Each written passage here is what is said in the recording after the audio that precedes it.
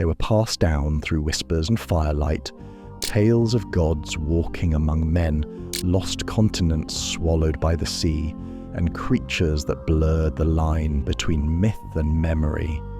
For centuries, these stories were dismissed as fantasy. But what if they weren't? From a flood so massive it appears in nearly every ancient culture, to a fiery prophecy foretelling the final battle between good and evil, we're diving into 5 hours of ancient legends that just might be rooted in truth. Myths that line up a little too well with real-world events, ruins and relics that shouldn't exist, and stories that refuse to stay buried. Before we get started, take a second to leave a comment. Tell me where you're tuning in from and what time it is when you're watching. Then settle in, get comfortable, and let's dive into the space where ancient history blurs into legend and the unbelievable starts to feel a little too real. Atlantis, the sunken civilization. I remember the first time I opened Plato's dialogues and read those haunting lines that spoke of Atlantis, a realm lost to storm and ocean in a single calamitous night. It was an account that shimmered with the vestiges of fable, poised between myth and recollection, as though the famed philosopher had ushered a half-forgotten memory into the world's consciousness. In those dialogues, one senses the echo of an age overshadowed by catastrophe, yet so luminous in its achievements that even its ruin casts a formidable spell. Over centuries, that brief mention in Timaeus and Critias grew into one of humankind's most enduring mysteries, prompting speculation about the might and splendor of a land that, if it ever truly existed, vanished long before the cradle of recorded history.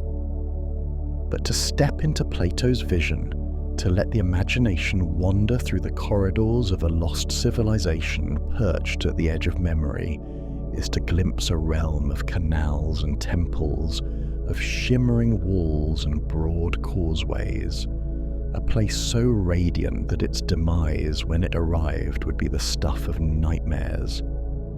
Imagine then a vast island kingdom set beyond the Pillars of Hercules, what the ancients identified with the Strait of Gibraltar, where the Atlantic waters opened wide to unknown horizons.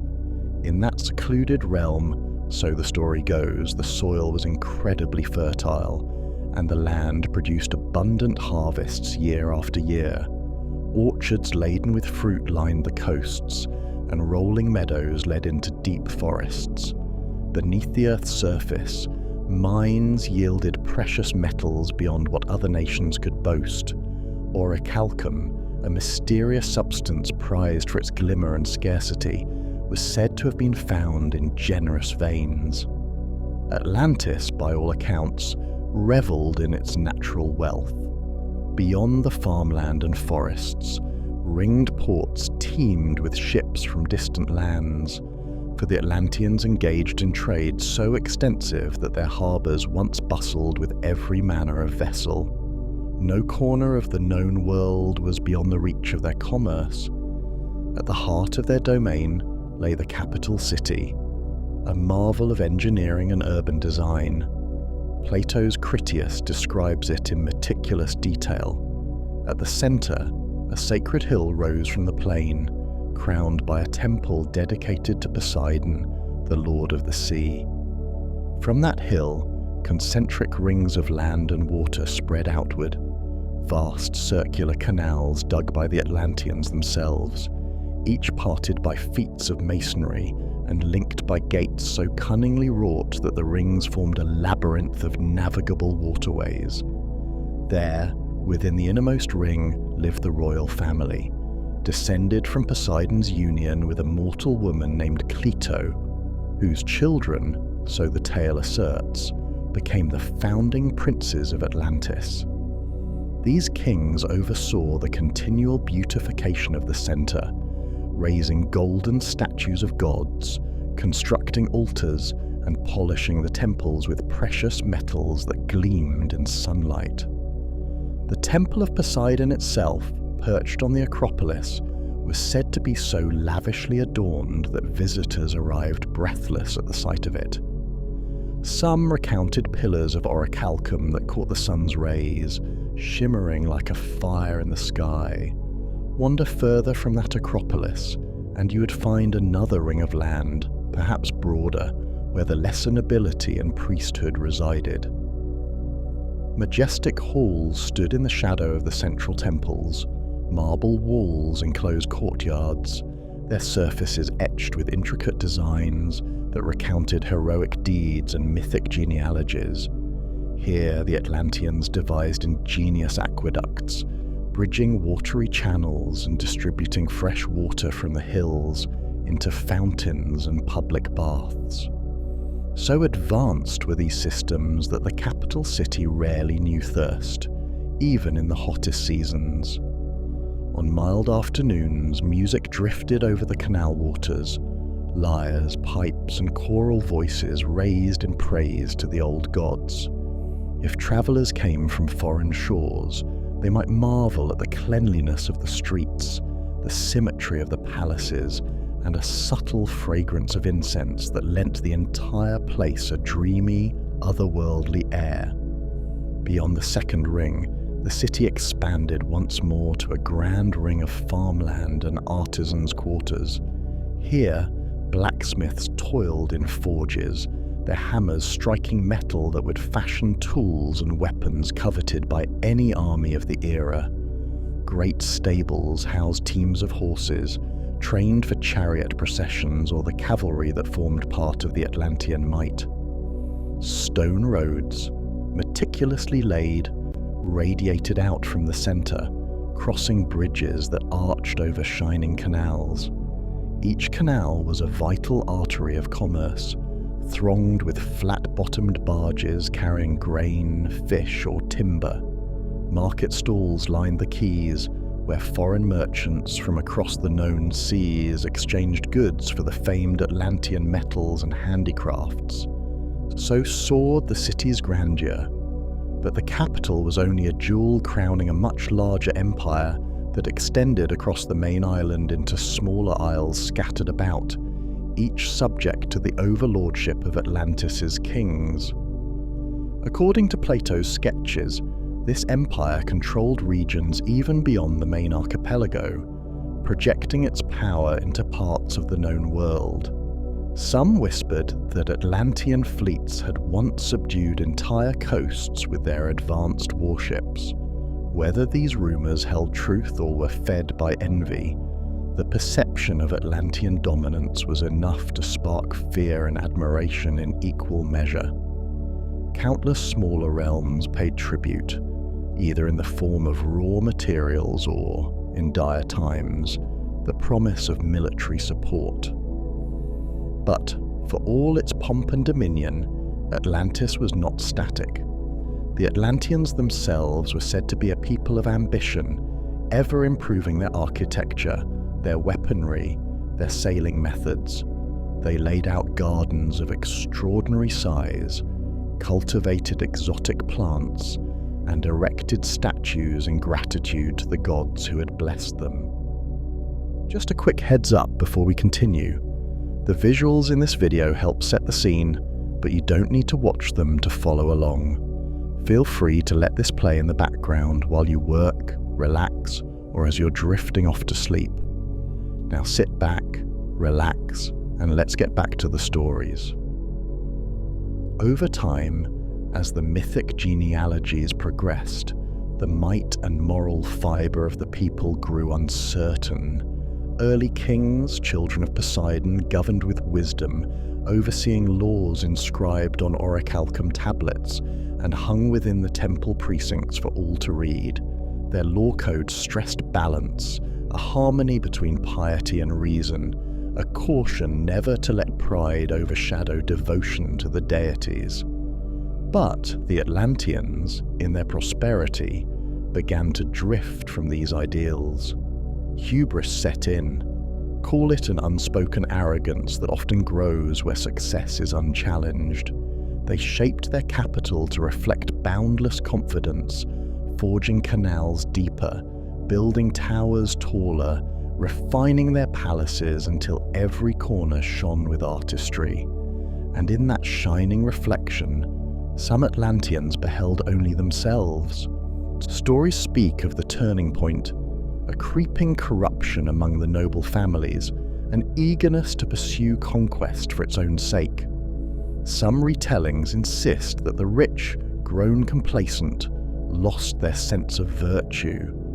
The orichalcum that once honoured the gods now adorned private residences. The laws that once demanded fairness slipped into irrelevance, replaced by edicts serving a few. A spirit of vanity overtook them. Others, however, saw the Atlanteans' moral decay as a slow unravelling, not a single cataclysmic shift. Either way, the result was that the guiding hand of their revered ancestors no longer held sway. The favour of the gods, once presumed eternal, began to fray like an old tapestry. Yet, for all that, the outward face of Atlantis still presented a mesmerising tapestry of colour and sound. One can imagine stepping onto a polished stone causeway at dawn, the morning light revealing lines of chariots preparing for ceremonial parades through the capital. At intervals, massive statues of kings stood watch, each carved from basalt or granite, each face shaped in stoic grandeur. Priests in ivory robes walked in pairs, chanting prayers to Poseidon, arms raised to the sky that tinted pink and gold in reflection on the waterways. Fishermen arrived with the night's catch, baskets brimming with shining fish still slick from the salt waves. Merchants haggled in a swirl of languages near the marketplace. Tongues from far-flung corners of the world found common ground here in the city's labyrinth of shops.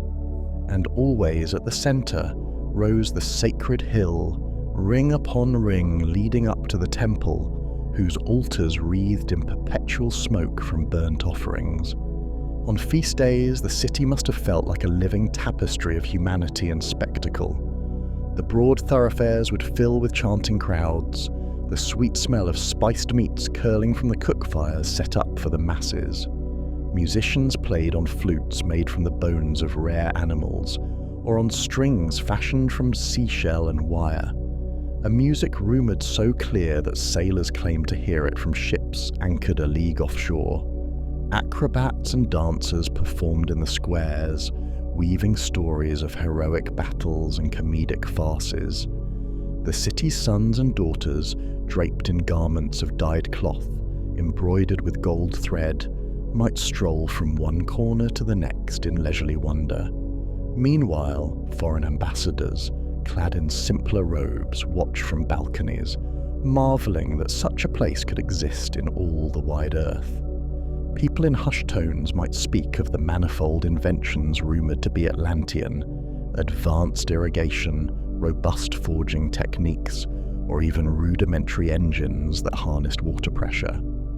Legends, no doubt, but enough glimpses of advanced crafts were visible to dazzle all but the most jaded visitors.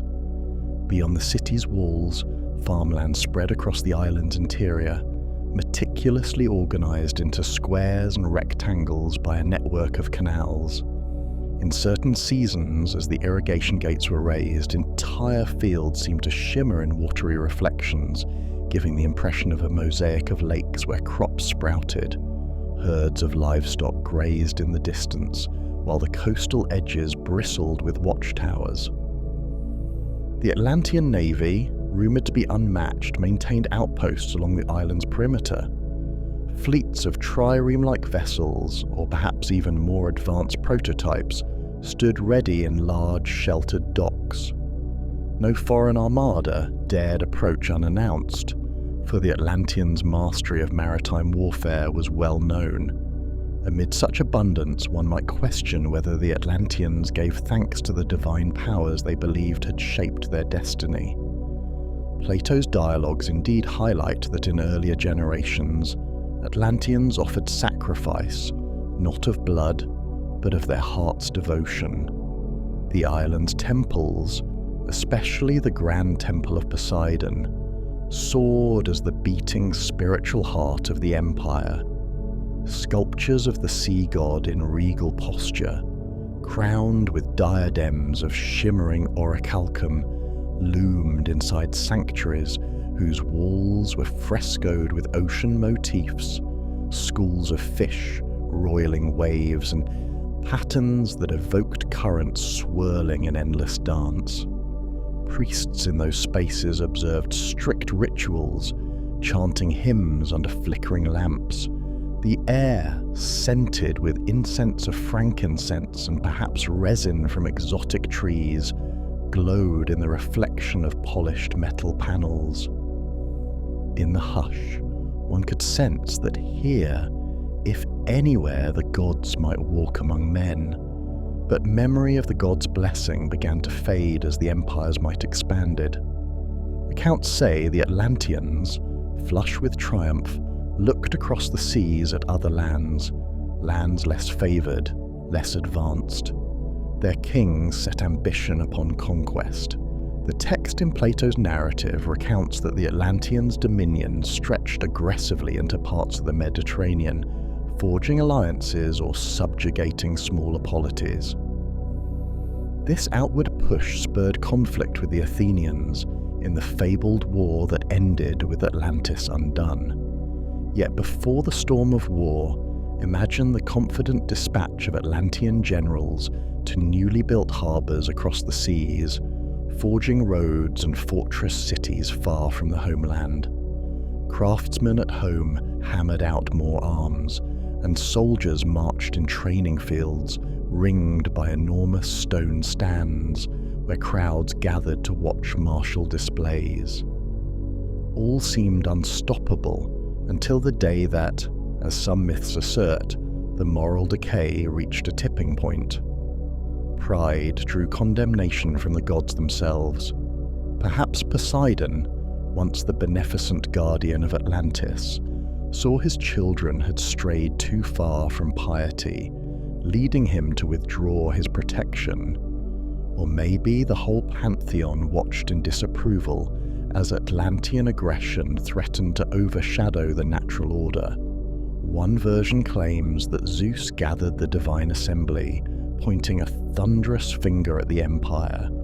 The punishment declared would be total, a swift and final retribution so that no vestige of Atlantean arrogance would remain to pollute the world. In the last days, if any man or woman of Atlantis sensed the approaching doom, they left no testament that survived. Did earthquakes rattle the island in ominous prelude? Did the waters around the capital city seethe in unnatural tides? Or did storms gather on the horizon, churning black clouds overhead while lightning raked the sea? The final hours remain shrouded in speculation. Some stories speak of a thunderous quake that split the ground open, swallowing entire swaths of farmland and snapping aqueducts like dry reeds. Others describe a monstrous tidal wave rising from the depths, carried by howling winds that battered the capital's sea walls, sending ships and towers crashing into each other in the gloom of a storm-lashed night. Perhaps the rings of canals themselves turned against their makers, flooding the city from within, submerging the splendid palaces so quickly that people had little time to flee. In that cataclysmic scene, imagine families running in panic through the streets they once strolled in festival attire. The polished stones would be slicked by torrential rain, or else by the ocean itself rising in unstoppable surges. Marble columns cracked and collapsed, golden statues toppled, and entire bridges that once gracefully spanned the canals collapsed under the fierce tremors. Horses panicked, chariots overturned, and the cries of men, women, and children must have woven into a single wail of terror echoing against the temple walls. Flames might have erupted from the forges or from broken braziers in the confusion, sending up columns of black smoke that tangled with the drenching rain. High in the Acropolis, priests tried in vain to calm the raging storm through sacrifices or invocations, but to no avail. The roar of the sea made a mockery of their prayers. In mere hours, if we accept the dramatic flourish that it occurred in a single day and night, the empire of Atlantis succumbed to ruin. The great city that had soared for generations sank into the churning waters, leaving behind only swirling debris. The statue of Poseidon, so carefully enshrined, might have broken from its pedestal and vanished into the black depth. The canals that once glimmered with commerce became watery graves, entombing warships and merchant vessels alike. Jewels, grain, scrolls of knowledge, the spoils of centuries of prosperity, all lost in that unimaginable torrent, and with it the pride of a civilization that believed itself unmatched. Where palaces and causeways had thrived, only the swirl of waves and the reflection of lightning remained, until the darkness of night swallowed everything. The survivors, if any truly escaped, left scattered recollections. Perhaps a few Atlantean ships had been away at the time, either patrolling or trading, and these mariners, returning home, found nothing but open sea. Some stories claim these wanderers settled in distant lands, carrying half-remembered traditions of their lost homeland. But in Plato's account, and in the collective imagination that followed, Atlantis passed entirely from the stage of history. As if the sea closed over it with finality, the entire memory hovered in a place of uncertain recollection, kept alive by Greek philosophers, Egyptian priests, and the faint whispers of old mariners. For a time, the event was recounted as a cautionary tale of divine retribution against arrogance, a parable of a golden kingdom undone by its own transgressions. So ended, in that ephemeral day and night, a civilization whose architectural and societal wonders might have surpassed anything known to the ancient Mediterranean. The poetic irony that it was said to stand beyond the Pillars of Hercules only deepened the mystique, for the Atlanteans were exiled from known waters into the realm of fable. The cataclysm devoured not only their city but also their identity, leaving behind a story that future ages would question, interpret, and romanticize. The hush of the ocean holds countless secrets, and if the Atlanteans left any trace, broken columns, scuttled ships, half-buried statues, it remains hidden beneath the waves, away from prying eyes and mortal recollection. Plato's dialogues concluded that an impassable shoal or region of mud replaced the once fertile archipelago, hindering navigation. Perhaps the seafloor was forever altered, strewn with the wreckage of Atlantis's final hours. If a mariner in later generations saw an unusual swirl of silt or glimpsed an odd shape in the depths, he might have shuddered at the memory of that lost empire. Legends grew, of course, claiming the Atlanteans had soared in science and technology beyond that of any people who came after, so that even their downfall took on an aura of cosmic tragedy. The more time advanced, the more speculation tinted the memory with impossible wonders. Flying machines, crystal energies, or other improbabilities. But the core story of a brilliant civilization undone by the unstoppable hand of the gods or by natural cataclysm remains compelling for its raw human drama. We stand then on the far side of a vanished empire, left with scraps of a cautionary tale. But the hush of that watery grave calls out still, as though the Atlanteans yearn to have their story told properly, to have the ephemeral brilliance of their canal-bound city recognized and the magnitude of their downfall understood. Plato's words, filtered through centuries of scribes and translators, hold just enough detail to kindle our imaginations, but never enough to quell our thirst for answers.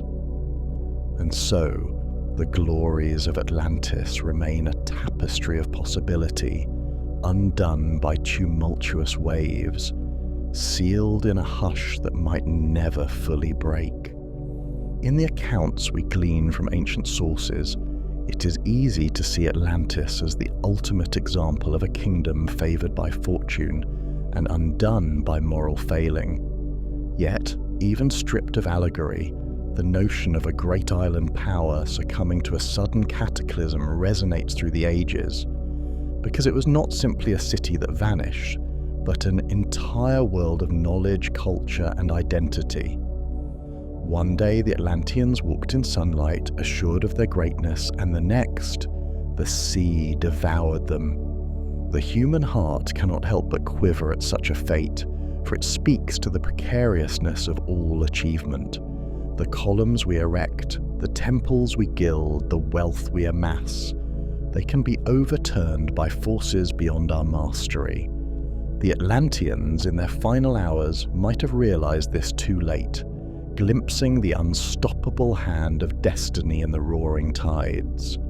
It is perhaps in that sense that Atlantis, more than any other legend, endures as a testament to the fragility of civilizations.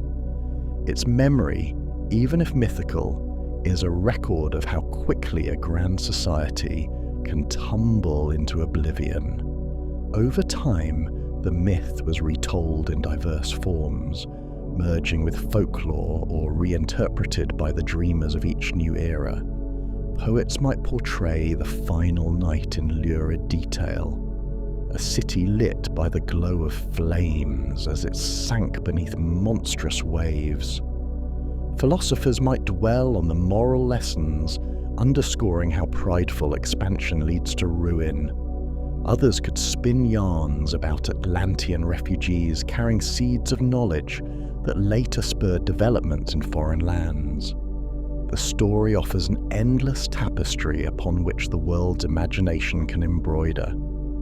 But if we focus purely on Plato's original shape of Atlantis, we see a regal city-state of layered concentric canals, a structured monarchy with semi-divine ancestry, formidable navies, and wealth so prodigious that gold and silver were common ornaments. We see a place apparently unrivaled in design, where ringed harbours and broad roads dazzled visitors, and a temple soared in shimmering homage to the sea god who sired their lineage. We see a slow drift from piety to vanity, from justice to greed, culminating in a cosmic punishment. We see storms and earthquakes that overshadow the greatest palaces, swallowing them in watery darkness until nothing remains but the swirl of silt. In that final swirl, the hearts of the Atlanteans must have pounded in terror. The thick hush of watery oblivion closed around them, extirpating the memory of 1,000 years in a matter of hours. Possibly, as the first morning after dawned on a chaotic ocean, the scattered debris told the only immediate tale. Floating timbers, drowned bodies, broken columns. The power that once was Atlantis flickered out like a candle in a gale. In a single day and night, so the story proclaims, everything ended. The ultimate cruelty is that such a wondrous society would leave behind no visible record on the face of the earth. Generations later, travelers might have come searching, only to find waves and emptiness. This is where we must pause, the threshold between the vanished realm's grandeur and the puzzle it bequeaths. For the moment, let us resist jumping ahead to modern speculation or attempts to unearth facts from myth. Instead, we remain with the echo of Plato's original depiction, letting that image sink deep. An island empire, glimmering in sunlight, ringed by the blue Atlantic, whose proud inhabitants soared to unimaginable heights before vanishing in cataclysmic ruin. As the waves churned overhead, the last vestiges of Atlantean architecture dissolved into oblivion, leaving only a narrative that would haunt humanity's collective memory for millennia.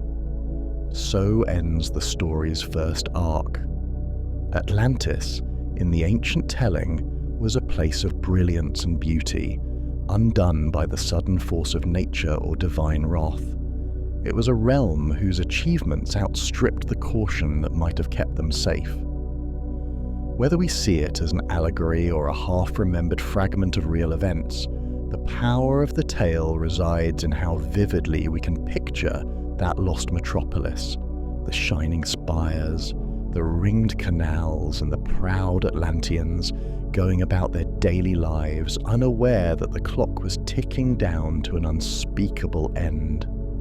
Here the stage is set for a deeper exploration, for though Plato's account is succinct, it sparked centuries of curiosity. As we stand at the edge of this legend, a hush falls over the watery expanse, inviting questions about where the truth lies and how so potent a memory might have endured across epochs.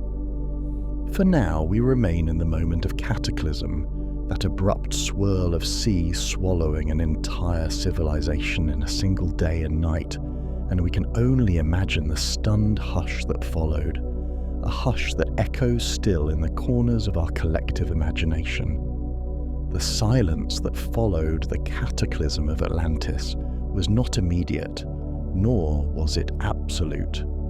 In the generations that came after the name itself, Atlantis persisted like an ember that refused to be smothered. It smouldered quietly through the centuries, kindled again and again by whispers in temples, murmurs in scholarly halls, and tales spun by mariners who claimed to have glimpsed strange stone shapes on the ocean floor or distant islands that bore the marks of a forgotten people. In Plato's dialogues, that silence was broken when Solon, the venerable Athenian lawgiver, travelled to Egypt and heard from the priest of Sais the astonishing tale of an empire that had once rivaled the mightiest powers of the ancient world, an empire that had disappeared not into legend, but into the sea itself. The Egyptian priests had spoken of Atlantis with the same calm finality one might use to describe a mountain range or the turning of seasons. It was to them an old story, one preserved in stone tablets long before Solon's time, long before even the oldest Hellenic myths. That alone stirred suspicion and awe in equal measure, for if the tale was not born from Greek imagination but drawn from older memory, then perhaps its foundations lay in truth, however altered by time.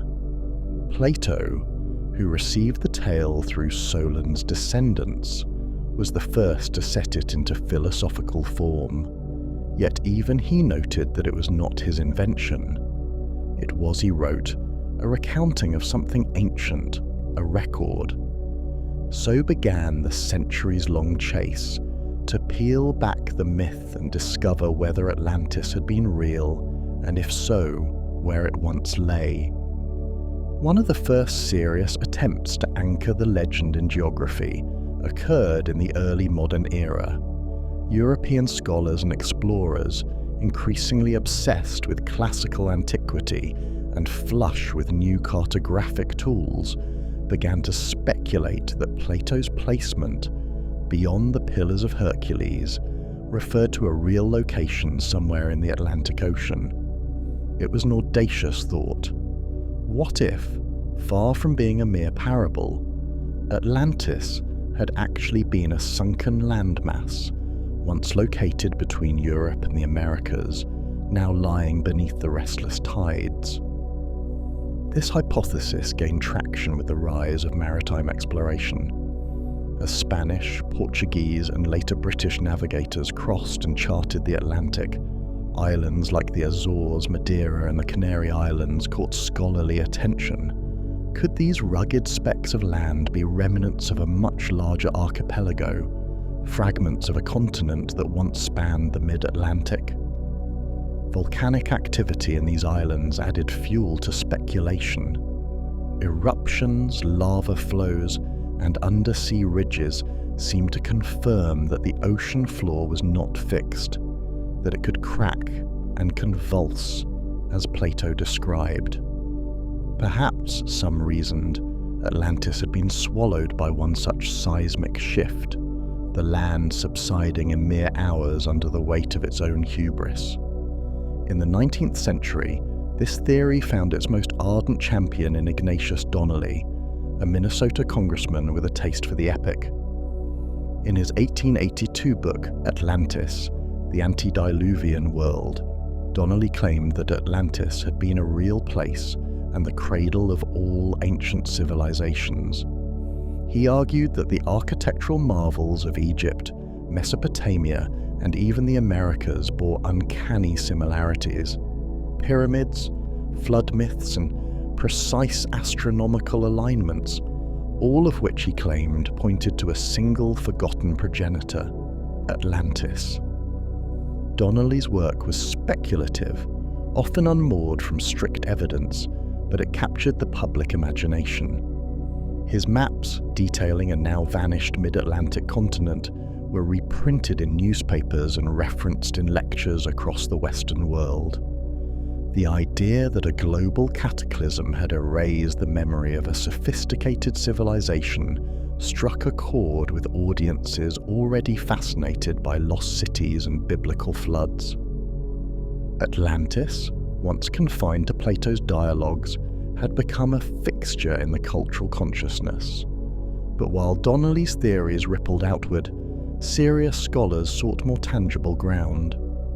As archaeological methods advanced in the 20th century, a new candidate emerged, one not in the Atlantic, but much closer to the Aegean cradle of Plato's world. Roughly 70 miles north of Crete lies the island of Santorini, once known as Thera.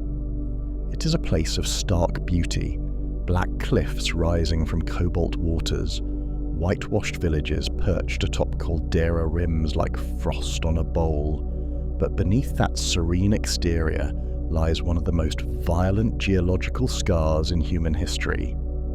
Around 1600 BCE, Thera was obliterated by a volcanic eruption so massive that it collapsed the island's center into the sea, creating the caldera that defines it today. The blast sent shockwaves across the Aegean and possibly spawned the tsunami that devastated Crete, home of the Minoan civilization. Archaeologists excavating Akrotiri, a Minoan city on Thera, unearthed a society frozen in time beneath volcanic ash. Like Pompeii centuries later, the city's frescoes, streets, and artifacts remained astonishingly intact. Wall paintings showed scenes of bull-leaping, elegant ships and multi-storied buildings with running water. It was, in many respects, a civilization advanced beyond its contemporaries, peaceful, artistic, deeply maritime. And then, suddenly, it was gone. To many scholars, the parallels with Atlantis were striking. Here was an advanced island culture destroyed by a cataclysm, its memory preserved only in fragments. The timing, too, seemed plausible. Plato, writing in the 4th century BCE, claimed Atlantis had perished 9,000 years earlier. But if that number had been mistranslated, or if Egyptian calendar reckoning differed, the 200-year gap between Thera's eruption and Plato's time became less problematic. Some proposed that Solon, or the Egyptian priests, had spoken of hundreds rather than thousands, a slip easily imagined over generations of oral and written transmission. Critics argued, however, that Plato's Atlantis lay beyond the Pillars of Hercules, while Thera was firmly within the Mediterranean. but others suggested that Plato had borrowed details, blending real events from the Aegean with philosophical metaphor. He might have known of the Minoans indirectly, heard tales from Egyptian sources about the sudden disappearance of an island people, and, inspired by the moral implications, spun it into a narrative about divine justice and civilizational decline. Still, the theory gained momentum. Thera offered ruins to examine, frescoes to decode, and a geological event that mirrored Plato's destruction by earthquake and flood. As further excavations at Akrotiri revealed plumbing, paved roads, and multi-story architecture, the image of Atlantis as a technologically gifted society seemed less fanciful. Yet not everyone was satisfied. Some continued to believe in a literal Atlantis in the Atlantic, pointing to undersea anomalies west of Spain. In the 1960s, sonar surveys revealed curious shapes on the ocean floor, ridges, rectilinear patterns, or formations that some interpreted as roads or submerged cities. The most famous of these was the Bimini Road, a submerged stone structure near the Bahamas. Believers claimed it was evidence of a lost civilization. Skeptics countered that it was a natural formation of beach rock fractured in straight lines. No definitive artifacts were found. Others looked beyond Europe entirely. The Americas, long home to myths of flood and fallen cities, offered tempting possibilities. The Aztec and Mayan civilizations both spoke of ancient homelands lost to time. The Aztecs claimed their ancestors had come from a place called Aztlan, an island paradise to the east that had vanished. Some theorists, eager to tie together mythologies, proposed that Aztlan was Atlantis by another name. They pointed to similarities in stepped pyramids, sun worship, and the sudden collapse of sophisticated societies. Even Doggerland, a stretch of land that once connected Britain to mainland Europe, entered the conversation. Submerged around 6000 BCE by rising sea levels, Doggerland was home to Mesolithic hunter-gatherers. Archaeologists have dredged up bones, tools, and traces of habitation from the North Sea floor.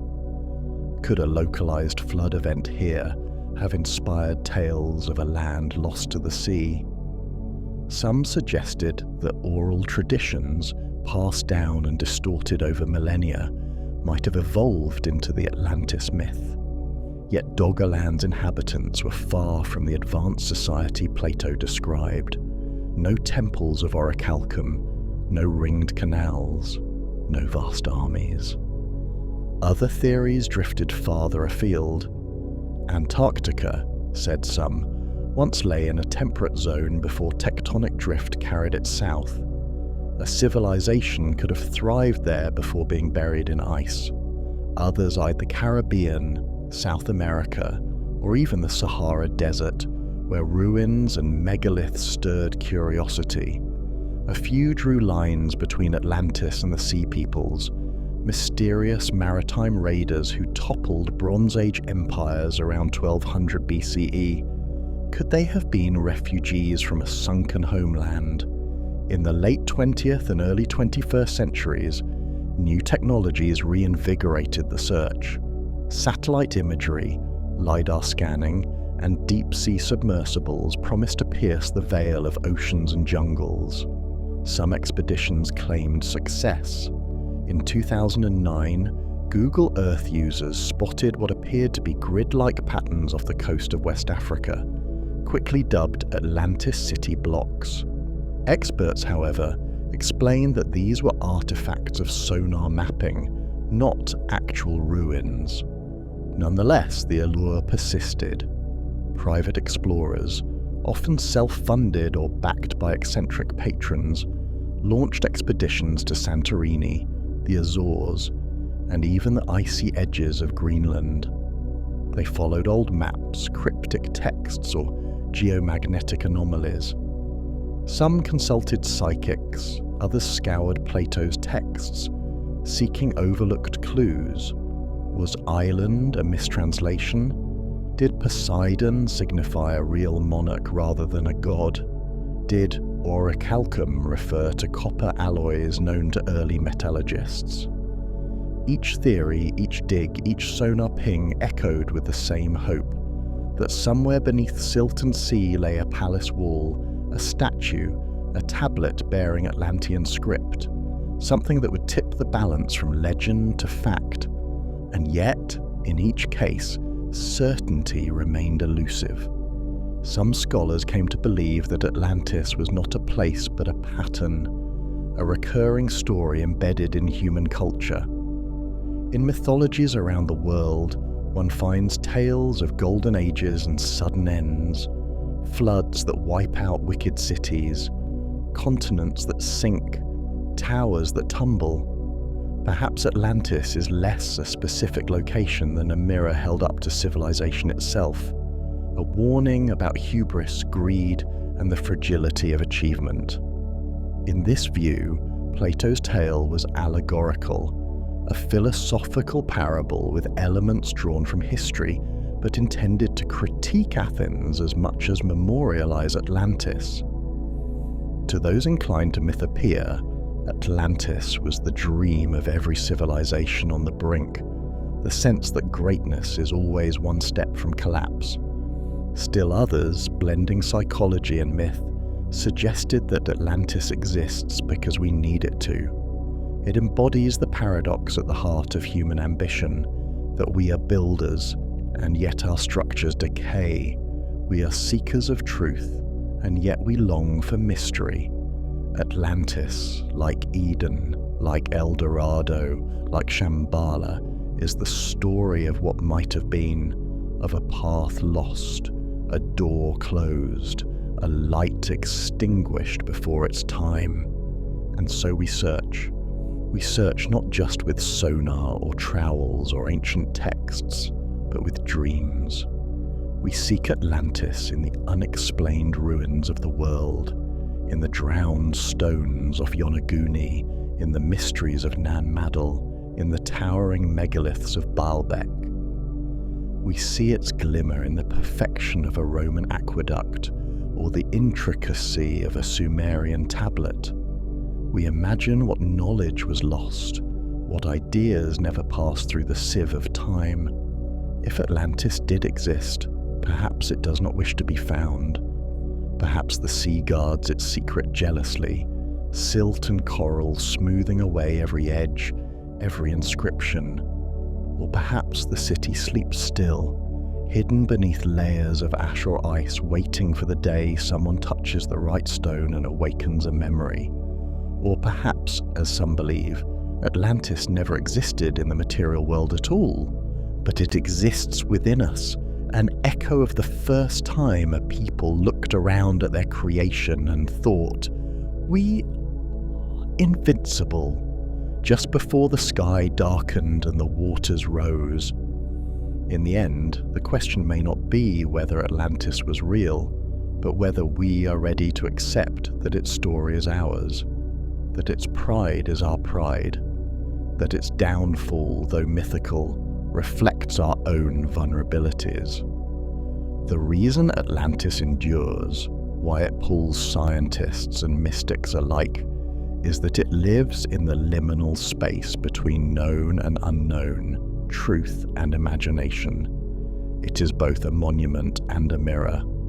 We are drawn to it because, deep down, we suspect we've seen it before, not in the sea, but in the ruins of our own ambitions, in the monuments toppled by time, in the cities drowned not by oceans but by neglect. Atlantis calls to us because it is beautiful, and it is gone, and that, perhaps, is the most powerful mystery of all. The Great Flood, a global deluge. I remember the smell of the earth before the waters came. It was a warm, clay-like scent, heavy with the promise of fertility. In those last days the soil felt alive underfoot, humming with the soft footsteps of livestock and the scurry of small creatures in the undergrowth. Our people tended their fields, set out grain for the coming harvest, and recounted old stories by the glow of firelight. No one believed that the realm beneath our feet could vanish in a cataclysm of rising seas and black storm clouds. Those who spoke of doom were called fearful dreamers. Even I, uneasy as I was, could not fathom the scale of destruction that would soon devour the horizon. I come from a land whose memory is steeped in tales of gods and mortal bargains. My father's father would spend long nights describing how the powers above, though distant, still saw fit to intervene in our doings. His was the voice of an elder who had read portents in each shift of wind, each odd glimmer of the sky. He reminded me that there had once been a great cataclysm in antiquity, something so vast that only scattered families survived. But that was centuries ago, an event told in hushed tones, as though it were part of our collective dream time.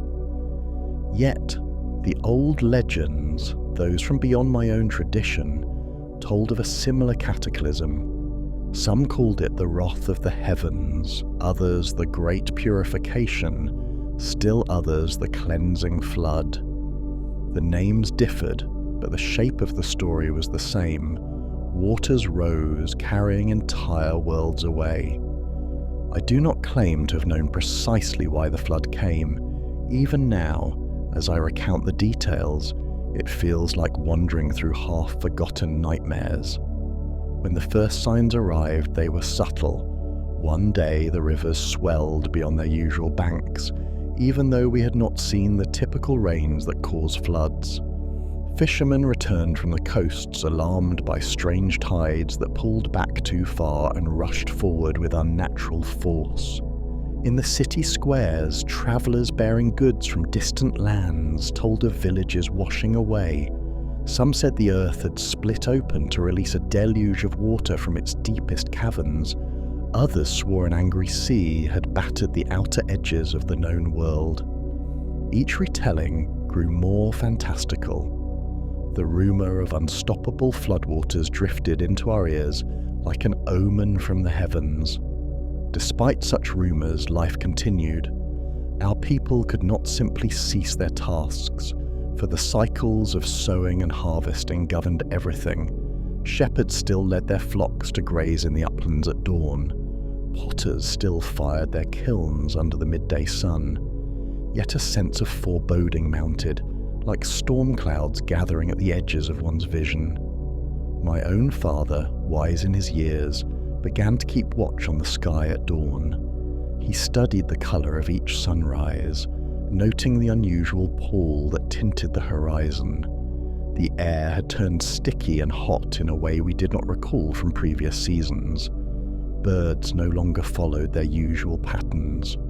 A hush seemed to cling to the farmland, as though every living thing was bracing for a blow it could neither name nor avoid. The temple in our great city, built upon a slight rise, was a place where scribes recorded every portent, an unexpected solar halo, the shape of cloud formations, or the cry of animals at odd hours of night. I found myself visiting more frequently, stepping through its massive columns at sunset when the courtyard was tinged with molten orange. The priests, swathed in white robes, seemed troubled. They muttered about old prophecies etched on clay tablets, that the gods had grown weary of humankind's arrogance, or that a cosmic shift was imminent. They read from ancient texts in which the watchers of the heavens had once warned a righteous man to prepare a vessel. I listened, rapt, as they recited how that man had heeded the divine message to build something that could withstand the fury of the elements, a barge or a boat, wide and tall, sealed with pitch. But that was only legend, they cautioned, a lesson in humility. Still, Those whispers clung to me, even as I tried to remain practical.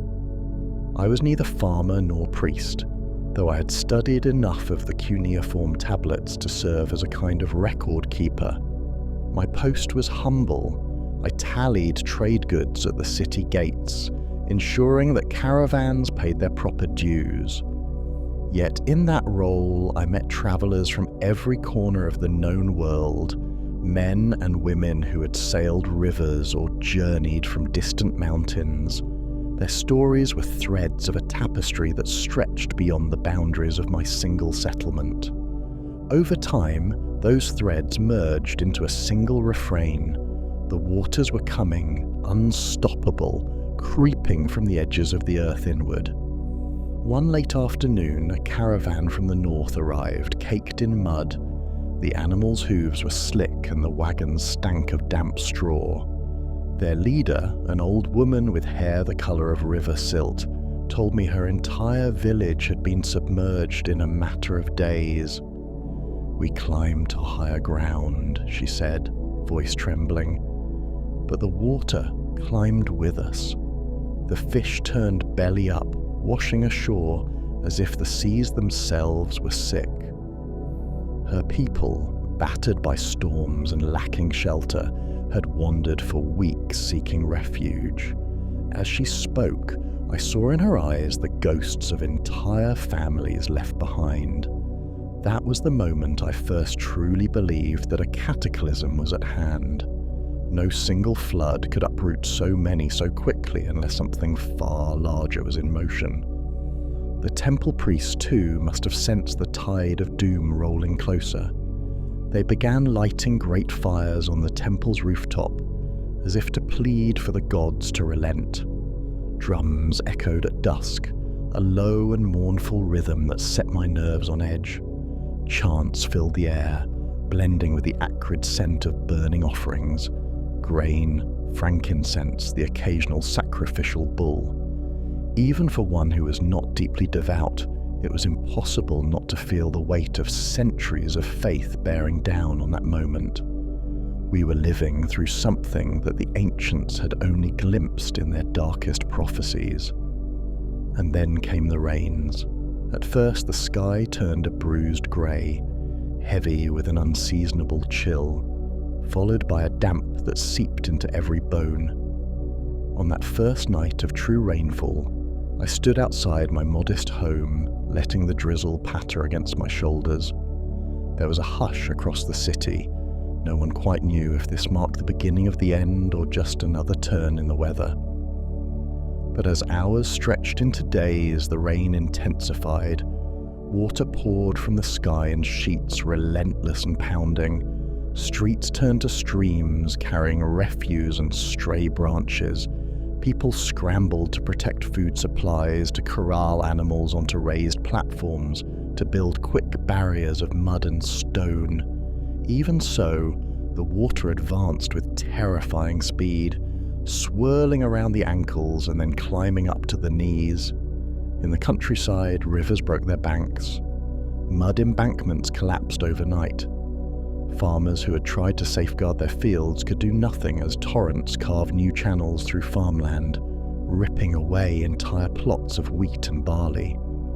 By day, shrieks rose from distant homesteads as families fought the current. By night, the darkness was alive with the roar of unstoppable water.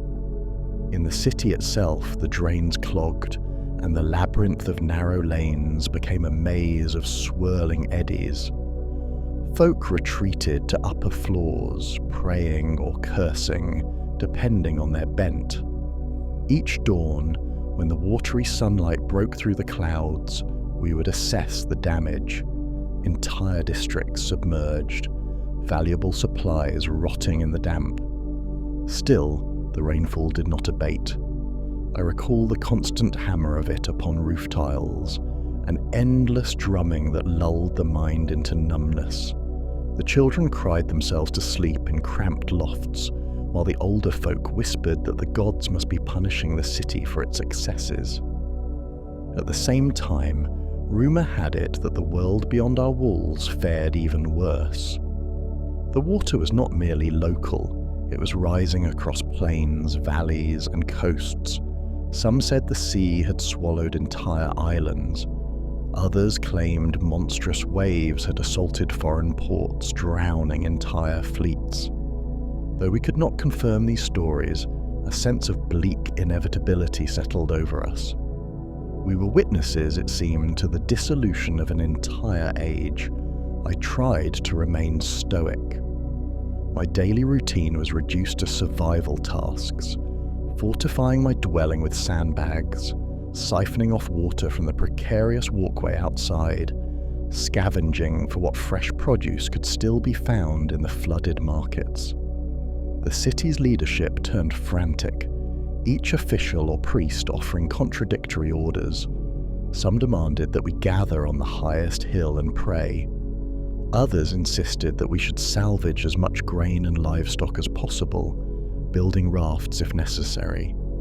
The most desperate plan involved constructing a broad vessel using the ancient blueprints rumoured to exist in the temple archives. Some design said to be handed down by watchers who had foreseen a cataclysm centuries ago. But we had neither the resources nor the time to carry out such a grand scheme. Days bled into nights, nights into weeks, and the water never receded. By now, the entire lower quarter of the city was a lake, its stone walls shimmering under the gloom of low-hanging clouds. Families with means relocated to the temple complex on the ridge, or to the fortress perched on a crag just outside the city gates. Refugees poured in from the countryside, searching for higher ground, many carrying only the clothes on their backs.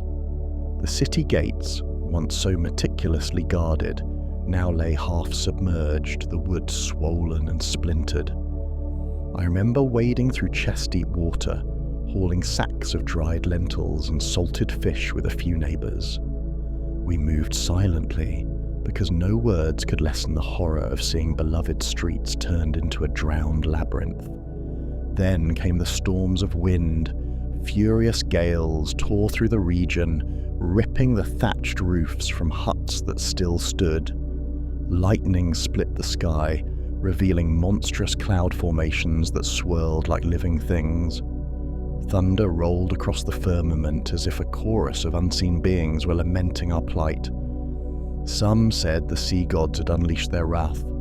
Others said it was the storm deity's vengeance for our collective sins. All I knew was that each time the wind howled, more structures collapsed, more families lost their fragile shelters, and the waters only seemed to churn higher, devouring what little remained of the roads. I recall a single night with unnerving clarity.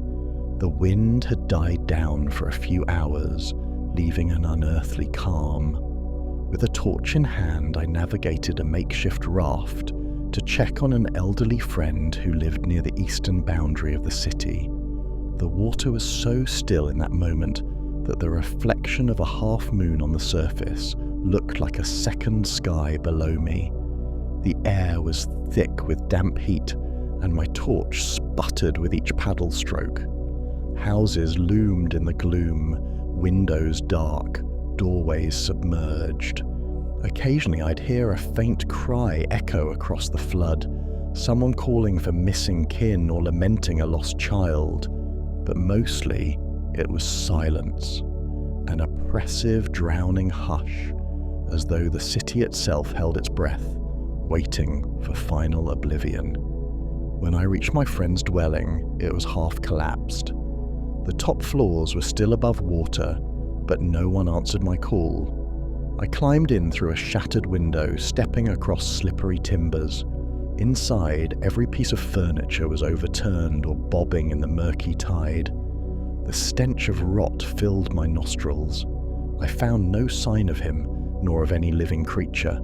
Only a small dog perched on an overhead beam, its eyes wide and terrified. With trembling hands, I coaxed the animal to me, lifting it onto the raft. That night, drifting back, I felt a profound sense of isolation. The city that had been my home was now a half-submerged ghost town, where even the voices of survivors seemed stifled by the unstoppable flood.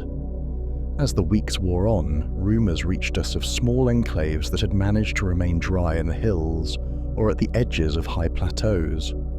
Some of our more adventurous youth tried to flee, forging makeshift boats from logs or bundling reeds together into rafts. Many never returned, likely swallowed by the churning waters or battered by storms. Others, who made it to safety, sent word that entire swaths of land now lay beneath the waves. The farmland that once fed us was gone, replaced by a grey expanse of brackish water teeming with floating debris. Livestock had drowned in herds, and the corpses of animals and humans alike washed along ephemeral currents. The unthinkable had become reality.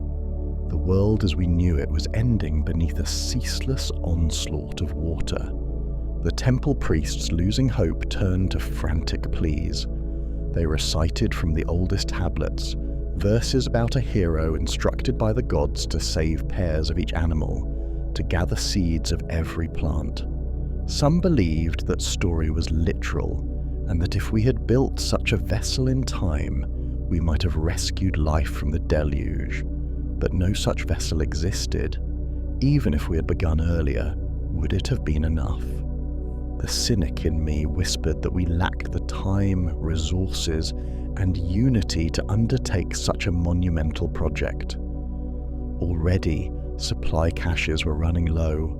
Violence flared in the city's remains as desperate survivors raided storerooms or fought over the last sacks of grain.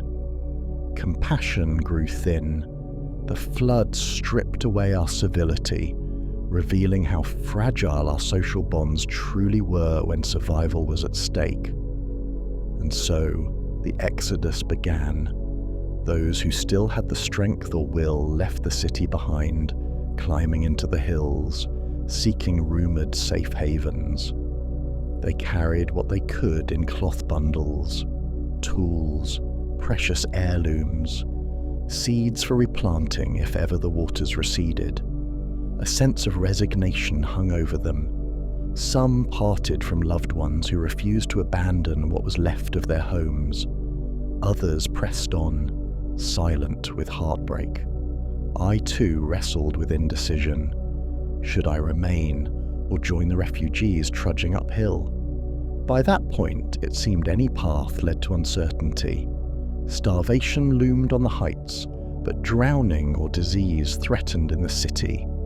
The lesser evil was unclear. In the end, necessity forced my hand. Our immediate stores of food had been contaminated. The city well had turned brackish. It was time to go. I recall the day I finally set out. The rain had momentarily lulled into a soft drizzle, but thunderheads still crowded the horizon. My father, his hair now streaked white with stress, was too infirm to travel far. He insisted I leave him behind, for he had no desire to watch his last days consumed by an endless slog through mud. I argued, tears burning my eyes, but he was adamant. He pressed a small clay tablet into my hands, an old record of our lineage. "Keep our memory alive," he said, voice trembling.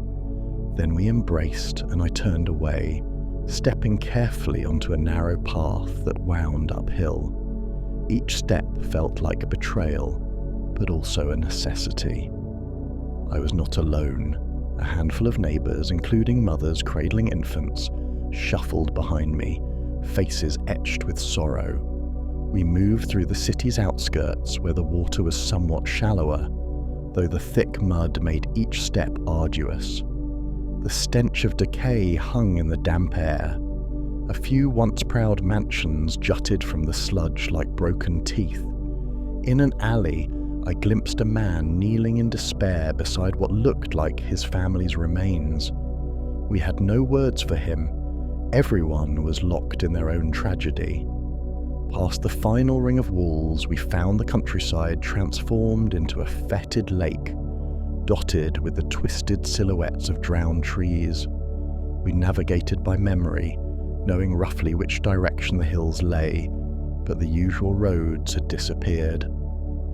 A gloom settled over us, as though the entire sky pressed down upon the land. Sometimes we found short stretches of higher ground, old ridges or outcrops that offered momentary respite, but the floods had advanced so far that even these pockets of relative dryness were precarious. Nightfall caught us under open sky, forcing us to huddle together for warmth.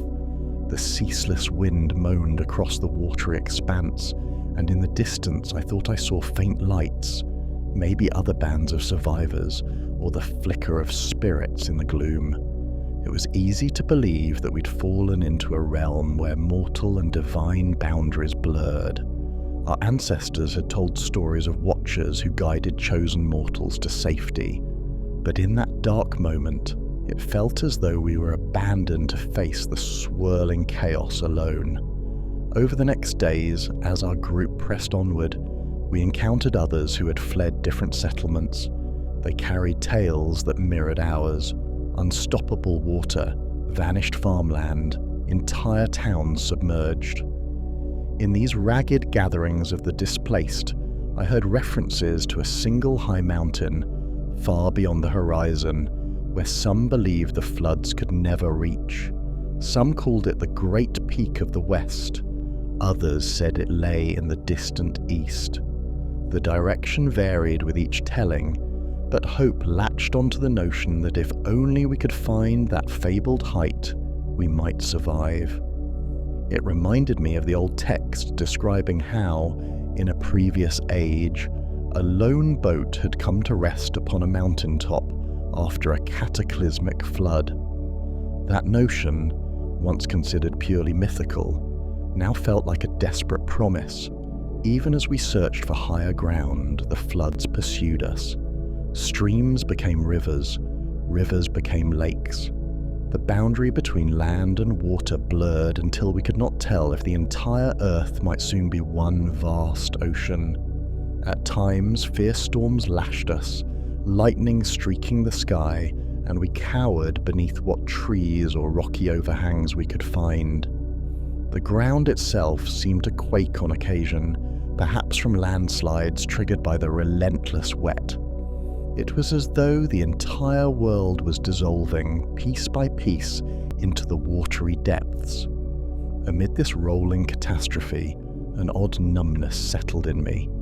Perhaps it was the body's way of coping with unending terror. We trudged forward by day, collapsed in exhaustion by night, and repeated the process. Food grew scarcer, so we rationed what little we carried: a handful of dried grains, a few clusters of berries gleaned from soggy shrubs, sometimes fish scooped from floodwaters. We had no idea if these fish carried disease, but desperation overcame caution. Children wailed for sustenance. Men and women fainted from hunger and fatigue. Some died quietly in their sleep. Others lost their footing on slippery ledges, tumbling into swirling currents that swallowed them without mercy. Day by day, our small band thinned. Yet I also saw acts of extraordinary kindness. Strangers sharing their last morsel of food or risking themselves to pull a child from a sudden whirlpool. In those moments I felt a spark of the old sense of community we had possessed before the waters came. It was as though the crisis burned away pettiness, leaving a raw humanity that clung to life, not just for itself, but for the sake of others. With no guarantee of a tomorrow, each act of compassion became a faint light against the darkness of the flood. Eventually, after what felt like months but could have been only weeks, the relentless rains eased. The black clouds gave way to a dull overcast, and that to patches of sun. We reached a stretch of elevated terrain, a rugged line of hills that, by some blessing, remained above the watery plains. There, we paused, battered and undernourished, but thankful to be out of immediate danger. From that vantage, we looked back upon a world transformed. The great farmland that once stretched to the horizon was now a gleaming sea, dotted with the tops of structures that poked through like ghosts of a drowned civilization. I thought of my father, alone in the remains of the city, and tears welled up. I prayed that if he still lived, he had found some hidden place to endure. Over the following days, our group fashioned a makeshift camp among the rocks and sparse trees. The few goats and sheep that had survived grazed on shrubs. We built small fires using driftwood and brush. Though the wind still carried dampness, the torrential rains had mostly abated, suggesting that perhaps the worst of the deluge was past. Yet the waters showed no sign of receding quickly. Indeed, from our vantage, it seemed the land might remain submerged for an age. The scale of ruin was breathtaking. In all directions, the horizon shimmered with watery light, and one could almost believe we stood on an island in a new, endless sea. That first dawn after establishing our camp was bittersweet. The sky blossomed into a pale gold, mirrored by the flood below. Birds circled overhead, though their calls sounded eerily lonesome. In the hush that followed, we offered what meagre thanks we could to whatever forces had allowed us to live. My thoughts wandered to the ancient stories of other cataclysms. How had those earlier survivors begun anew? Did they too find themselves on a patch of high ground, the world around them drowned? We had no means to verify, only the half-forgotten legends that spoke of a second chance, a reconstruction of life from a handful of seeds and beasts. A few days later, a group of wanderers from a distant land arrived at our camp.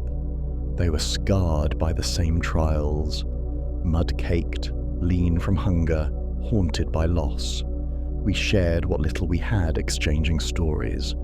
Their tales matched ours, though they mentioned that in their homeland to the east, wise men had dreamt of the flood in visions.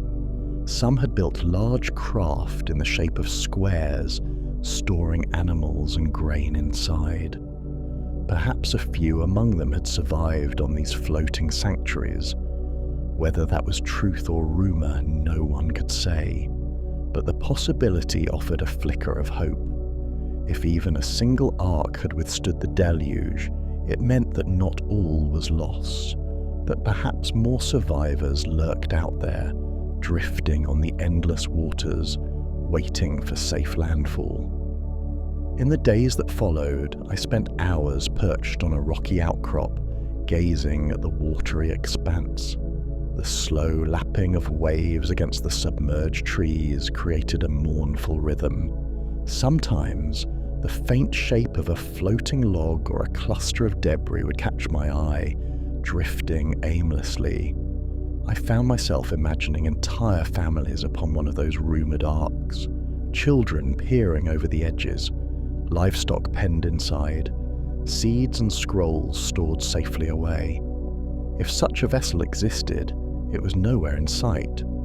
Yet the mere thought comforted me, reminding me that while the flood had annihilated our old world, life's resilience might endure in hidden corners. At night, around our campfires, conversation turned to how we might begin again. We had only what we wore, plus a few scavenged implements. Rebuilding farmland seemed impossible until the waters receded, but the older ones among us recalled that after a great cataclysm, the soil often becomes richer from the sediment. Perhaps, in time, we could sow new seeds. Others proposed we travel further inland, seeking an even higher mountain where resources might be more plentiful. It was a grim puzzle. Remain here and risk starving, or wander once again into unknown lands that might also be drowned. No consensus emerged. The flood had shattered the old certainties, and with them, any sure path forward. Occasionally, we glimpsed hints of the scale of destruction beyond our immediate region. Flocks of migratory birds, seemingly lost or displaced, soared overhead. Some flew in ragged formations, others circled aimlessly. We surmised that their usual nesting grounds were underwater, forcing them into desperate flights. We also encountered travelers from southwestern routes who swore that entire kingdoms had been swallowed. Men in soiled cloaks recounted how palaces perched upon once imposing hills had been claimed by encroaching seas, leaving only the highest spires visible at low tide. Their words resonated with accounts from ancient myths, where a city's pride was undone by a cosmic flood. Yet, this was no mere legend. The watery horizon before our eyes confirmed the calamity's reality. Though the rains had ebbed, the nights brought dense fog that crept over the hills like pale serpents. This fog clung to every surface, merging with the lingering damp in the soil. Our campfires sputtered, and keeping them lit was a constant chore. At times, voices carried through the mist, some from our own group, others from passing refugees, still others unidentifiable, like echoes from lost souls.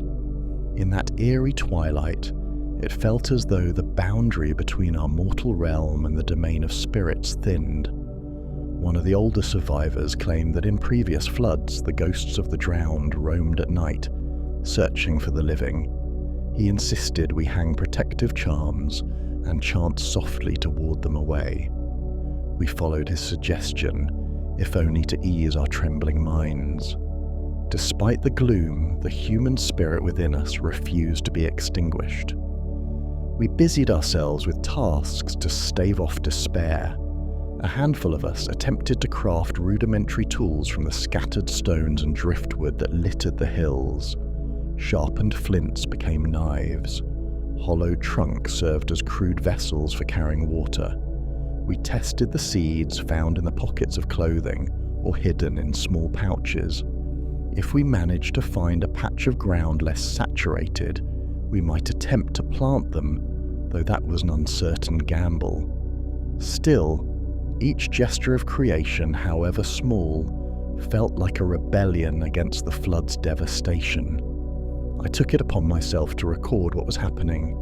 Though my clay tablets were lost in the city, I managed to salvage scraps of bark and bits of charcoal. Late in the evening, I would scrawl rough symbols, records of the days since the waters had risen, of how many survivors joined our band, of the dim glimmer of hope. It was not the formal cuneiform I once used in my official capacity, but a makeshift script of my own devising, a testament to the memory of what we had witnessed. My desire was that, should we survive and re-establish any kind of settlement, future generations might read these markings and learn how the world was consumed. How we learned, in the face of unstoppable waters, what it meant to endure. One morning, a newcomer arrived at our camp, a slender, dark-skinned man with an almost regal bearing, leading a pair of exhausted oxen. He claimed to have come from a region far to the southeast, where a wise king had received omens from the sky. That king, he said, had prepared a large vessel at the urging of a goddess, ensuring that at least some people and beasts could escape the cataclysm. According to the newcomer, the boat had indeed floated free when the floods came, carrying its passengers across a rolling sea that stretched endlessly under black clouds. They drifted for days until finally they glimpsed a massive peak rising above the water, a place where the boat could come to rest. The man left them there to seek out other survivors on foot, hoping to gather more souls to safety. His words stirred a wild mixture of longing and disbelief in our camp. Could such a vessel truly exist? Might we find it? Or was this just another myth conjured from desperation? Fueling the rumor, the man described the vessel as larger than any barge we had ever seen, with multiple levels, sealed with pitch and resin, and carrying pairs of animals from goats to tigers. It sounded impossibly grand, yet his sincerity was palpable. He trembled when recounting the storms that battered the boat's hull, the prayers of those on board, the shrieks of frightened beasts.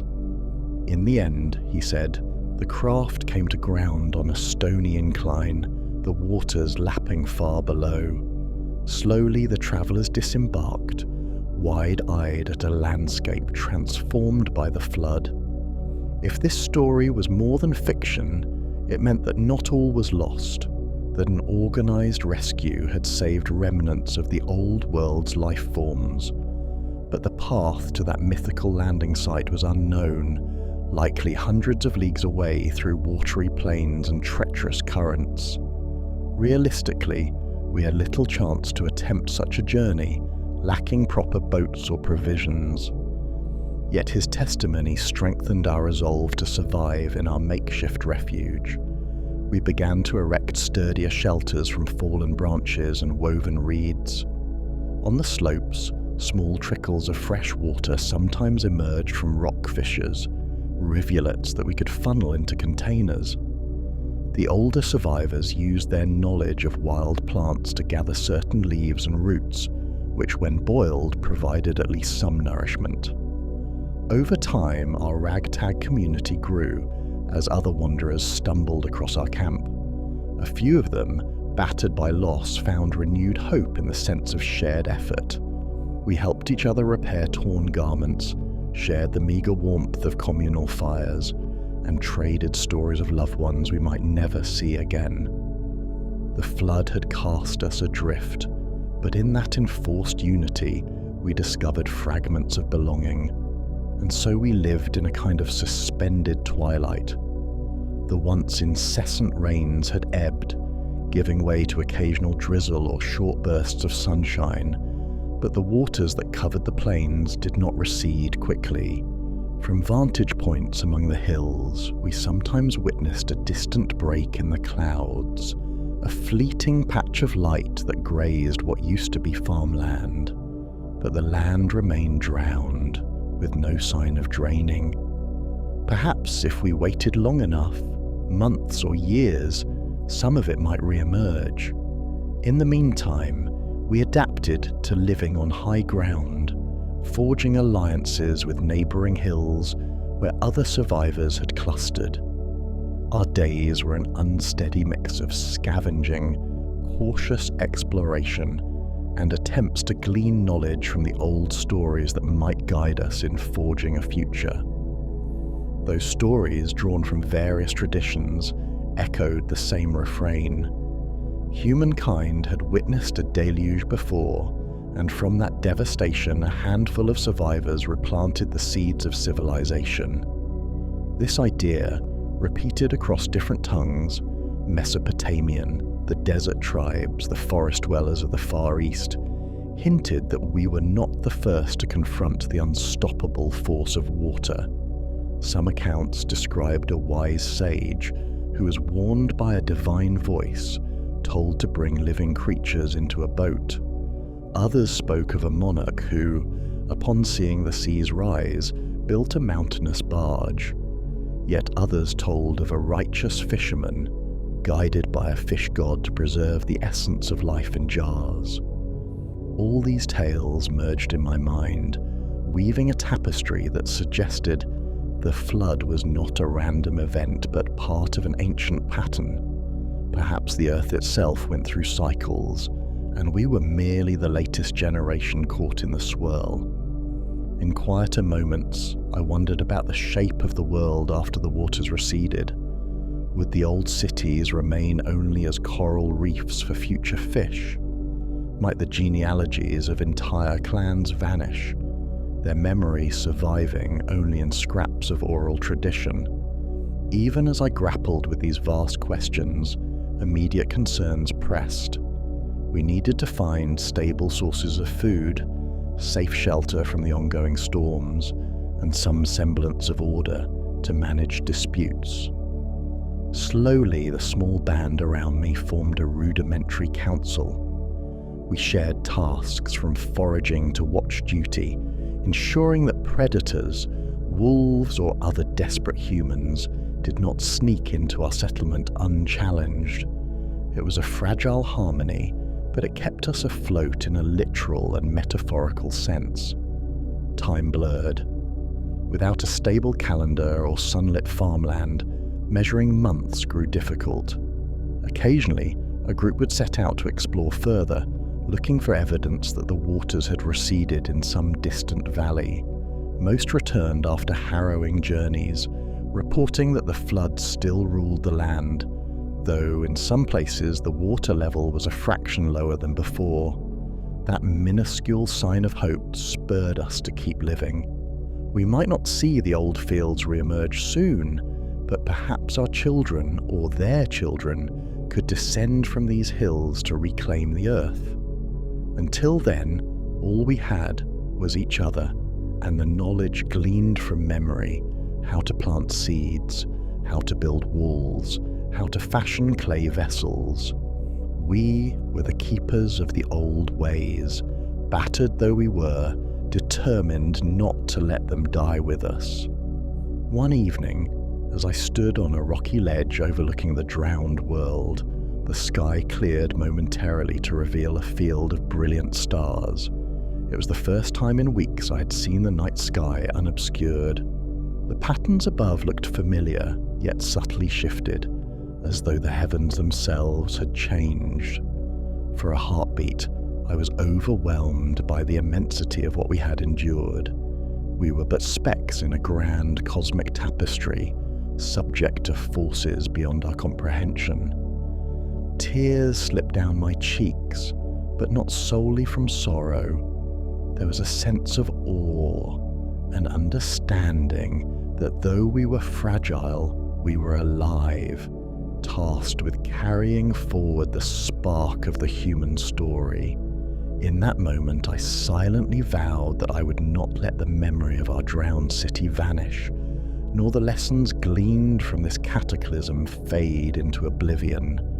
So we persevered. Each dawn brought with it the same watery vista, but also the same chance to inch forward. We constructed sturdier huts, learned to gather edible reeds from the watery margins, kept a careful watch for disease. Some days the air was sweet with the promise of new beginnings. Other days despair clung to us like the lingering fog.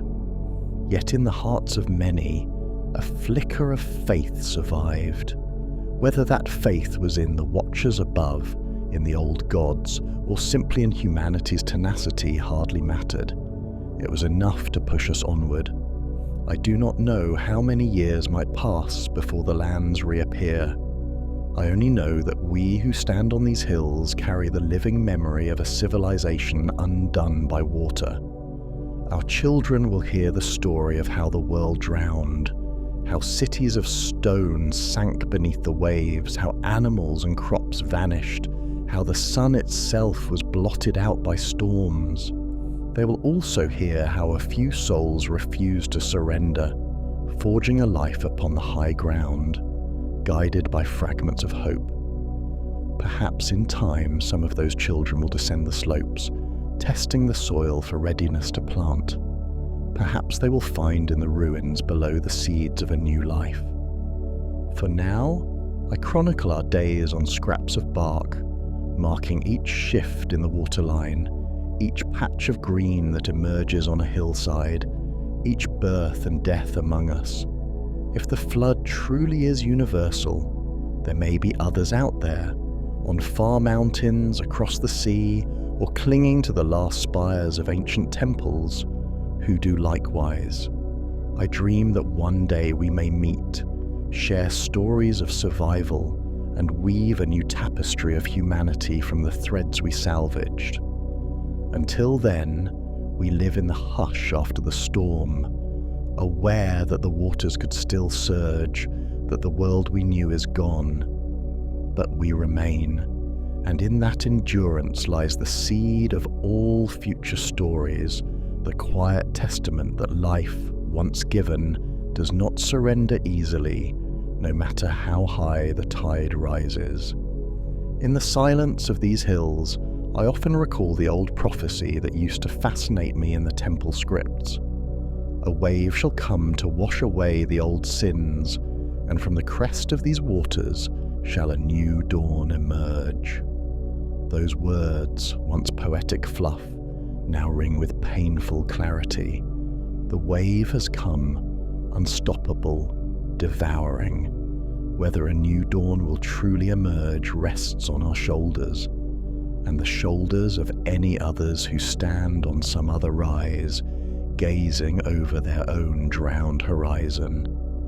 If the myths are to be believed, we have walked this path before, and we shall walk it again, each flood forging a new genesis. So, as I watch the watery plains fade into dusk, I hold the faint hope that the wheel of rebirth turns once more, that from this cataclysm we might glean the humility to treat the world more gently, and that the next generation, born under kinder skies, will look upon these drowned lands and say, "We lived and we learned and we carried forward the flame of humanity despite it all." The story of a great flood is not confined to a single people, place, or era. It ripples outward from Sumerian tablets and Vedic hymns, from Hebrew scriptures and Greek mythology, through the oral traditions of the Hopi, the Inca, and the Aboriginal Australians. In nearly every corner of the ancient world, human beings have passed down tales of waters rising to consume the land, of righteous men warned by divine forces, of vessels built to preserve life, and of a silent, devastated earth slowly repopulated by the few who survived. The echoes of this narrative are so widespread and so consistent that they beg the question, was there, beneath the layers of myth and symbolism, a real event that burned this shared memory into the collective mind of our species? For generations, scholars dismissed flood myths as mere allegory, moral fables about divine judgment or the fragility of human civilization. But as geological science matured, and as our understanding of prehistoric climate cycles deepened, a different possibility emerged. What if these myths did not arise from imagination alone? What if in the deep past, our ancestors really had witnessed floodwaters of apocalyptic scale, events so catastrophic that their stories, repeated and reshaped across millennia, became the very foundation of legend? One of the leading theories that bridges myth with geology is the idea of meltwater pulses, sudden, massive releases of glacial meltwater at the end of the last ice age. Around 14 to 600 years ago, and again roughly 200 years ago, the Earth's climate experienced dramatic warming events. As glaciers retreated, colossal volumes of fresh water trapped behind natural ice dams were suddenly unleashed into the oceans. These were not gentle trickles, but torrents. Deluges that raised global sea levels by several meters within a few short centuries, or in some cases, decades. Imagine standing in a low-lying coastal village where your people have farmed and fished for generations.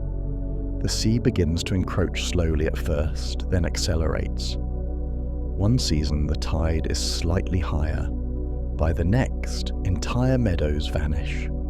Soon the water climbs inland faster than crops can be moved, houses are lost, graves are swallowed, and then, one day, a wall of water arrives, silent and merciless. For those who survived such an event, the memory would not be a gentle shift in climate, but a cataclysm, the end of the world as they knew it. That memory, retold across generations, could easily form the seed of the flood myth. The most compelling piece of this puzzle lies in the Black Sea Deluge hypothesis, first proposed in the late 1990s by geologists William Ryan and Walter Pittman. According to this theory, during the last glacial maximum, the Black Sea was a much smaller, landlocked freshwater lake. As global temperatures rose and the massive ice sheets covering North America and Europe melted, sea levels rose across the globe. Eventually, the Mediterranean Sea overtopped the natural land barrier at the Bosporus Strait. What followed was not a gentle overflow, but a catastrophic breach, an immense surge of salt water that roared into the Black Sea basin, flooding over 60,000 square miles of once inhabited plains. Archaeological cores taken from the Black Sea's seafloor revealed submerged river valleys, freshwater mollusk shells buried beneath saltwater species, and layers of sediment consistent with a sudden and massive inundation. The sheer force of this deluge would have been biblical in every sense. Coastal communities would have been swept away in days. The land that had cradled their ancestors vanished beneath the waves, transforming fertile farmland into a saline abyss. It's easy to see how such a memory could be transmitted as a story of divine wrath or sacred renewal, especially when the survivors were forced to carry their story into new lands, embedding it in song, poem, and scripture. Other regions bear similar scars. In what is now the Persian Gulf, once a fertile valley carved by the Tigris and Euphrates rivers, lies another candidate. During the Ice Age, this gulf was not a body of water, but a vast expanse of land, an ecological cradle where early human societies flourished. As the seas rose, this valley was slowly drowned, forcing its inhabitants to flee inland toward Mesopotamia proper. Is it coincidence that the earliest written flood myth, that of Utnapishtim in the Epic of Gilgamesh, originates from this same region? The Sumerians, innovators of writing and civilization, also remembered the world before the waters rose. They etched their stories into clay, giving us a priceless glimpse into how collective trauma becomes encoded in language. In the Indian subcontinent, the Mahabharata and earlier Vedic texts speak of Manu, the progenitor of humanity, warned by a great fish that a deluge was coming. He builds a boat, loads it with the seeds of life, and survives the great flood to repopulate the world. This narrative mirrors the Mesopotamian account of Atrahasis, the Hebrew story of Noah, and even Greek tales of Deucalion and Pyrrha. The motifs repeat: divine warning, sacred preservation, total annihilation of the corrupt, and the rebirth of a purified world. To skeptics, this may seem like a cultural coincidence. Humans are naturally drawn to water and fear drowning. But when coupled with geologic records, a broader picture begins to emerge. Ancient sea levels were not constant. Coastlines we now take for granted once lay dozens or even hundreds of miles further out. As the seas rose, entire land bridges vanished. The Bering Land Bridge, for example, once connected Asia and North America, allowing humans and animals to cross freely. When it was submerged, entire populations were cut off and ecosystems transformed. In Southeast Asia, the Sunda Shelf, a now submerged stretch of land that once connected Malaysia, Indonesia, and Australia, was home to early humans and thriving ecosystems. Some researchers believe that the inundation of this region, as the Ice Age ended, may have been the source of the flood myths among Aboriginal Australians and the sea peoples of the Pacific. Oral traditions among Aboriginal groups, some of which date back tens of thousands of years, speak of rising waters and lost lands, narratives that match with uncanny precision the timelines and contours of submerged landscapes revealed by modern sonar mapping. Elsewhere, in North America, the Clovis culture, once believed to be among the continent's first inhabitants, may have encountered their own apocalyptic flood scenario. One prominent theory proposes that a comet impact or airburst around 12,800 years ago destabilized massive ice dams in North America, releasing Lake Agassiz and other glacial reservoirs in a surge so violent it scoured entire regions clean. This event, known as the Younger Dryas impact hypothesis, is controversial but tantalizing.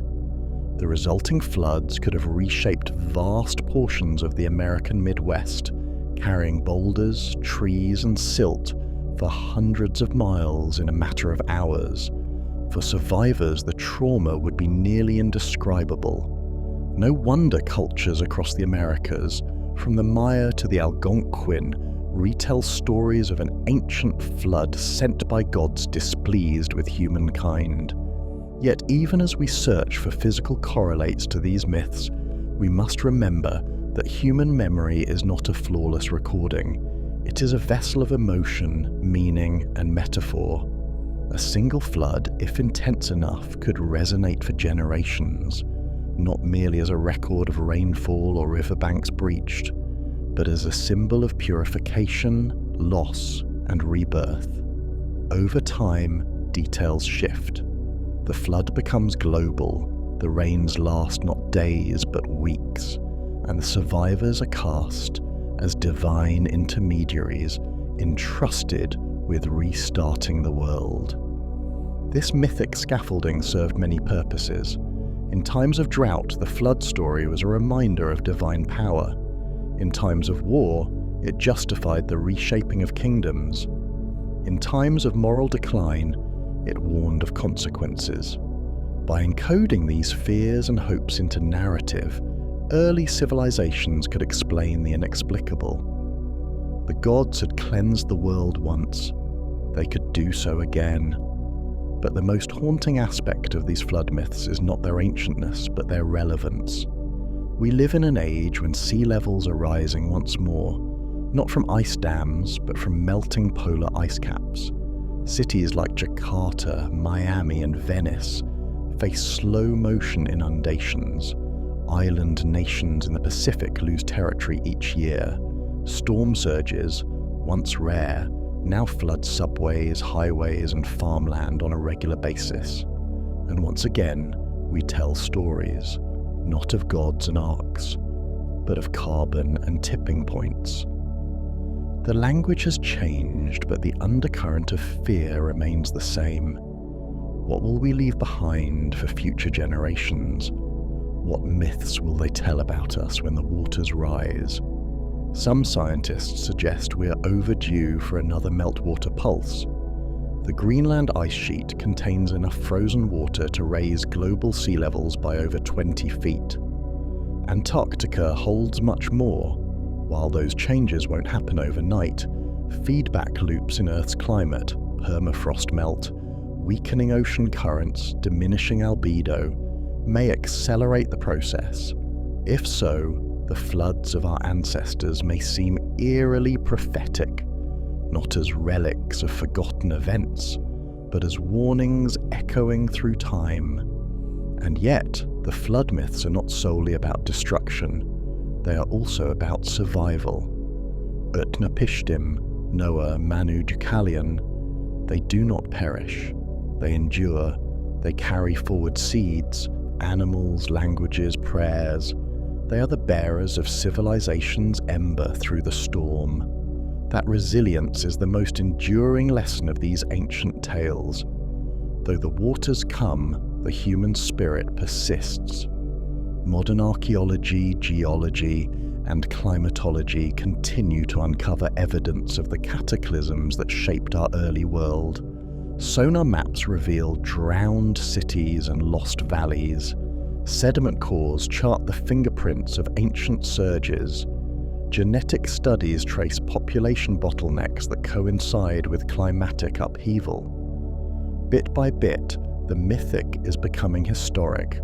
Not in the sense of validating every detail of every story, but in showing that our ancestors did not imagine the unthinkable. They lived through it. In the end, perhaps that is why flood myths resonate so deeply. They remind us that civilization is never guaranteed, that beneath the walls of every city, beneath every flag and temple and written law lies the memory of water, of a time when everything was washed away. And in that memory is a challenge, not to despair, but to prepare, to remember, to build arcs of our own, of knowledge, of compassion, of foresight, so that when the waters rise again, as they inevitably will, the flame does not go out. Across the world, the echoes of the Great Flood still ripple, through story, through stone, through the strata of the earth itself. And in that resonance we find our place, not above the forces of nature, but suspended within them, forever rowing between the shores of memory and survival.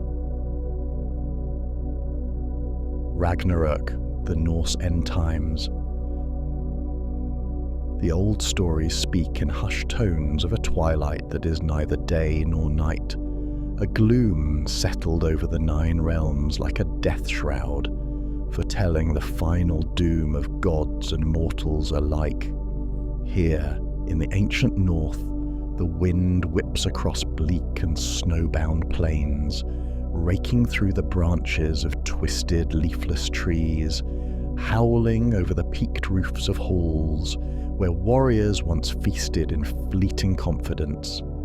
This is the dying breath of the world as the Norse imagined it, an ending wrapped in the eerie hush of inevitability, an ending they call Ragnarök, the doom of the gods. Though many centuries have passed since men first heard the skalds' recitations of this cosmic cataclysm, the echoes of that prophecy persist, capturing a moment in mythic time where the sun and moon themselves tremble with dread. A hush precedes the coming storms, a hush broken only by the faint sound of wolves padding across a snow-blanketed forest, jaws slavering at the prospect of devouring heaven's lights. And in this hush, one can almost taste the fear and fatalism that mark the final drama of the Norse cosmos. According to these tales, Ragnarök is no sudden blow, but the culmination of creeping omens that stretch across ages, each sign as chilling as the next, each prophecy repeated and recorded in hushed gatherings around the fire. Though the gods in Asgard know these signs well, they carry on with a resigned acceptance, for fate is woven into every corner of the Norse worldview. Even the mighty Odin, All-Father and Lord of Wisdom, cannot fully swerve from the doom foretold in runic visions. He has sacrificed much to glean knowledge from the well of Mimir, from the corpses of fallen seers, from the swirling tapestry of runes, and at every turn the same bleak horizon reveals itself. Somberly, Odin sits upon his high seat in Valaskjalf and looks out across the worlds, seeing an unwavering chain of events inching toward the final conflagration.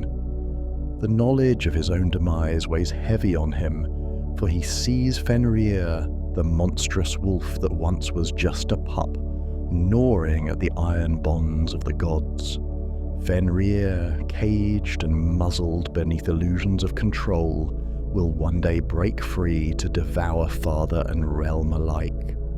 But the beginning of the end is not as flashy as one might expect from a cosmic meltdown. It opens with the long winter, the Fimbul winter, whose snows descend upon Midgard in a merciless, unbroken cold. Summer yields no warmth, harvests fail, and men turn upon one another in desperation. For 3 winters in a row, the biting winds spare no life save those who shelter in hidden enclaves or turn marauder on the roads. Crops die in the fields, animals succumb to frost or famine, and the living envy the dead in that bleak, perpetual night of the soul. Word travels that in the mountains, avalanches bury entire homesteads, while across the seas, storms rage with an unmatched ferocity. Whispers of plague dog the footsteps of travelers. Mothers hush wailing children by reciting prayers to the gods, but in their hearts many lose hope, for they sense that the gods themselves recede from the mortal sphere. Faith wavers when the sky offers no respite, and the last storehouses of grain vanish in raiders' hands. As men kill men for the barest scraps, Asgard watches in quiet sorrow. The gods sense the shift in the cosmic balance, the rainbow bridge Bifrost, that shimmering arch of colour leading between worlds, now quivers under the weight of sorrow. Mists gather at the edges as though the boundary between realms begins to fray. The howls of wolves echo across the horizon. Skull and Hati, monstrous offspring of an unearthly lineage, chase the sun and moon across the sky each day and night. In the final unravelling, it is said these wolves will at last catch their prey, one devouring the golden sun, the other ripping apart the radiant moon, leaving the heavens black as pitch. Many poems speak of that moment with an awed hush, describing how darkness spills over the land like a veil, releasing unstoppable terrors from every corner of existence. Yet for all this dread, the stories maintain a curious inevitability that colours the entire myth with an undercurrent of acceptance. The gods themselves have long known they are not eternal in the sense of being unkillable, unlike some later conceptions of deities. For the Aesir and the Vanir, immortality means only that they do not age or succumb to time. They can still fall to violence or cosmic upheaval. And in the final days, a savage violence stirs. The chains on Fenrir begin to weaken as if rotted by cosmic rust, while the seas churn with the writhing of Jörmungandr, the monstrous serpent that encircles Midgard with its coils. With each shift of the serpent's colossal body, the ocean floors quake, causing tremors that ripple across the mortal realm. People near the coast witness the sea recede ominously before surging inland with tidal waves, swallowing villages. In Asgard, watchers on the walls recall the old prophecy: when the serpent thrashes, the end is nigh, and Thor will have to face the beast in a battle from which neither emerges alive. Tempests do not confine themselves to the earthly realm. High up in the branches of Yggdrasil, the world tree that binds the cosmos, an invisible rot sets in. The eagle that perches atop the highest bough screams defiance at the serpent Nidhögr gnawing the tree's roots below. That old rivalry intensifies as the arrival of Ragnarök creeps nearer, the hawk-eyed eagle discerning that the cosmic trunk is weakening, the serpent below feasting more hungrily on the tree's essence. Squirrels and stags that once scurried or grazed across the bark seem frantic, as though stirred by an ancient panic woven into their being. The tree itself, a symbol of life and interconnected realms, trembles under the approaching onslaught. The entire tapestry of existence stands on the brink, as connections fray and the final storm looms at every horizon. Then comes the day when Heimdall, the watchman of the gods, cannot remain silent. He stands at the edge of Asgard's ramparts, ear pressed to the winds, always vigilant for any sign of intrusion from the giants. On that fateful morning, the air resonates with a deep thunder, though no clouds trouble the sky. The ground beneath Asgard's walls vibrates, a portent of an unstoppable tide. Heimdall grips the horn Gjallarhorn, the clarion whose sound is destined to echo across the nine realms, rousing gods and men alike to the final confrontation. The watchers below see him raise the horn to his lips, but even before he sounds it, they sense the dread in their hearts. This is the alarm none have wanted to hear, the herald that confirms the final prophecy. The note that emerges from Gjallarhorn is long and mournful. a clarion call that breaks across the worlds like lightning across a black sky, ensuring that every being from Hell's domain to Jotunheim understands the apocalypse has begun. In Midgard's towns, the horn's echo is felt as a sudden hush in the midst of daily drudgery, as though the heart of the world skipped a beat. Farmers look skyward, half expecting to see monstrous shapes tearing through the heavens. Children cry in confusion as animals grow agitated. Dogs bark and pull at their chains. Horses rear in their stables. Crows swarm the air in thick, swirling clusters. Those wise in old lore sense the meaning of this cosmic cry and gather what meagre possessions they can, though truly there is nowhere to hide. Fimbulwinter has already frayed the edges of civilization, leaving rifts in mortal society that cannot mend before the end. At the corners of the horizon, a creeping darkness dims the day, making it feel like twilight even at midday. Above, if one looks closely, the sun appears to flicker, as though the jaws of Skull nip ever nearer. The final unleashing of Fenrir marks a turning point. For ages, the Aesir had bound the wolf with Gleipnir, the impossible ribbon forged by dwarves from the sound of a cat's footfall, the beard of a woman, the roots of a mountain, the sinews of a bear, and the breath of a fish, among other marvels, and it had held for eons. But in the last hours, an unholy strength surges through Fenrir's limbs, snapping that subtle chain. The wolf emerges, massive and terrible, breath stinking of old curses, jaws wide enough to swallow the sky. Some myths depict Fenrir with fire blazing from its eyes, each step leaving smoking footprints on the soil. Across Asgard, the gods who once boasted of having tamed the beast brace themselves, acknowledging that this confrontation was always fated to be their final stand. In the wake of Fenrir's roar, the ground splits, and from the netherworld rise legions of the dead, led by Hell's dread forces. Loki, long the trickster, once a blood brother to Odin but now a sworn enemy, comes at the helm of a ship built from the nails of the dead, called Naglfar. Freed from his torment under venom and serpents, Loki's face is twisted in cunning triumph, for he has always known that a day of reckoning would come. Giants from Jotunheim pour forth in a tide, brandishing weapons forged in the heart of primal storms, aimed at toppling Asgard's walls.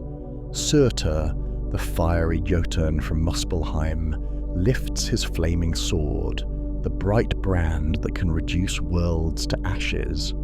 The swirl of these forces merges at the plain called Vigridur, the designated battlefield of the final hour, a vast space that can accommodate all the armies of gods, giants, and monstrous spawn in a single cataclysmic meeting. In Asgard, Odin marshals the Aesir for war, somberly placing his helm upon his head, Gungnir in hand. He consults once more the runes, but the runes only confirm what his heart already knows. This battle is the culminating chapter of a destiny that cannot be evaded. Beside him stands Frigg, sorrowful yet resolved, for she too is wise in prophecy. Balder, returned from hell after the tragedies that once befell him, stands with shining presence, a brief spark of hope amid the gloom. Thor, mightiest among the gods, checks the grip on Mjolnir, ready for his fateful collision with Jörmungandr.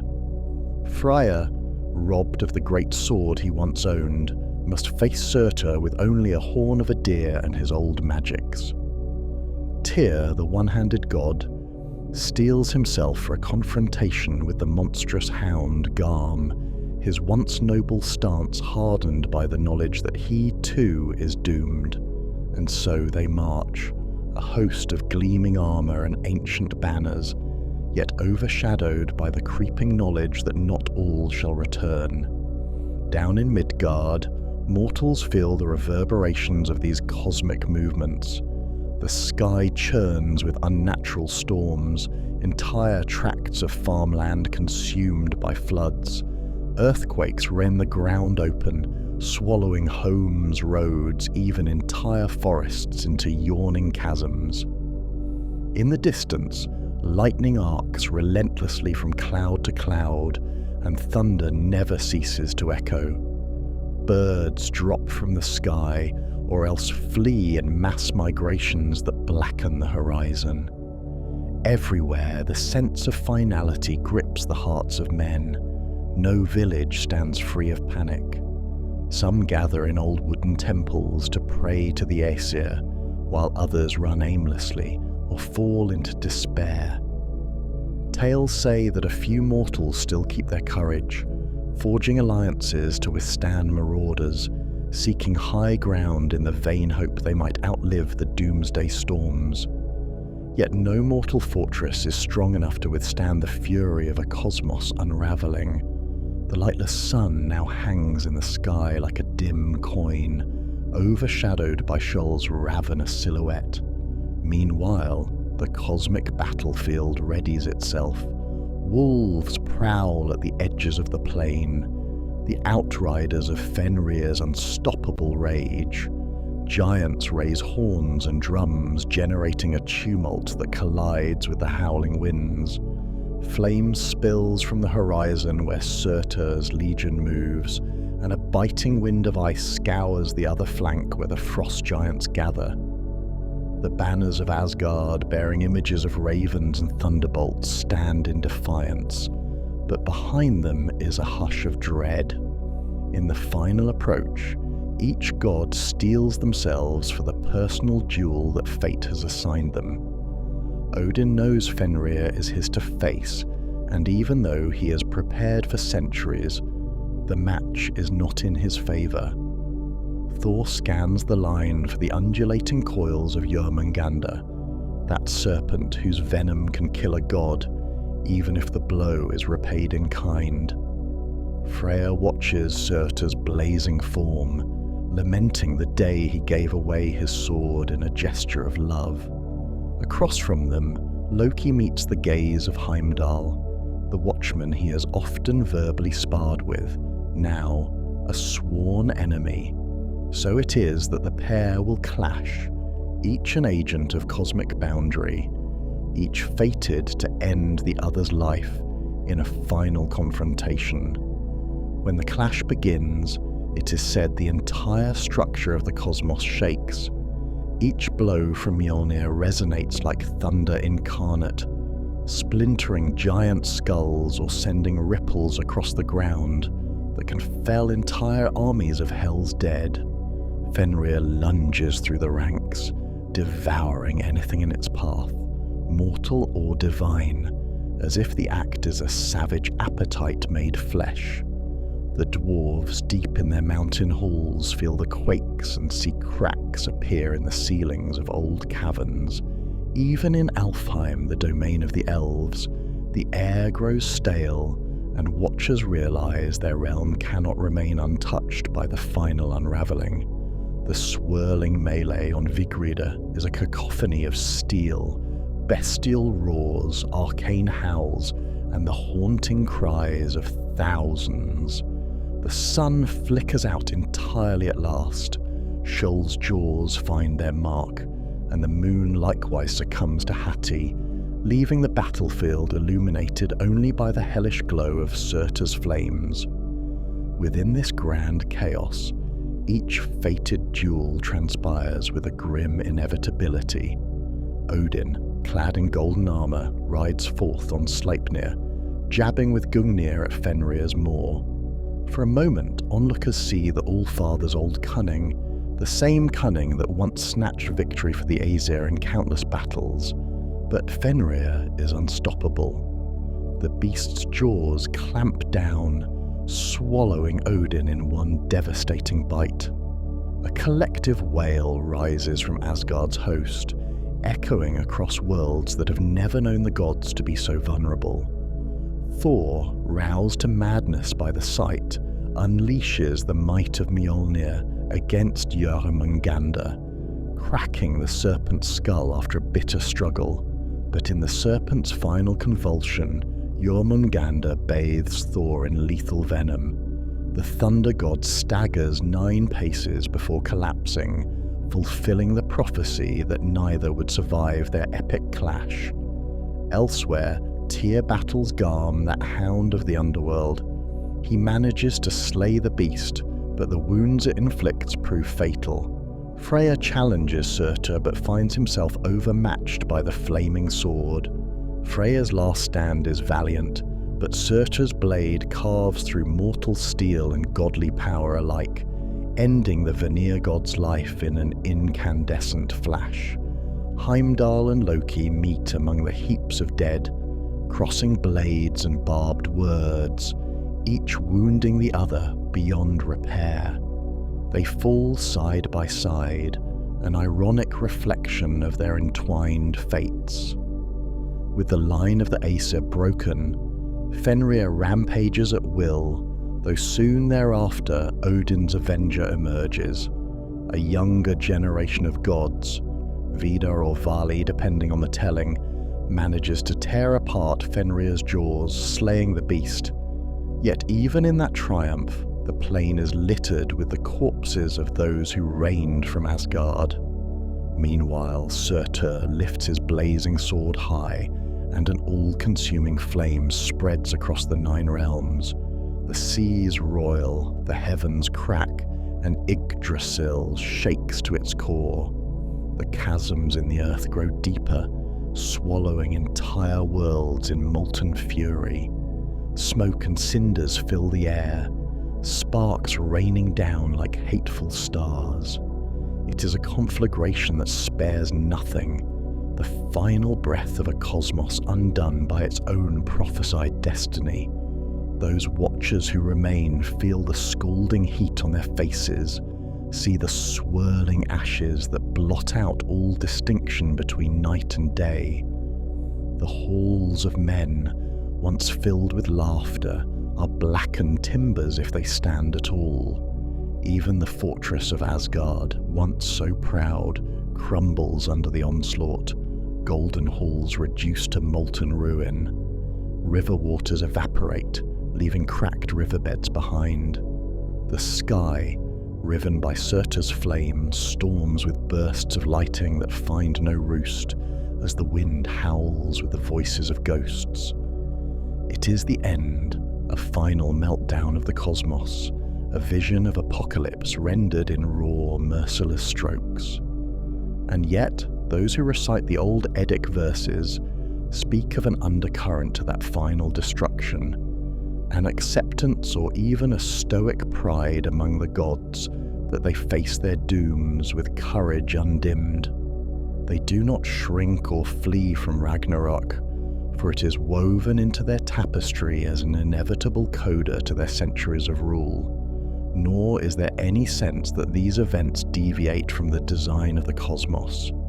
Indeed, from the earliest days, the seeds of destruction were planted.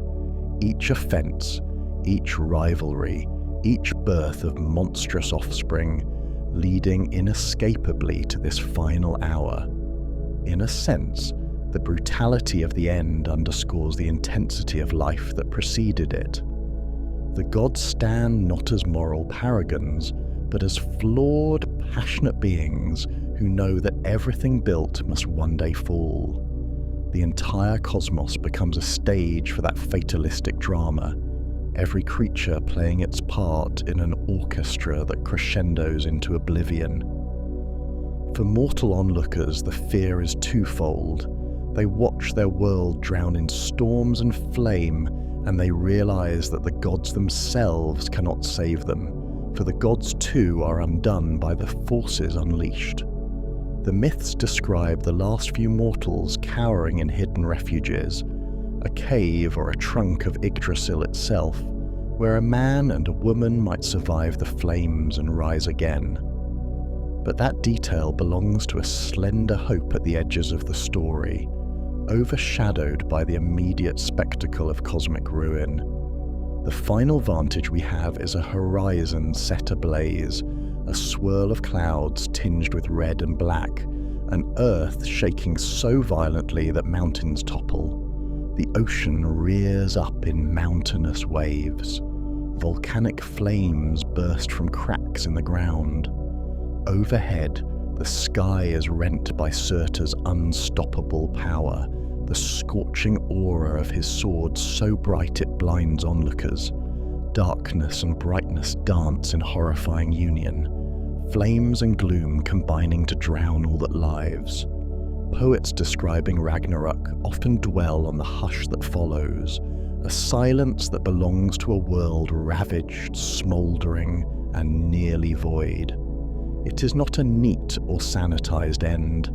Corpses of gods, giants, and beasts lie scattered in that ashen plain.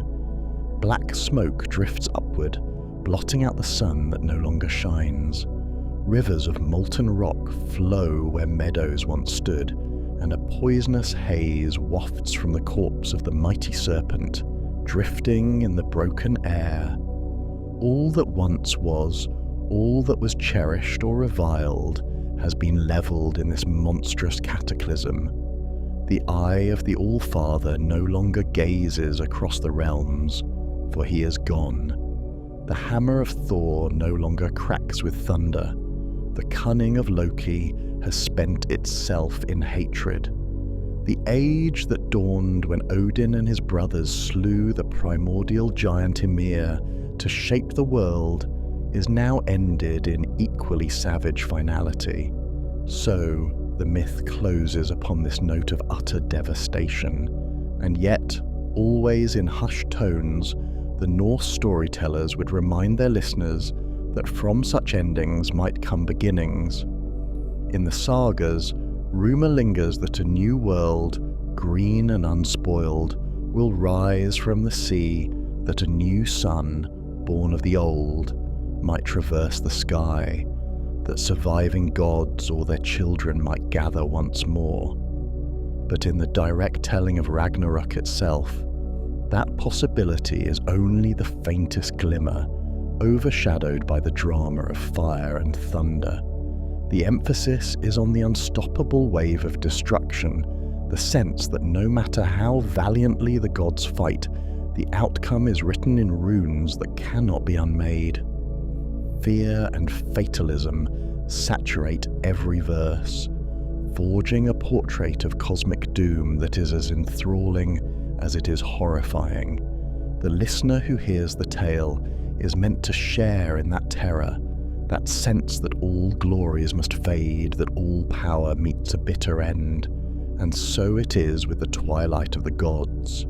It is in many ways a reflection of the Norse spirit, acceptance that battle and hardship define existence, that nobility lies in struggling against the darkness, even if the darkness must win. From the vantage of the mortal realm, men had always known the wild seas and harsh winters, the precariousness of life. The myth of Ragnarök elevates this precariousness to a cosmic scale, showing that if even the mighty Aesir must succumb, how can mere men hope to stand forever? Yet in the same breath it honours the will to fight on. Odin rides forth though he knows he will be devoured. Thor crushes the serpent's skull though he knows the venom will kill him. That is the spirit of the final saga. It resonates as a testament to unwavering courage in the face of doom. Such is the atmosphere of the cold twilight of the gods, the battles and earthquakes, the wolves swallowing the sun, the dreadful hush before Surtur's flames devour the last vestiges of a world that once stood proud. This story, retold through the poetic stanzas and the fervent whispers of generations, stands as one of the most haunting apocalypse visions in world mythology, a grand dismantling of cosmic order, framed by the resignation and fatalism of its participants. In that gloom and finality, we glimpse a reflection of a people who face the raw forces of nature in their daily lives, transmuting those experiences into a sprawling myth of final devastation. Even centuries after Norse paganism faded from daily worship, the image of Ragnarök persists. Giant wolves tearing light from the sky, serpents drowning the earth in venom, and a war across the plains of creation that leaves all in cinders. Its fearsome details remain etched in the tapestry of myth, mesmerizing even those who stand outside the old faith, for it speaks to an intrinsic, universal dread of endings and the unstoppable power of time. When the fires of Surtur die down, when the battlefield of Vigridr lies smothered in ash and silence, and the last echo of the gods' war fades into the smoke-heavy sky, the myth of Ragnarök pauses, pregnant with the question of what inspired such a story. It is tempting to view it solely through the lens of religion or poetry, a myth among myths, full of monsters, gods, and prophecies.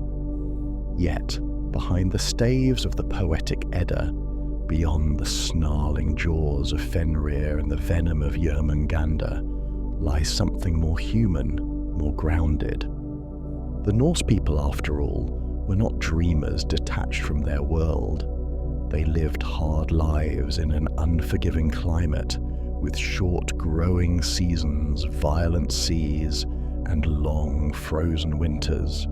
And it is in that crucible that we may find the bones of the myth, a people speaking through symbols about what they feared most: the cold, the dark, the famine, and the terrible knowledge that everything, even gods, must die. To understand Ragnarök in the context of history is to consider not only the myth, but the landscape and the lived experiences that may have shaped it.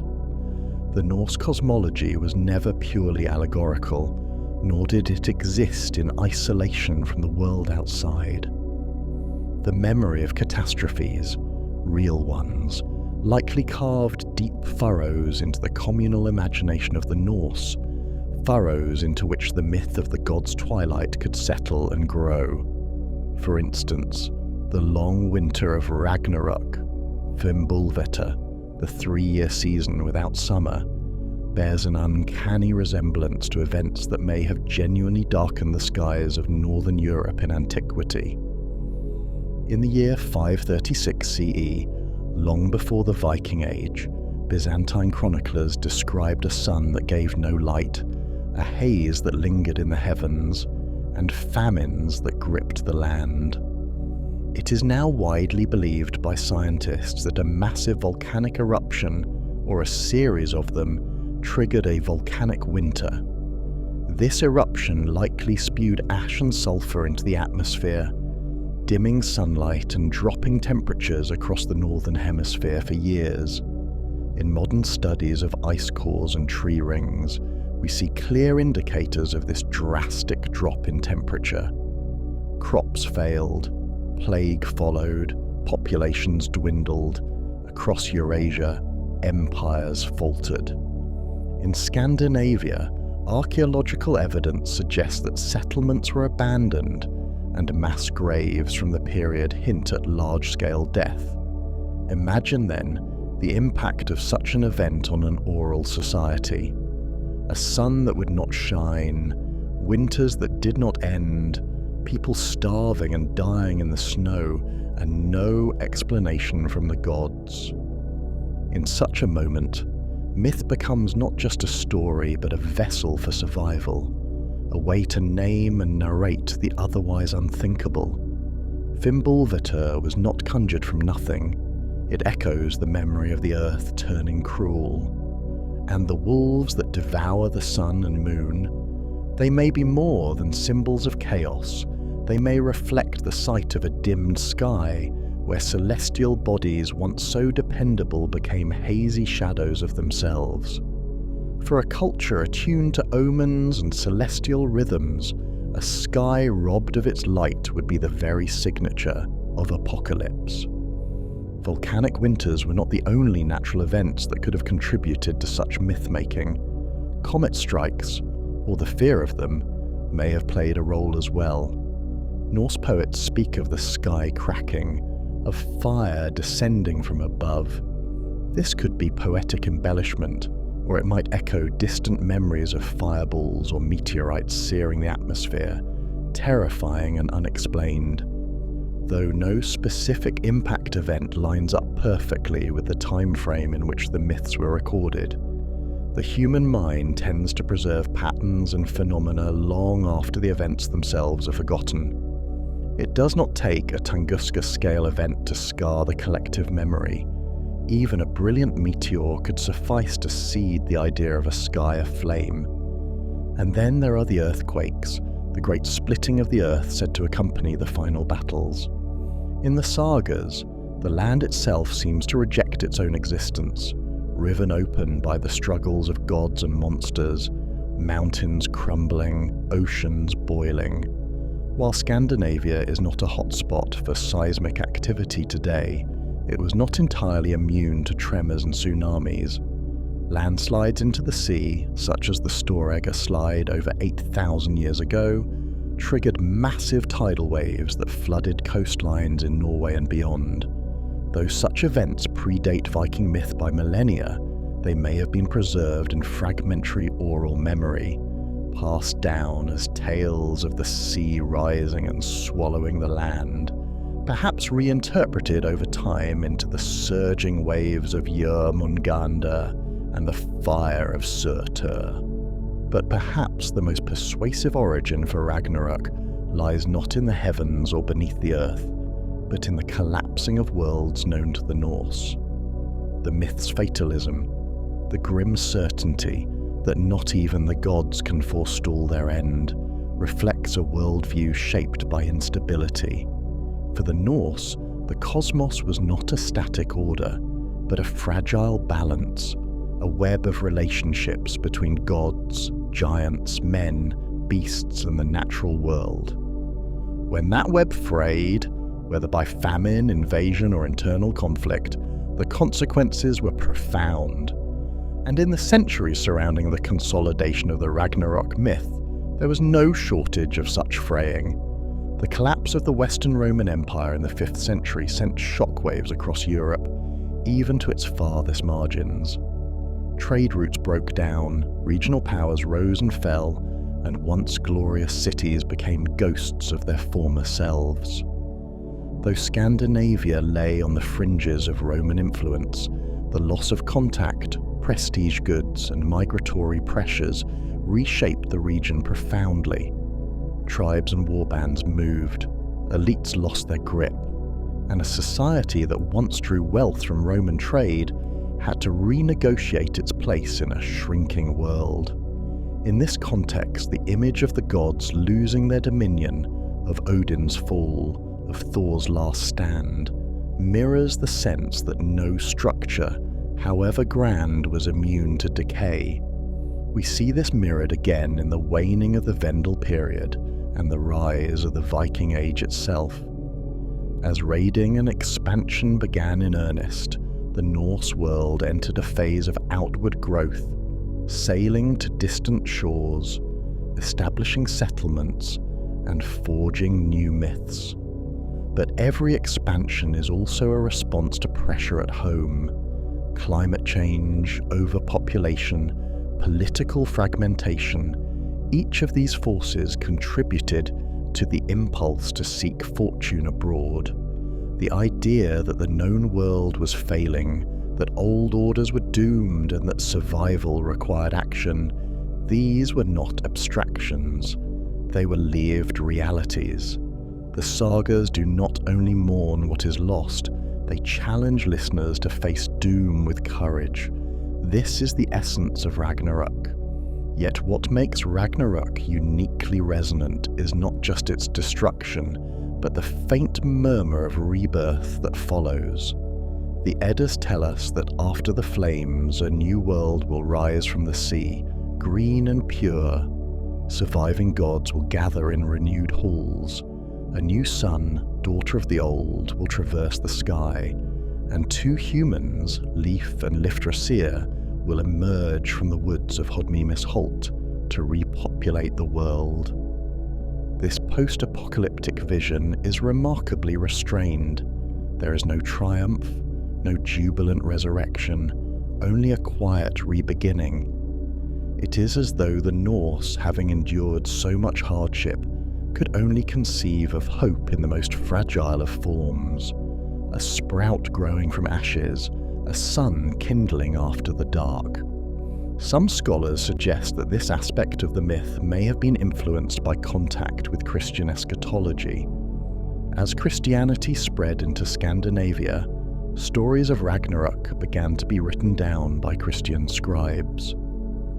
Concepts like final judgment, destruction, and renewal were common to Christian and pagan alike, though framed differently. In Christian doctrine, the apocalypse ends with eternal salvation or damnation. In Norse myth, it ends with a sigh, a green shoot, and silence. Yet, it is just as likely that the idea of cyclical renewal preceded Christian influence. The Norse, like many ancient peoples, saw time not as a straight line, but a circle. The end was not the end, it was the turn of the wheel. Ragnarök was final, but also necessary. Indeed, the figure of Balder, the beloved god who dies before Ragnarök and is prophesied to return after, becomes a kind of seed buried in darkness. His death is one of the first dominoes in the chain of fate leading to the end. But his reappearance after the fires signals that something precious endures. This is not the resurrection of a saviour, but the return of light, of harmony. In a world where the gods themselves can perish, Balder's return offers not triumph but memory. He becomes the ghost of a golden age reborn. Looking at Ragnarök through the lens of historical trauma, environmental disaster, and mythic memory does not diminish its grandeur, it enriches it.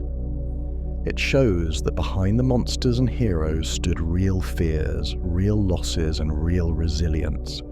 The Norse did not expect a perfect world.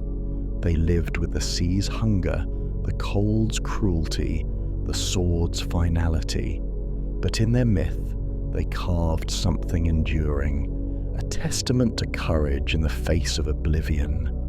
The gods do not flee from Ragnarök, they face it. In this, perhaps, lies the myth's true power.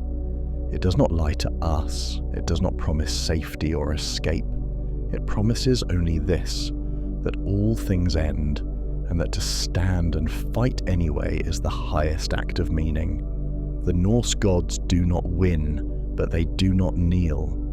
That defiant dignity becomes a kind of prayer, not for salvation, but for the strength to meet the storm. So the fires burn, the wolf howls, the world tree trembles. And when it is all done, a silence follows. In that silence a breeze stirs. Grass grows where ash once settled. A sun rises where blackness had reigned. The story begins again, not in glory, but in green. And that, perhaps, is the quiet wisdom of Ragnarök. Not just an end, but a renewal, born from the memory of fire.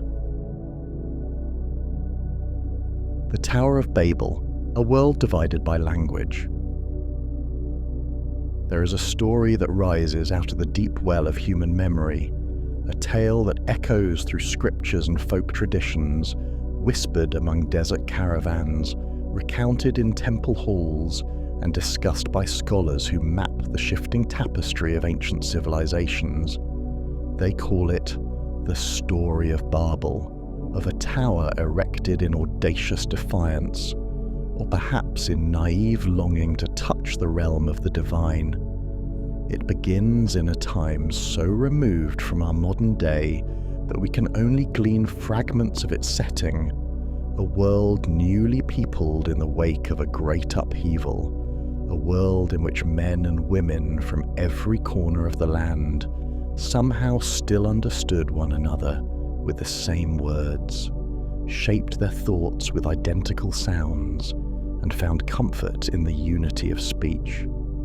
In that primal hush, before the myriad tongues that now define humanity's diversity, a dream emerged, a plan to bridge heaven and earth by means of human labour, to craft a structure so tall that it might pierce the skies.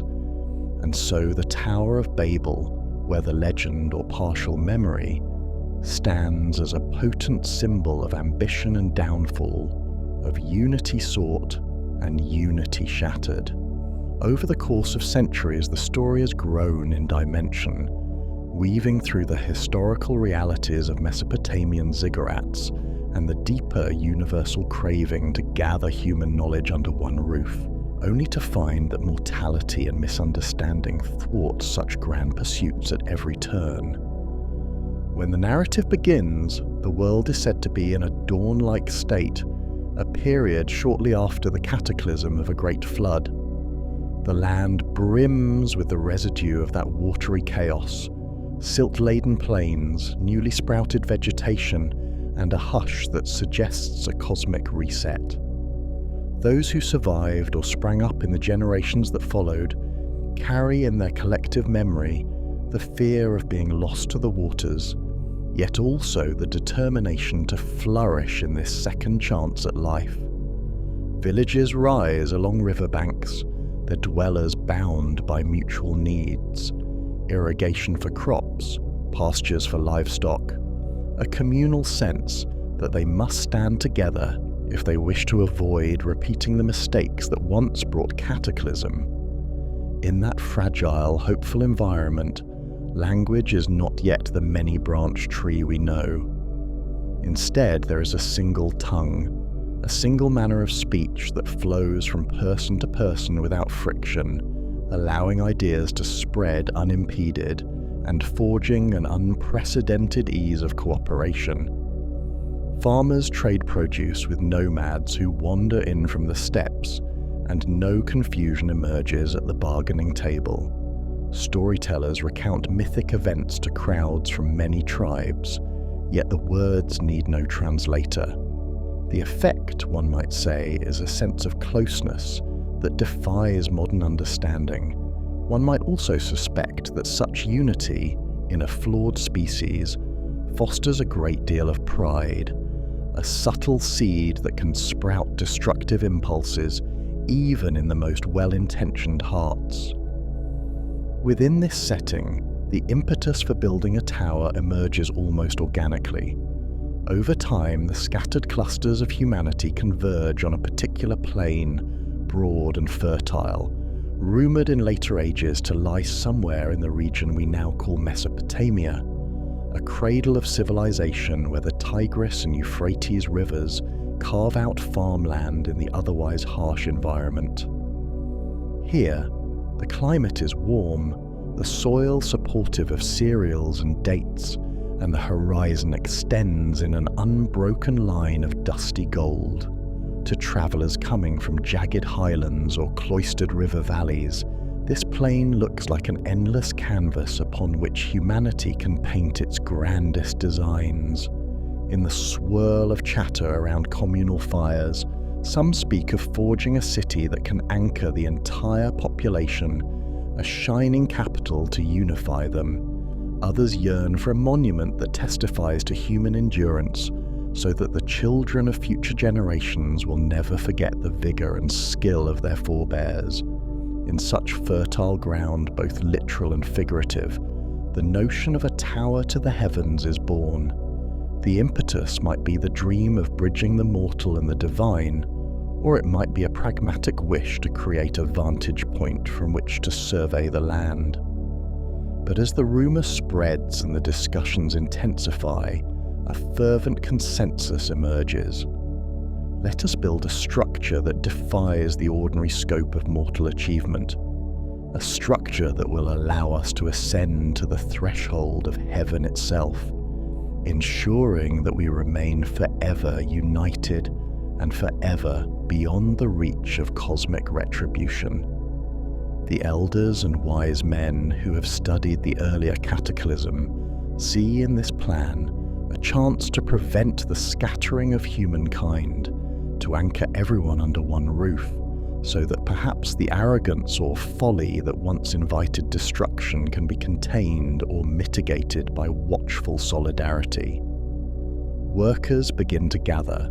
Craftsmen skilled in brickmaking set up kilns near the clay-rich banks of the rivers, moulding bricks of uniform size and baking them hard in the heat of the sun. Word travels far, drawing carpenters who can fashion scaffolds and ramps, potters who know the secrets of mixing mortar, scribes who can document the progress, and perhaps even a few mystics or astrologers who claim to read the favour of the heavens.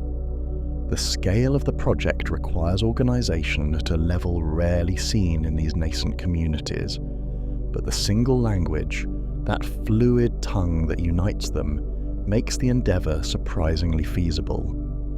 Men and women labour side by side beneath the glaring sun, chanting rhythmic songs in unison, each lyric understood by every ear. The initial tiers of the tower grow swiftly, wide at the base and tapering gently upward, each level a platform from which workers can hoist new batches of bricks to the next layer.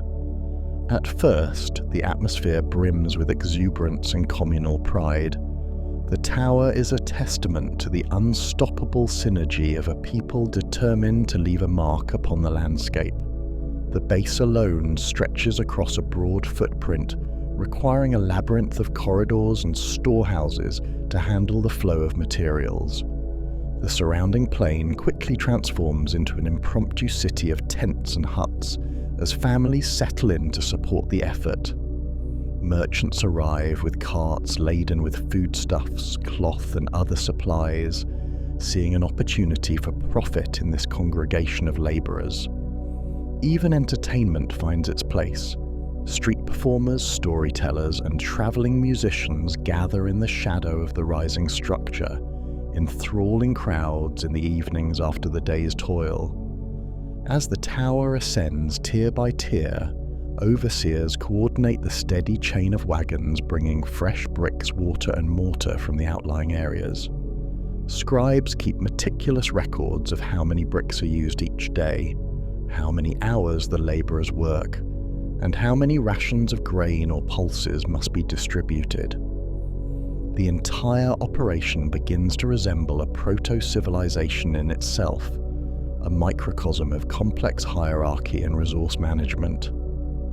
Elders and clan leaders come together in councils to decide on the direction of each new tier, the decorative motifs to be etched into the bricks, or the plan for how the tower might eventually house altars and shrines to the divine beings who dwell above the clouds.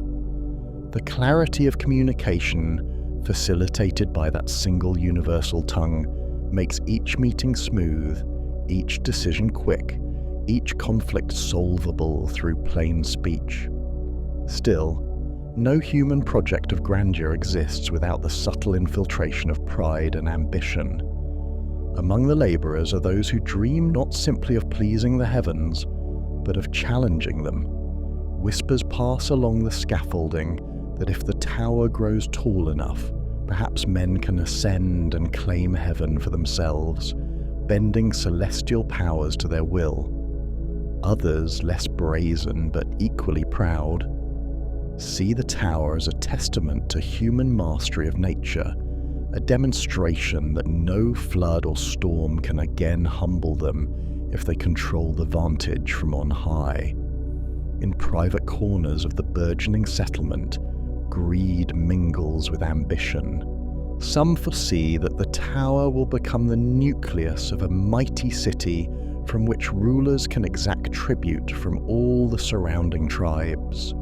The seeds of rivalry sprout among those who might jostle for leadership, each wanting to be recognized as the prime architect of this unstoppable edifice. Nevertheless, the outward face of unity persists. The chanting of labour songs resonates in the early mornings, echoing across the plains as the sun's rays gleam on stacks of freshly hardened brick. By midday, the tower stands higher than any structure these people have seen, so tall that labourers on the upper tiers find the wind sharper, the air somehow more exhilarating, the view stretching to hazy mountains on the horizon. Families gather at dusk to stare up at the silhouette of the rising mass, marvelling at how quickly it has grown. Fathers point it out to their children, proclaiming that soon they will reach the gates of the heavens, forging a direct link that will stand for eternity and anchor humankind in one place.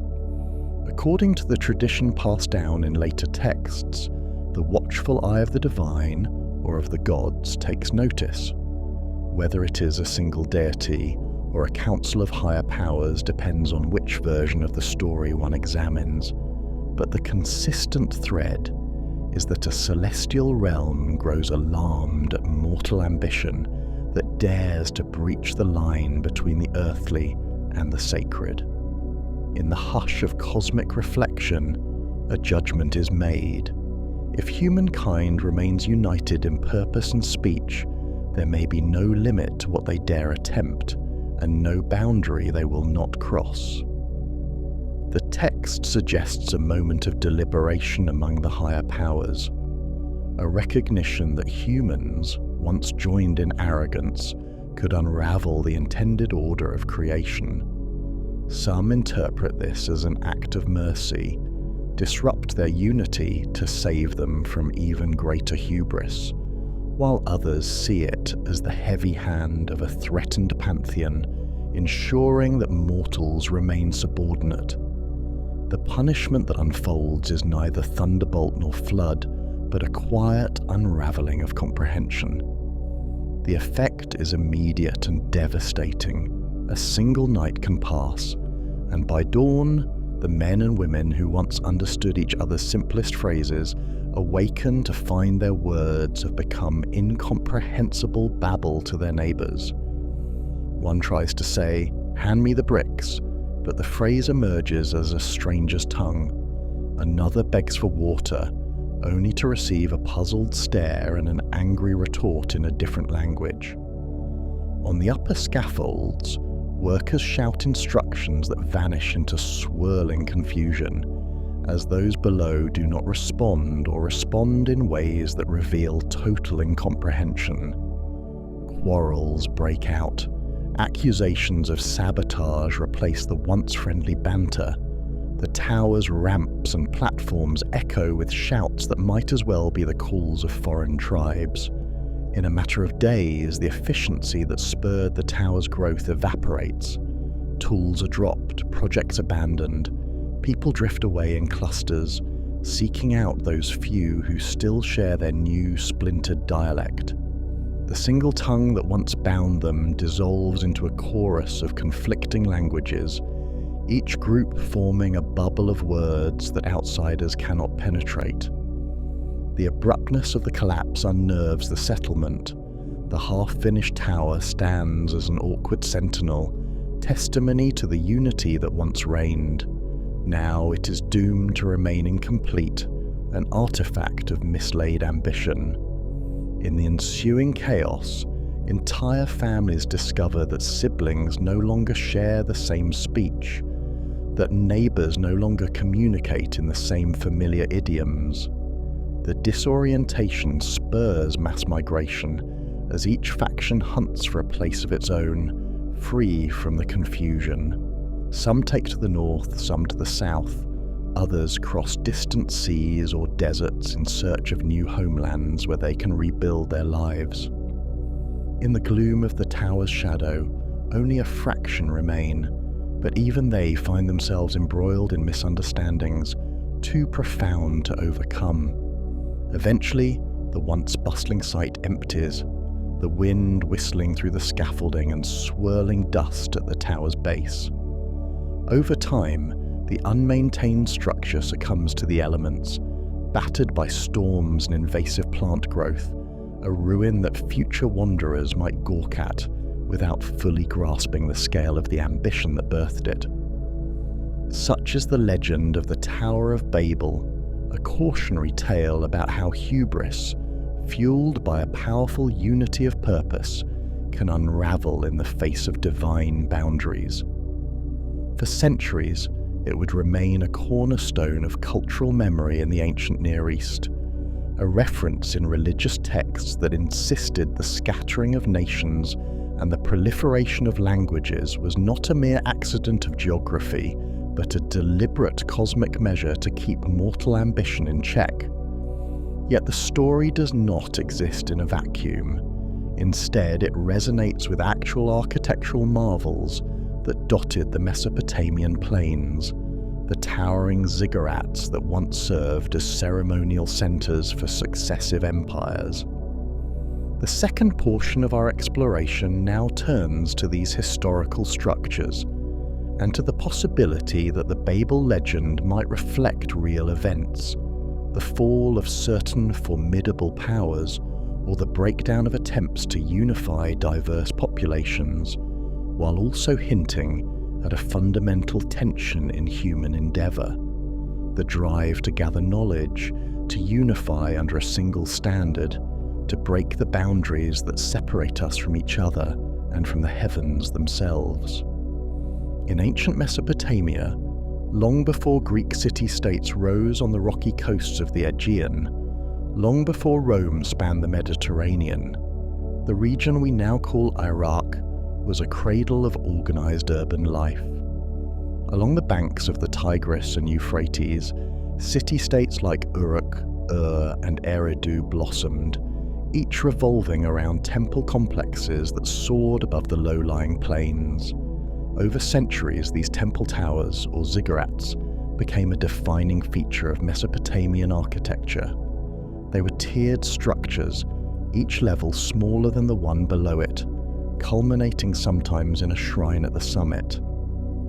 Built with sun-baked and fired bricks, they served both religious and administrative functions. They were not mere towers for vanity or for defying the gods. Rather, they were believed to be sacred mountains, bridging the mortal realm and the divine. One of the most famous among them was Etemenanke, a towering ziggurat in the city of Babylon that some associate with the biblical references to Babel. Etemenanke, whose name can be interpreted as Temple of the Foundation of Heaven and Earth, stood as a massive structure, possibly over 90 meters tall, though estimates vary, a physical manifestation of Babylon's might. Babylon itself was a legendary city, steeped in stories of kings like Hammurabi and Nebuchadnezzar II, famed for its walls, its hanging gardens, and its role as a cultural hub. The ziggurat at its heart served as a tribute to Marduk, the city's chief deity, and as a focal point for religious ceremonies that underscored the synergy between monarchy and divinity. Historians note that the construction and renovation of Etemenanke spanned multiple reigns, each king adding new layers or refurbishing older ones. It was in a sense a communal endeavour, requiring the coordination of thousands of labourers, artisans and overseers, along with extensive logistical planning for the procurement of bricks, mortar and specialised materials. We can easily see how a structure like Etemenanke, with its tiered silhouette scratching the sky above the flat plains, might inspire stories of humanity's aspiration to touch heaven.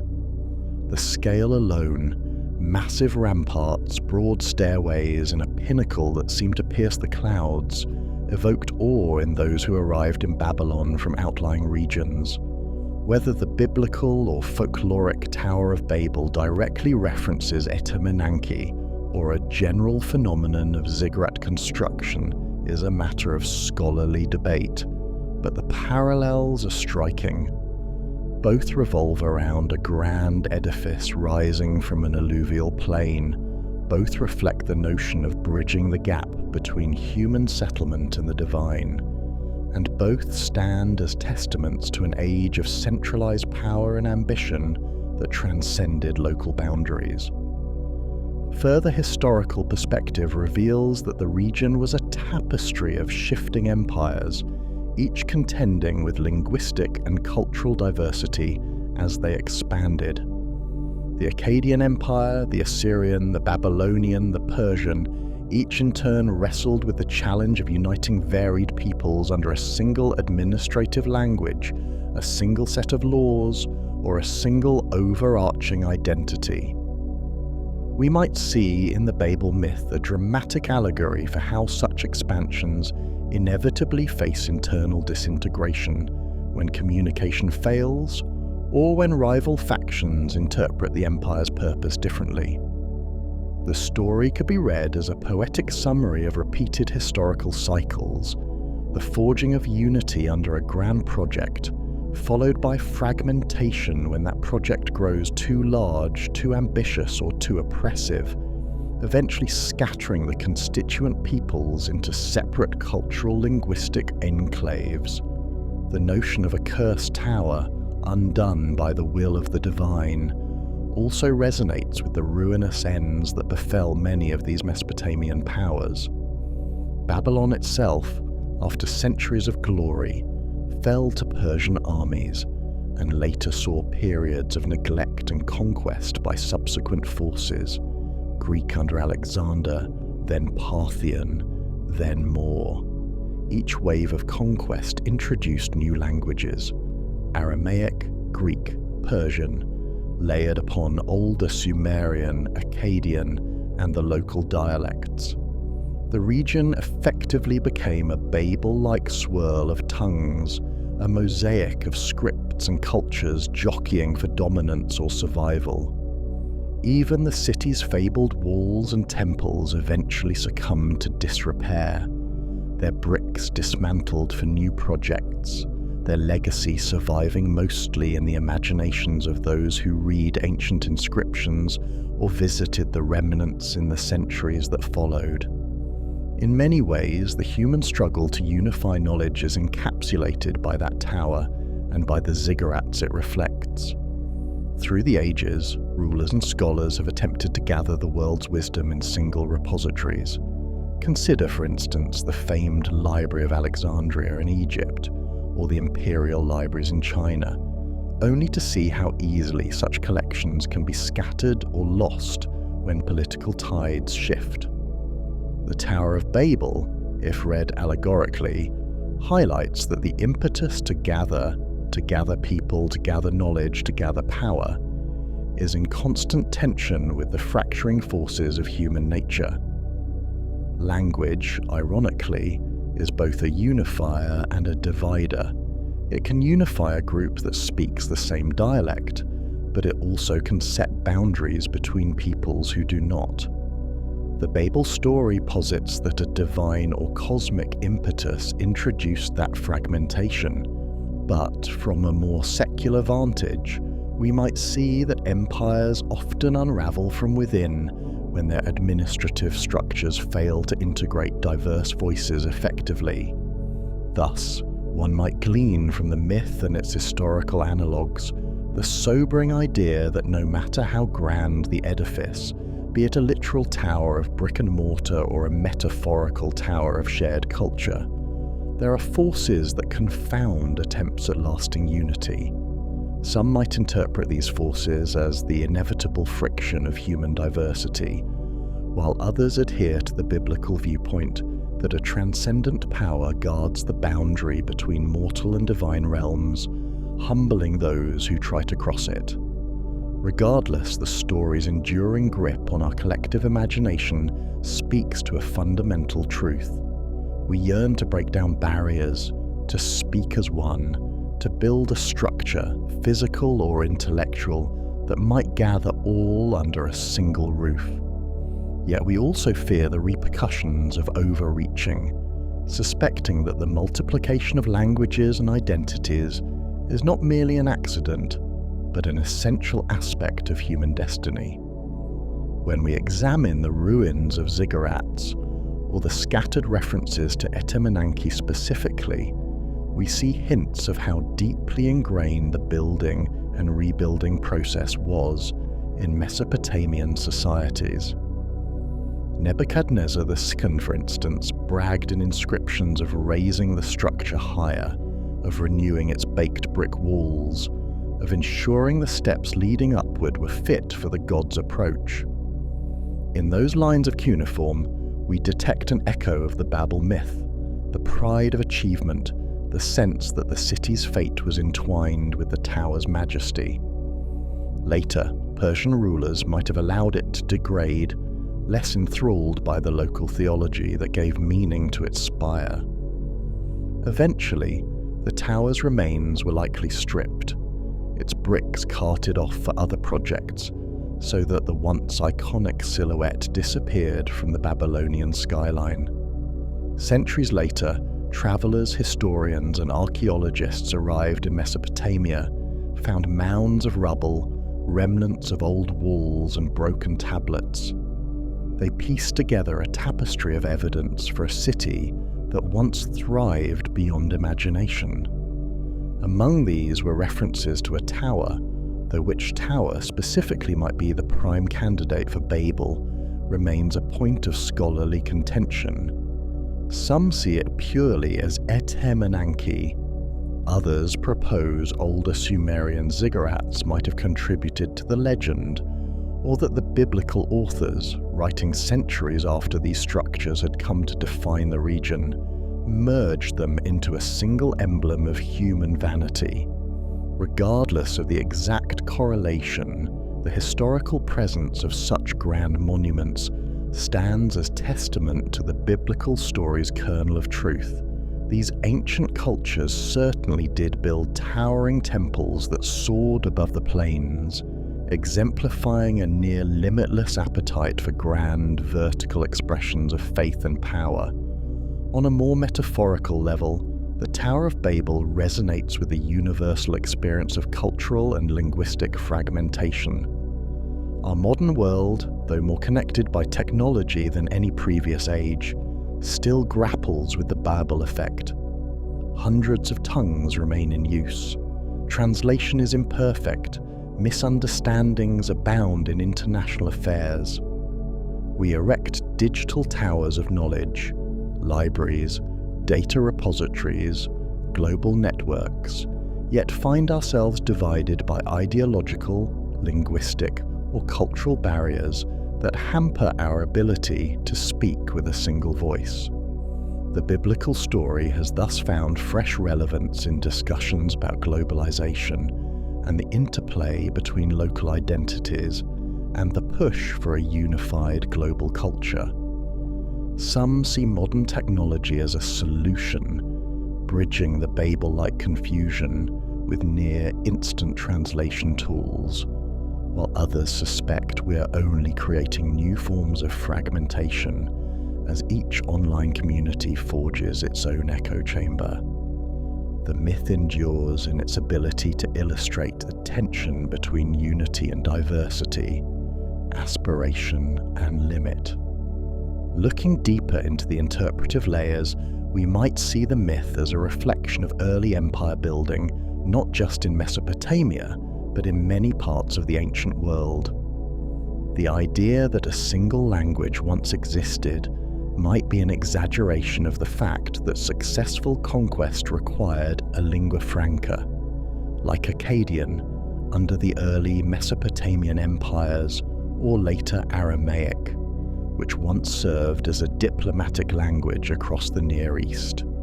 The devastation that occurs when that common speech is lost recalls the downfall of empires when administrative coherence breaks down. The stories attributing the confusion of tongues to divine will underscores a recognition that the fracturing of a superstate often feels catastrophic, as though inflicted by a higher power punishing overreach.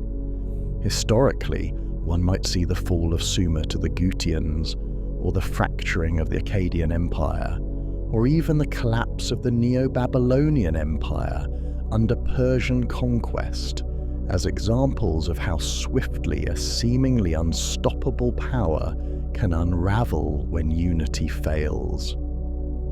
In each case, the extensive territory governed by that empire, replete with diverse peoples, might have been an advantage initially, but eventually contributed to internal discord, especially when communications and loyalties grew tangled. The Babel story condenses that dynamic into a single cataclysmic event, capturing in mythic terms the phenomenon of a civilization undone by communication breakdown.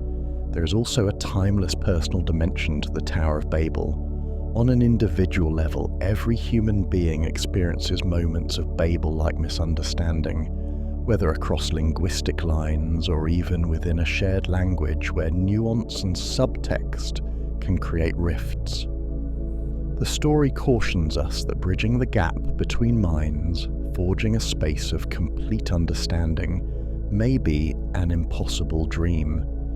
Ambition can push us to form monolithic structures, whether they be institutions, ideologies, or actual buildings, that promise unity but can inadvertently stifle individuality, leading to friction that eventually tears the structure apart.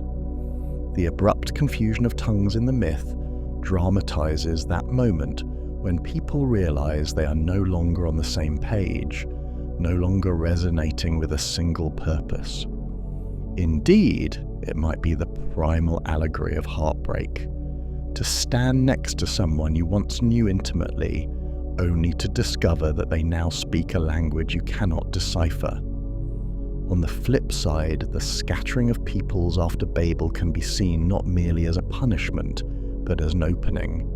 From that moment on, human culture and language diversified, leading to myriad traditions, innovations, and perspectives. The text may view it as a curse, but it can be argued that the world's cultural richness, its tapestry of tongues and traditions, is a direct outcome of that scattering. In other words, had humans remained in a single settlement speaking a single language, the spark of variety that drives art, science, and the multiple forms of human creativity might have remained constrained. Empires and superstates can homogenize, but diaspora and fragmentation often fuel cross-pollination of ideas once trade routes link them again. This paradox suggests that the Babel story is not just about downfall. It is also about the birth of cultural diversity, about the unstoppable flourish of difference that arises when unity breaks into 1,000 shards, each shard gleaming with a unique facet of the human spirit. From the vantage point of modern scholarship, historians and biblical scholars often note how the Tower of Babel segment in the Book of Genesis directly precedes the genealogical expansions that detail the origins of diverse nations. This textual arrangement might serve a theological or narrative function to illustrate how one people gave rise to the scattering that yields the grand patchwork of tribes and tongues enumerated in biblical genealogies. Meanwhile, archaeologists who excavated sites like Babylon, Borsippa, and others unearthed cuneiform tablets referencing the grandeur of ziggurats and the cosmic significance ascribed to them by local populations. Religious functions of these towers included rituals and offerings carried out at the summit shrine, believed to be a place where gods could descend via a stairway from heaven. The correlation with Babel's theme is undeniable. A place where heaven and earth converge, a place bridging mortal devotion and divine presence. But in the biblical spin, it becomes a cautionary symbol, heavily moralized to warn against collective hubris. That duality of admiration and caution persists. Even in modern times, we stand in awe of major architectural achievements, skyscrapers, suspension bridges, sprawling metropolises. Yet we carry a faint dread of what happens if these monuments to human ambition overshadow humility and stewardship. The Babel myth in this sense remains a watchful spectre at the edges of every advanced endeavour. If language is metaphorical for any system of communication, digital protocols, global financial networks, scientific frameworks, then a Babel event might be when those systems fail, leaving us in a chaotic freefall. We can witness glimpses of it in any meltdown of negotiation between nations who share no diplomatic trust, or in the fragmentation of online communities into echo chambers that no longer share a coherent discourse. The story thus transcends the dusty plains of ancient Mesopotamia, applying itself to the question of how we manage the delicate interplay between aspiration and fragmentation. Returning once more to the image of the half-finished tower left behind after the confusion of tongues, one can visualize the aftermath like an abandoned construction site that testifies to the heights of human synergy. We wonder whether the unbaked bricks eventually turned to mud in the rains, or if certain sections of the tower stood for generations, rumored to be haunted by the ghosts of laborers who fell from the scaffolds. Legends might have formed around the ruin, attributing it with curses or blessings, depending on the vantage. Perhaps travelers who passed by shook their heads in pity or awe, recounting how once, long ago, people from across the world gathered here, speaking a single language, united for a short yet incandescent moment. And now, centuries later, if we go searching for an archaeological trace of this biblical narrative, we might find ourselves at the foot of an ancient ziggurat mound, or poring over tablets that speak of Babylon's glory, trying to decode whether those old cuneiform lines mask an echo of the Babel fiasco. In sum, the Tower of Babel story and its real-life parallels among Mesopotamian ziggurats such as Itemenanki fuse myth and history to paint a larger picture of humankind's perpetual dance between unity and diversity, ambition and downfall, knowledge and the limits imposed by fate or divine will. Part 1's narrative thrust gives us that vivid image of a united humanity undone by sudden linguistic fragmentation. Part 2's exploration reveals how the Babel motif mirrors the grand buildings and precarious hegemonies of ancient empires, how it resonates with historical attempts to unify large swaths of population under a single system of belief and governance, and how it points to universal truths about the fragility of any venture that tries to surpass mortal boundaries. In the final reckoning, the tower that soared toward heaven becomes a landmark for the entire human experience. We yearn to climb higher, to see further, to gather in one place the sum of our achievements, and to proclaim that we have conquered the separation between ourselves and the realm of the infinite. Yet the Babel story instructs us that the very tools of our advancement, language, collaboration, intellect, can fracture in an instant, humbling our pretensions. And at that crossroads, we stand both enthralled by the memory of what once was possible and chastened by the reality of our divisions. The myth endures because it is, in essence, about us, about our greatest hopes, our deepest flaws, and the unstoppable current of diversity that shapes our shared and fractured world. The Epic of Gilgamesh, Kings, Beasts and Gods. In the dawn of recorded history, before the rivers of Mesopotamia etched their courses into permanent maps, there was a city unlike any other. Uruk, the jewel of the plains, whose walls stretched upward toward the endless skies, whose gates were wrought of cedar and bronze, whose temples hummed with the songs of priests and acolytes. It was said the gods themselves watched over Uruk with pride and envy, for there was no city like it, no king as magnificent, fearsome, and troubled as Gilgamesh. Gilgamesh ruled Uruk not just with strength, but with a force that overwhelmed mortal limits. His strides shook the paving stones of the city squares, and his laughter could drown the drums of festival days. Part god, part mortal, Gilgamesh lived in a twilight between worlds, tormented by a hunger for something more profound than power, wealth, or glory. Yet, it was this very hunger that cast shadows upon his heart. A restless king, he wielded dominion over his people but knew no peace. Uruk was his, and yet he could not grasp the thing he truly desired. The gods looking down upon Uruk saw Gilgamesh's tyranny, his wild pride, the unchecked desires that ravaged the tranquility of his people, and decided to tame him.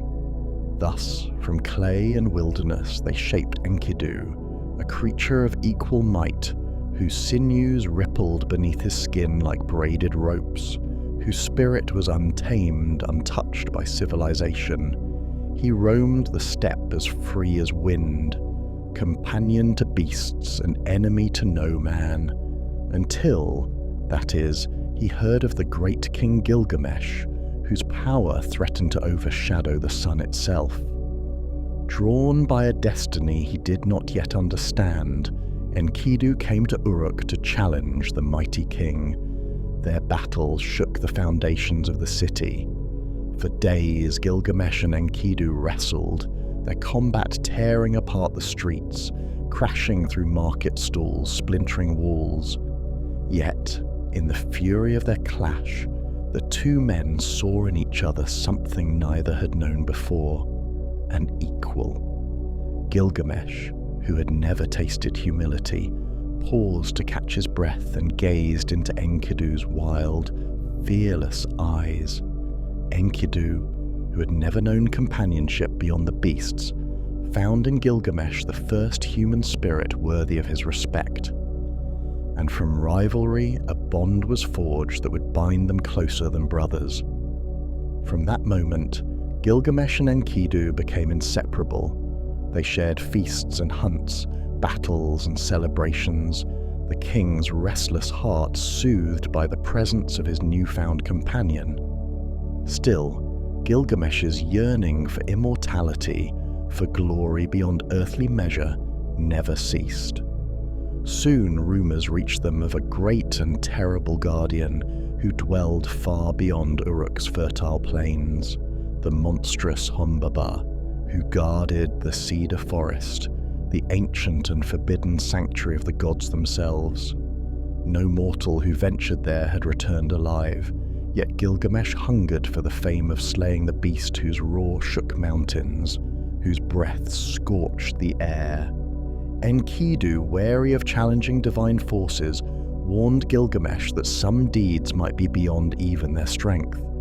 But the king's ambition was like a flame that consumed reason, caution, and fear. Thus, they armed themselves with weapons forged in fire, adorned their bodies with protective amulets carved by temple priests, and journeyed forth to face Humbaba in the shadowed forest. The cedar forest rose before them like an impenetrable wall of emerald and shadow. Trees older than kingdoms towered skyward, their branches entwined into canopies thick enough to blot out sunlight. A deep silence reigned within, punctuated only by the distant sounds of the forest guardian's breathing, a rumble like distant thunder. Guided by whispers, by shadows shifting in the dimness, the two heroes approached Humbaba's dwelling, their courage tested with every step. Suddenly the creature emerged, his visage terrifying, a face twisted with wrath, eyes blazing like coals, voice booming like a storm. Humbaba's rage was terrible, his strength unmatched by any earthly being. Yet together, Gilgamesh and Enkidu fought as one, evading each fiery breath and vicious swipe. The forest trembled beneath their battle. Ancient trees cracked and splintered. Finally, After a fierce struggle, Gilgamesh plunged his blade deep into Humbaba's chest, and the creature sank to the forest floor, life seeping from him, eyes fading like stars into dawn. Yet, even as victory rang in Gilgamesh's heart, Enkidu's spirit darkened.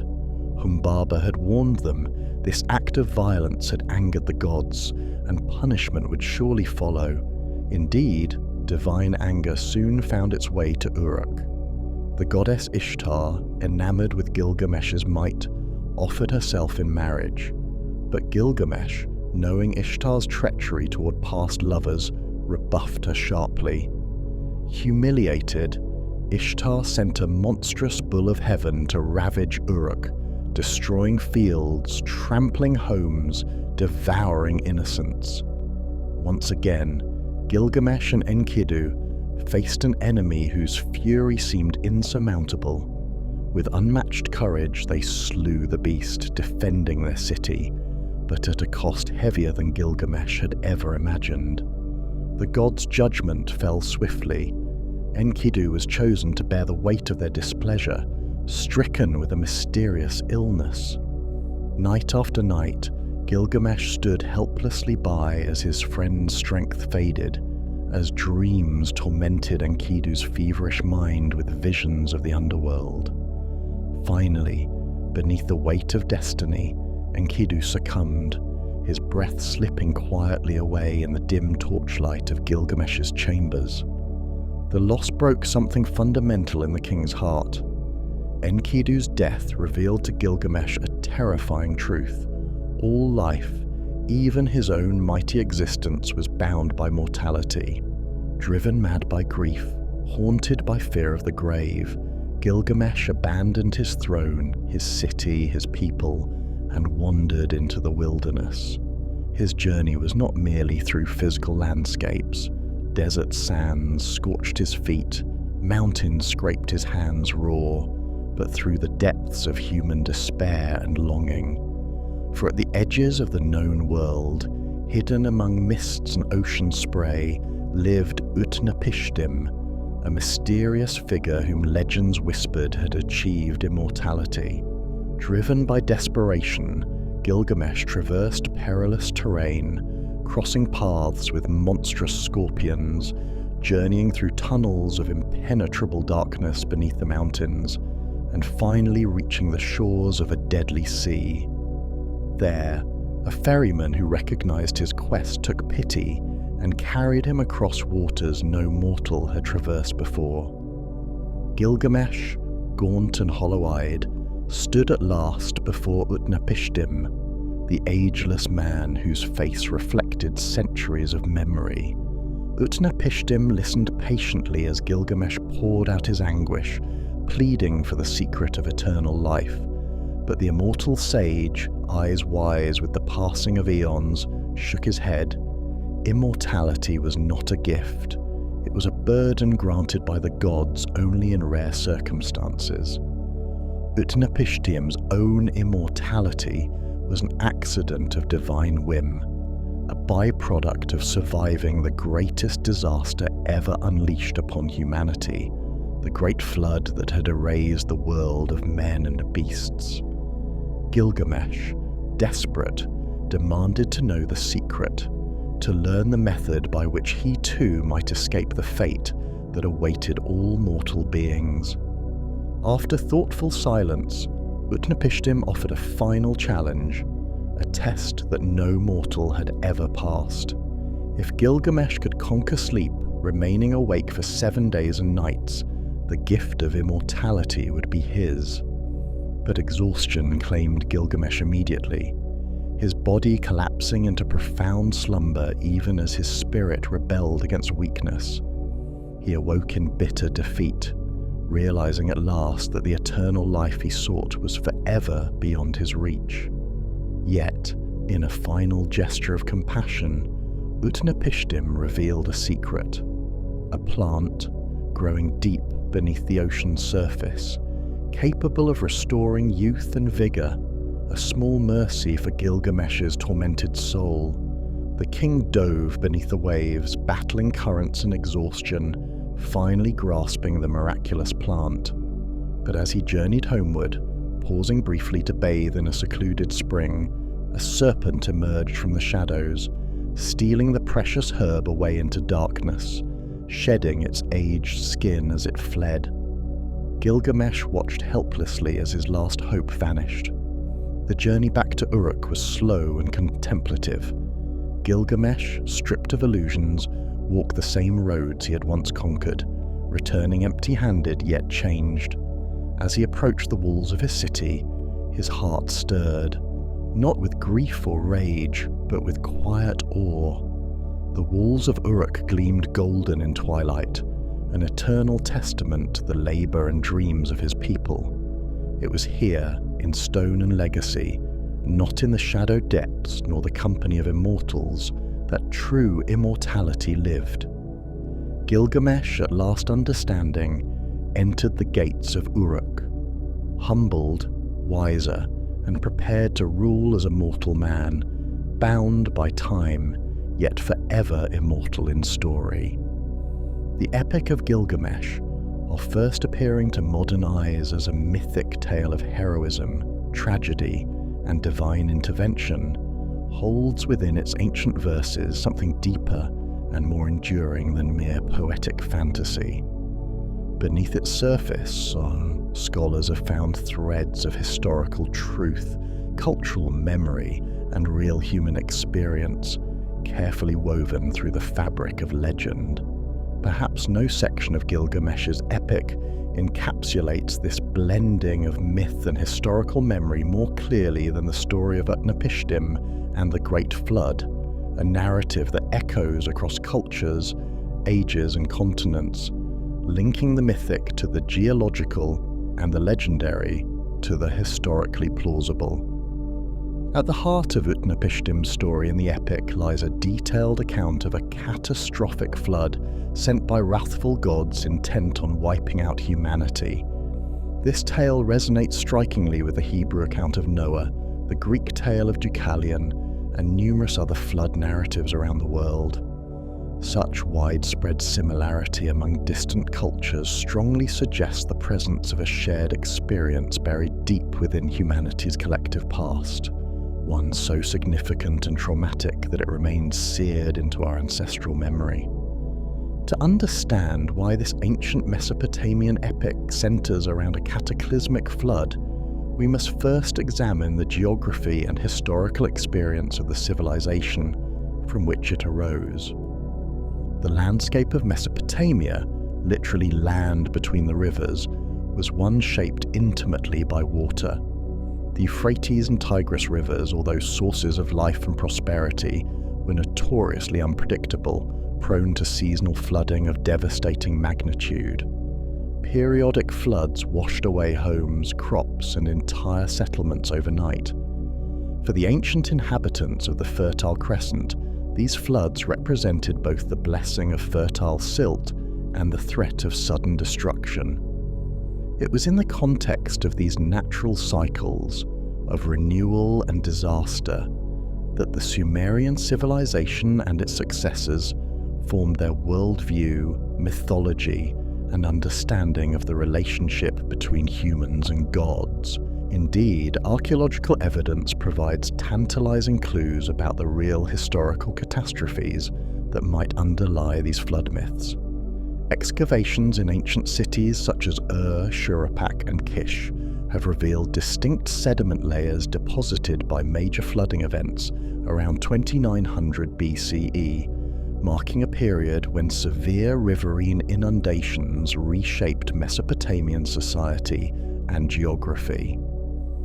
These layers, clearly visible in archaeological trenches, demonstrate extensive destruction followed by rebuilding, a real historical event that would easily lend itself to mythic interpretations.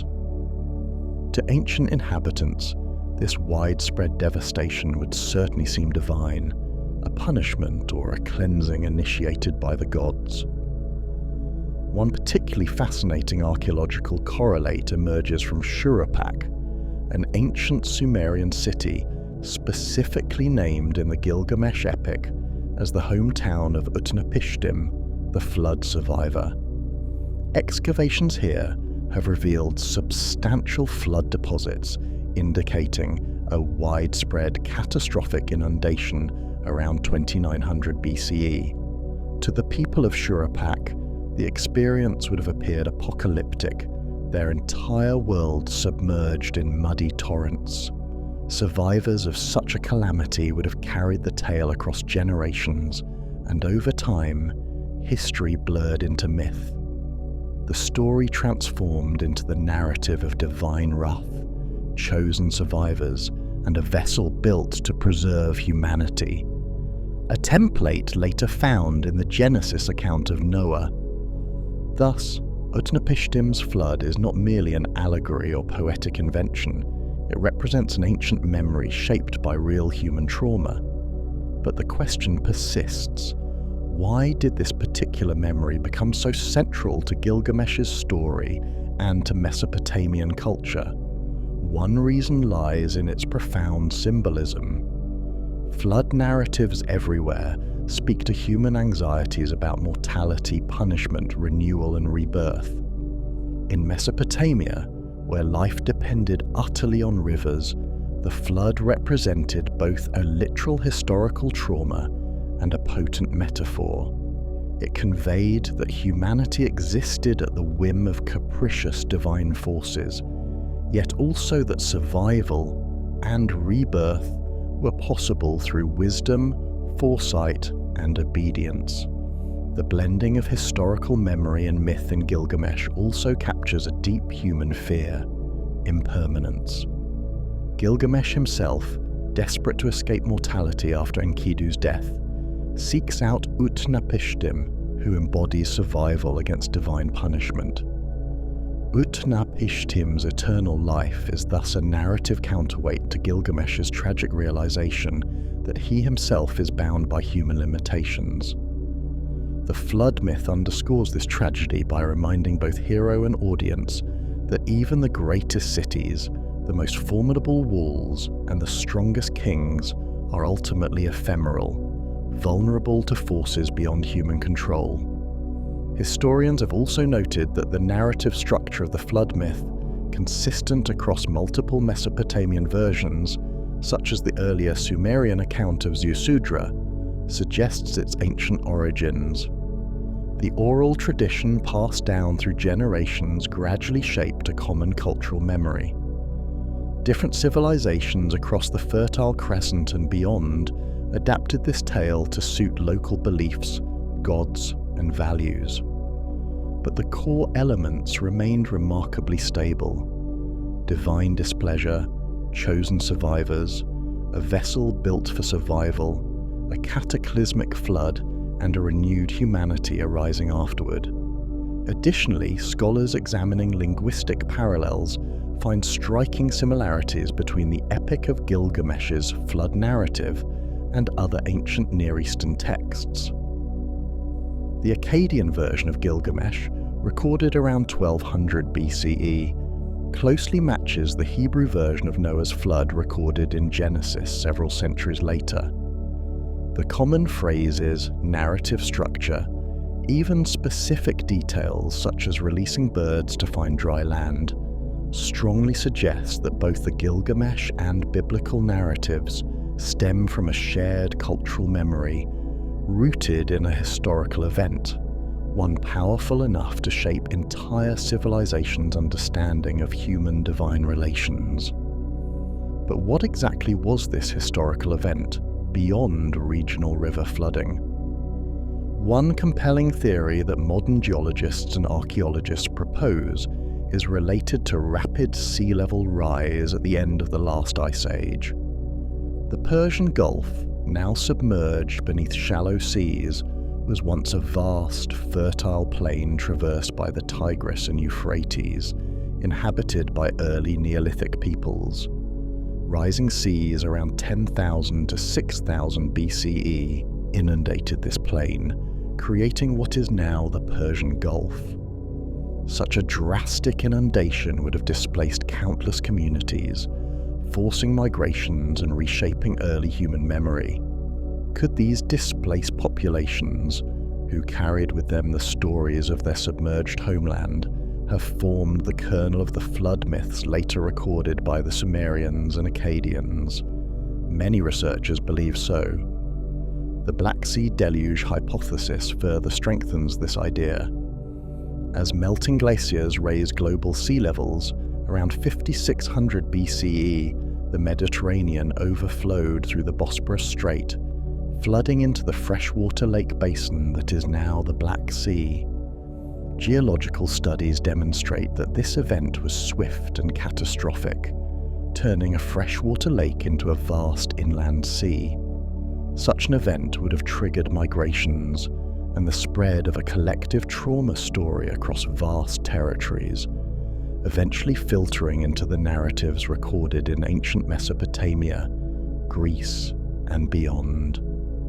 The Epic of Gilgamesh, thus, may preserve echoes of such geologically verified catastrophes, events real enough to leave permanent imprints upon human collective consciousness. Finally, the enduring power of Gilgamesh's flood narrative lies in its universal themes. It captures humanity's struggle against mortality, our profound fear of oblivion, and our enduring hope that even after unimaginable loss, renewal is possible. The flood embodies not only historical and geological memory, but also psychological truth. Civilizations rise and fall, but human resilience endures. Gilgamesh, confronted with the reality of death, comes to understand that immortality lies not in escaping the grave, but in legacy, in building cities, recording stories, passing wisdom through generations. In a very real sense, Gilgamesh himself has achieved immortality, his story surviving millennia precisely because it resonates so deeply with these eternal human truths. In the end, the Epic of Gilgamesh, with its blend of gods and kings, beasts and catastrophes, reflects something fundamental about human civilization itself. Our history is inseparable from our mythology. Real events become myth, myths shape belief, and beliefs shape culture. In Mesopotamia, a land shaped and reshaped by water, the story of Gilgamesh and the Great Flood was more than fiction. It was cultural memory preserved in poetic form. By retelling this story, ancient scribes preserved echoes of a true historical trauma, teaching future generations about humility, survival, and human resilience. Today, as we excavate ancient cities and read inscriptions preserved on clay tablets, we not only hear Gilgamesh's voice, but glimpse through it the timeless dialogue between history and myth, between what we remember and what we become.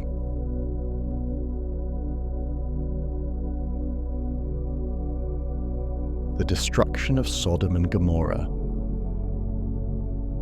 When it began, there was no herald of angels, no clear omen to warn the people that the end had truly come, only a breathless stillness, a queer and oppressive silence that settled over the twin cities like the grip of a fist closing tight.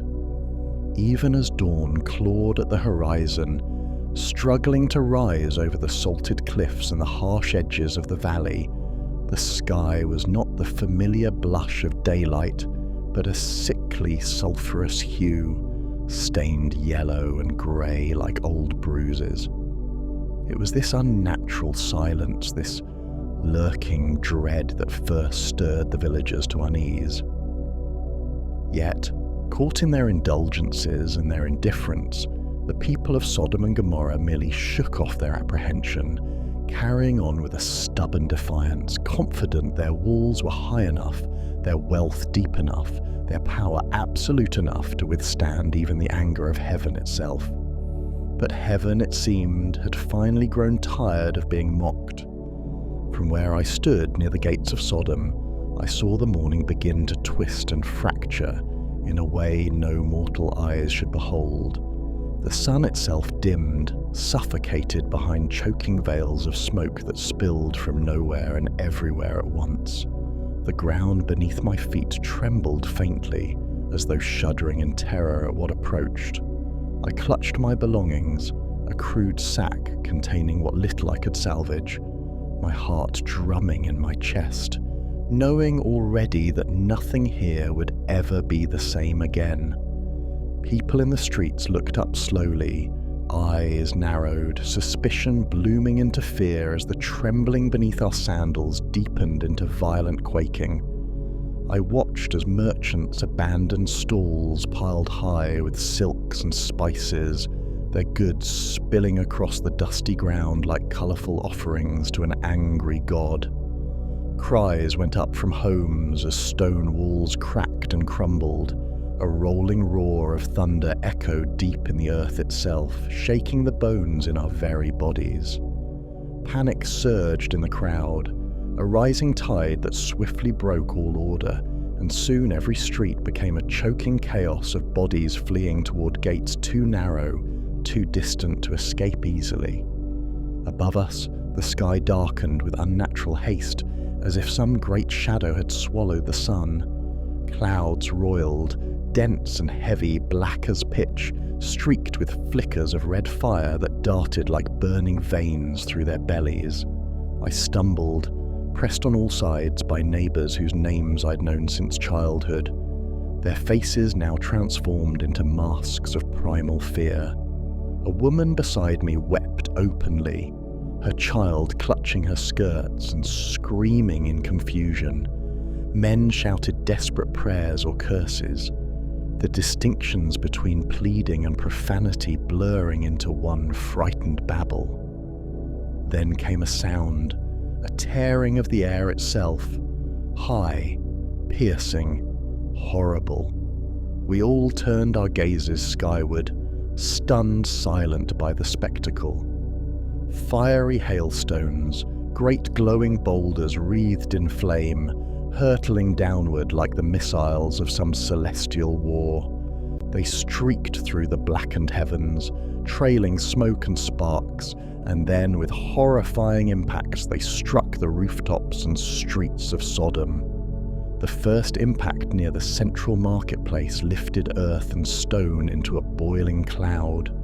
A second tore through a line of houses, turning families and dwellings into dust in an instant.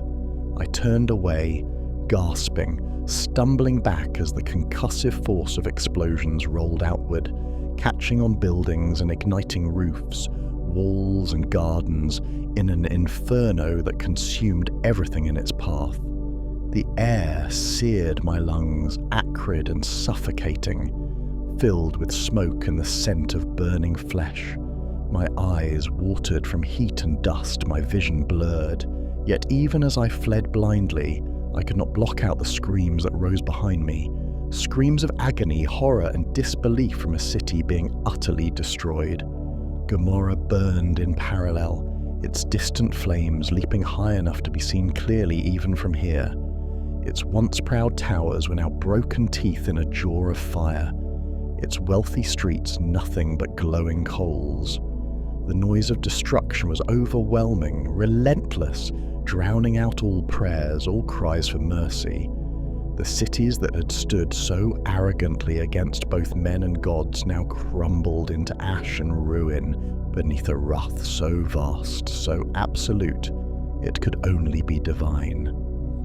As I neared the gates, stumbling out onto the plain, my chest heaving, I glanced back once, only once, and regretted it immediately. The firestorm had grown into a towering column of flame and smoke, twisting upward in a great black whirlwind.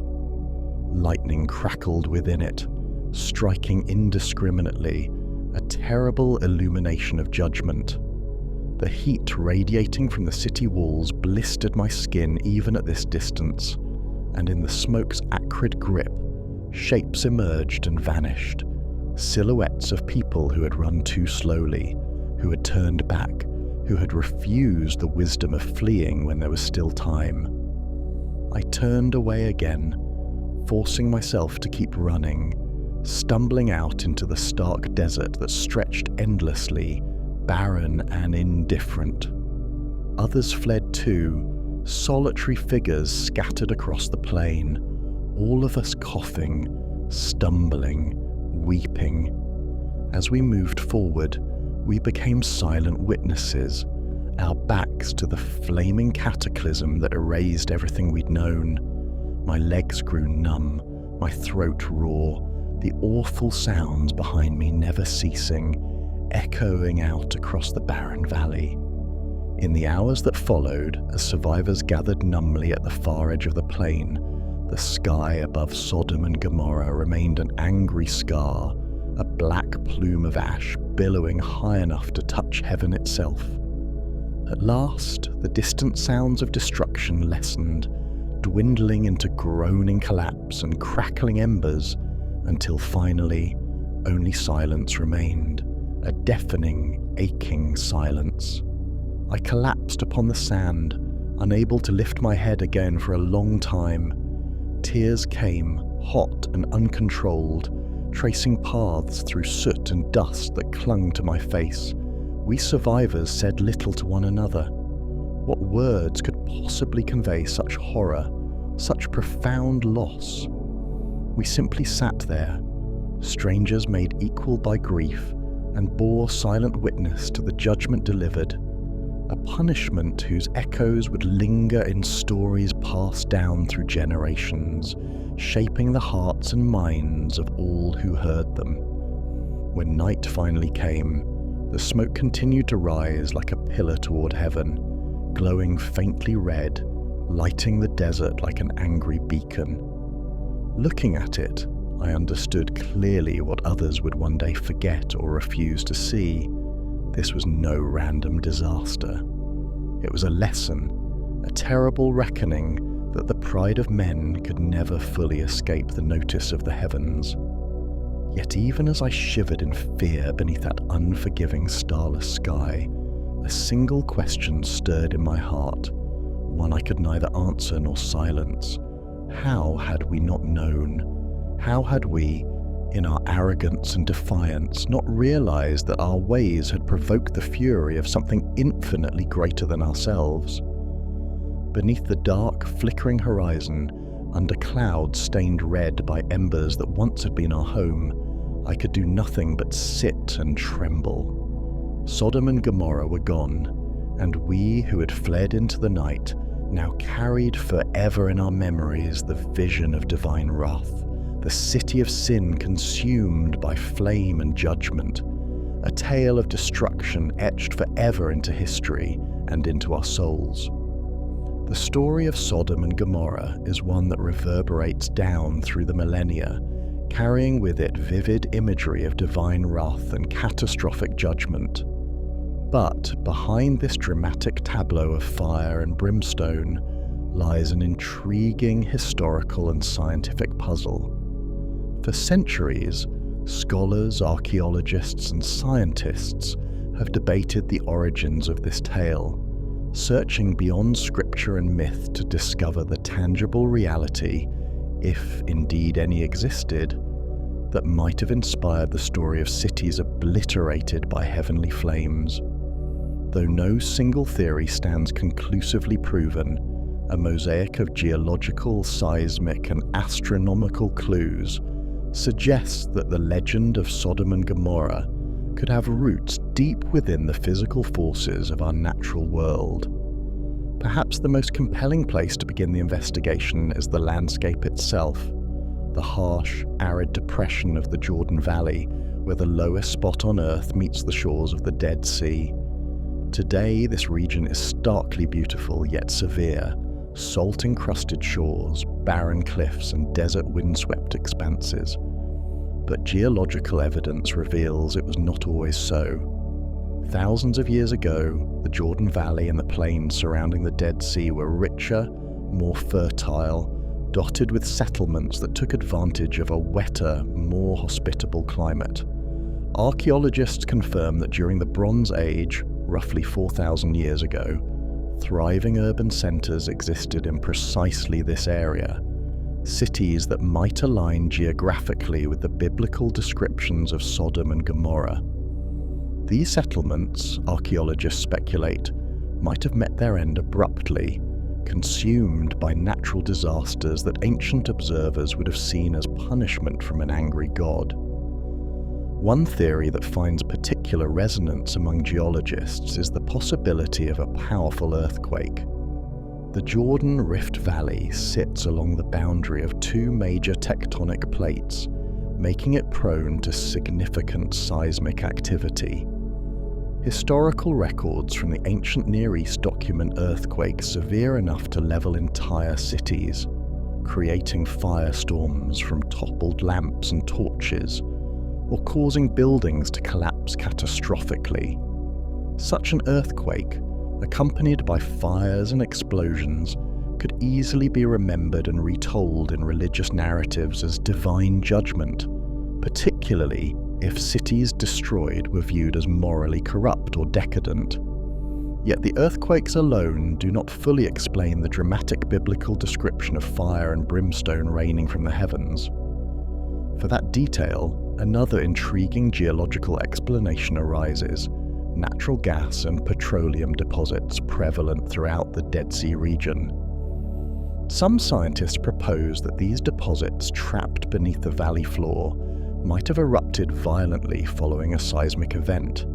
Such a scenario would create enormous fireballs or massive plumes of flame as methane gas and hydrocarbons, released by tectonic shifts, ignited spontaneously or were sparked by human activity. From the perspective of terrified onlookers, such eruptions would surely resemble divine retribution, balls of fire descending from heaven to consume sinful cities. Moreover, geological surveys and sediment samples from the Dead Sea Basin have discovered thick layers of ash and debris dating to approximately the Bronze Age. These sediments contain residues consistent with intense combustion, indicating that a catastrophic fire event, natural or otherwise, may have indeed occurred around the approximate era when the story of Sodom and Gomorrah originated. Although such geological evidence is circumstantial, the presence of these burn layers lends credence to the idea that ancient inhabitants witnessed a catastrophic event powerful enough to become embedded permanently in their cultural memory. But if earthquakes and natural gas eruptions offer plausible explanations from below, another compelling possibility emerges from above. In recent decades, astronomers and historians of ancient catastrophes have increasingly examined the idea that Sodom and Gomorrah might have been victims of a cosmic event, a meteorite airburst. This theory, favoured by many modern researchers, aligns closely with the biblical narrative's vivid details: fiery destruction coming swiftly from the sky, devastating heat, explosive shockwaves, and an aftermath described as turning land into barren wasteland. We have modern precedent for such phenomena. In 1908, in a remote area of Siberia known as Tunguska, an asteroid or comet fragment exploded in the atmosphere, releasing energy equivalent to a nuclear detonation, flattening over 2,000 square kilometers of forest. Similarly, in 2013, a smaller yet still dramatic airburst meteor exploded over Chelyabinsk, Russia, injuring over 1,000 people and shattering windows with its shockwave. Witnesses to these events describe blinding flashes of light, tremendous heat, and thunderous noises, exactly the kind of phenomena that could have formed the descriptive foundation of the Sodom and Gomorrah legend. Recent excavations near Tal el-Hammam, an ancient settlement north of the Dead Sea, have yielded discoveries suggesting precisely such an airburst event. Archaeologists have identified unusual glassy soil layers and vitrified building materials, stones melted into glass, typically caused by extreme heat exceeding 2,000 degrees Celsius. Such heat would not naturally occur through earthquakes alone. It implies exposure to the intense temperatures associated with meteorite explosions. Additionally, scientists analysing pottery shards found at these sites discovered zircon crystals fractured in a way consistent with a powerful cosmic shockwave, supporting the airburst hypothesis. If indeed a meteor or asteroid fragment exploded above ancient settlements near the Dead Sea, the effects would have been devastating. Buildings would have been instantly incinerated or flattened by shockwaves, trees reduced to ash, and the fertile plains poisoned by chemical fallout, possibly explaining the biblical account of Lot's wife turning into a pillar of salt, as she may have been encased or coated in salty debris thrown up by the blast. For ancient peoples who lacked scientific frameworks to explain such phenomena, the interpretation would have been straightforward: divine anger made manifest. The airburst scenario neatly matches the biblical narrative's drama and suddenness, providing a naturalistic interpretation for the vivid imagery recorded in ancient texts. It explains the fire raining from the sky, the instant devastation, and even the permanent ruin of the land, which became too contaminated to support life and agriculture for centuries afterward. In essence, what the ancients described as divine punishment could have been their attempt to rationalize a catastrophic and unexplained event of cosmic origin. Ultimately, it is likely that the legend of Sodom and Gomorrah, like many ancient stories, represents a convergence of experiences: earthquakes, geological eruptions, cosmic impacts, and human tragedy, melded together by the passage of time into a powerful moral and religious lesson. To ancient societies, the natural world and divine judgment were not separated by clear boundaries. To them, catastrophic events were intimately connected to human behavior and divine intervention. What modern science perceives as geological or astronomical phenomena, ancient peoples naturally viewed as proof of their gods' direct intervention in human affairs. Thus, the enduring power of Sodom and Gomorrah is not merely in the terrifying image of cities swallowed by flame, but in its ability to convey timeless lessons: the vulnerability of civilization, the unpredictability of nature, and humanity's ever-present fear that its transgressions might one day trigger an irreversible judgment from above or below. As modern scholars and scientists continue to search beneath the sands and among the stars for evidence, the destruction of Sodom and Gomorrah remains a compelling mystery, a tale suspended between myth and memory, scripture and science. It whispers to us that beneath the surface of our oldest legends may lie not only moral teachings, but genuine echoes from our distant past, echoes of earth and sky whose resonances continue to shape how we perceive our place in an unpredictable and sometimes hostile universe. The Lost Land of Lemuria, or Kumari Kandam. In the silent hours before dawn, when the sky still wore its velvet cloak embroidered with stars, the fishermen of the southern shores would often pause in their labours to gaze thoughtfully into the dark ocean.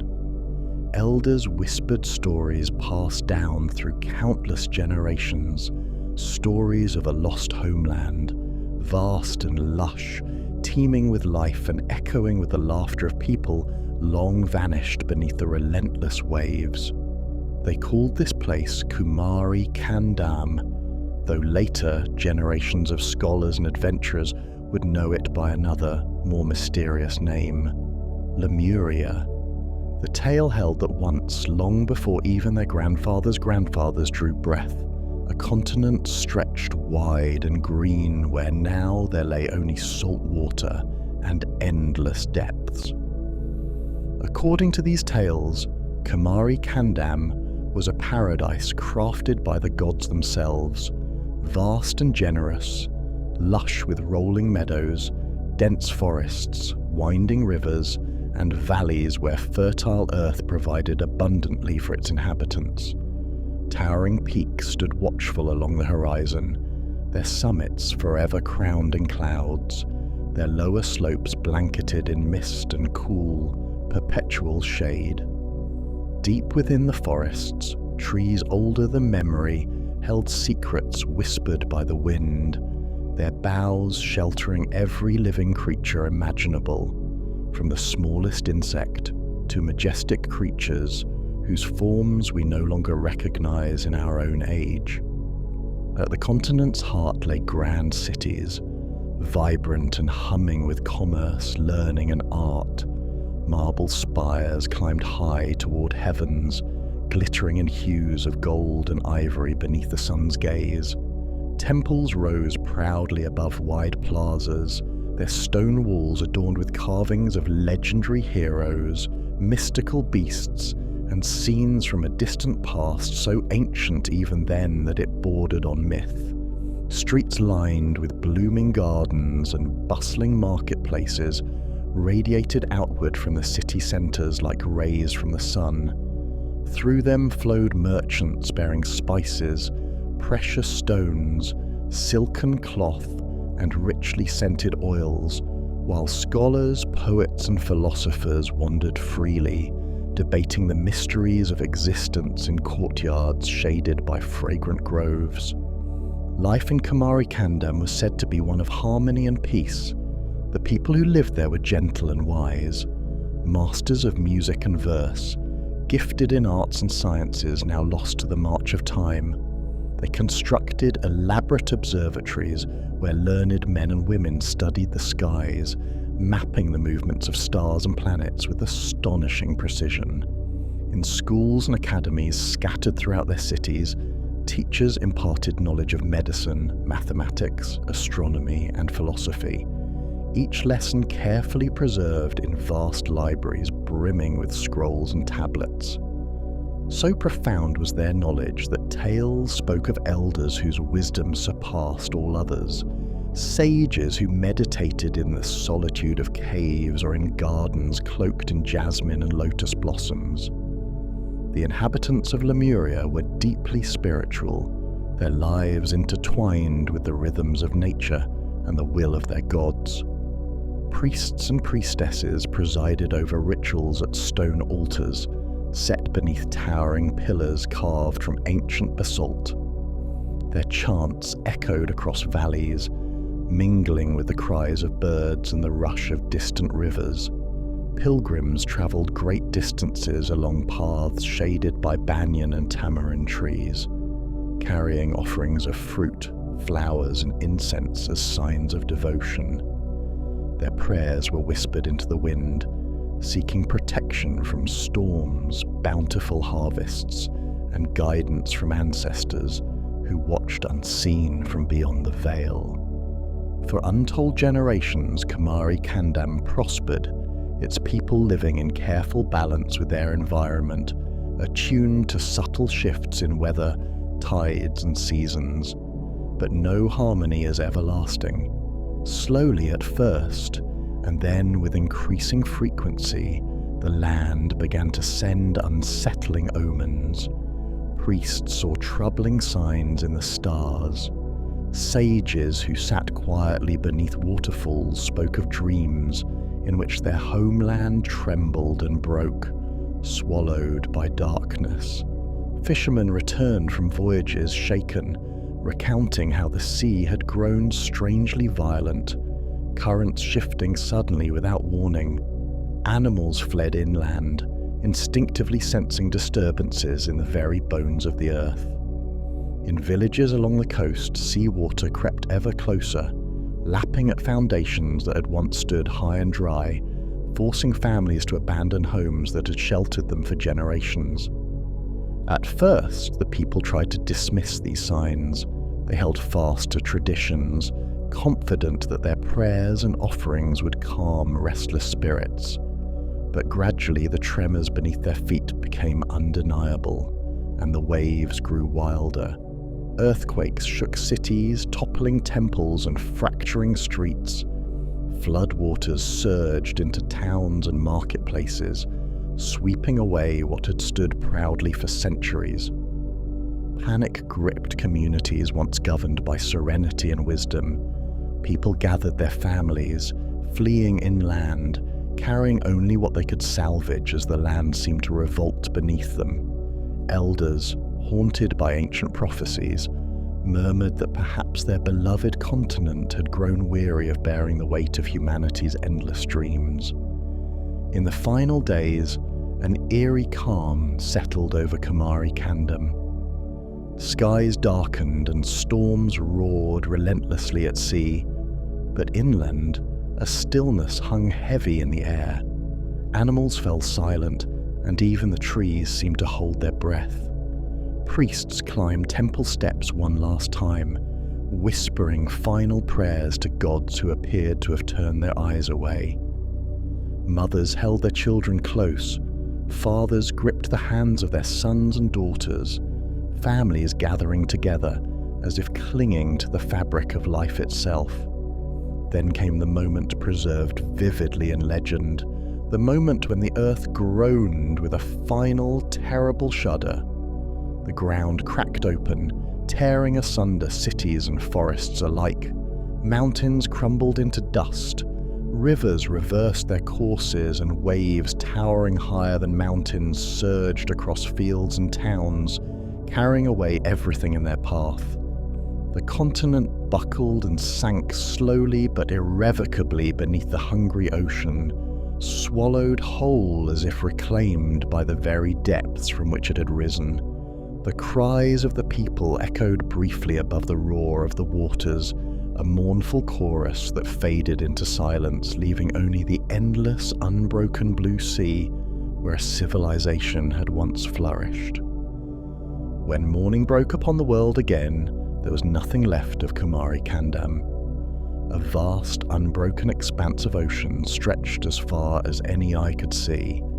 Yet on distant shores, survivors spoke of the tragedy, their tales passing down through generations, transformed slowly from history into myth.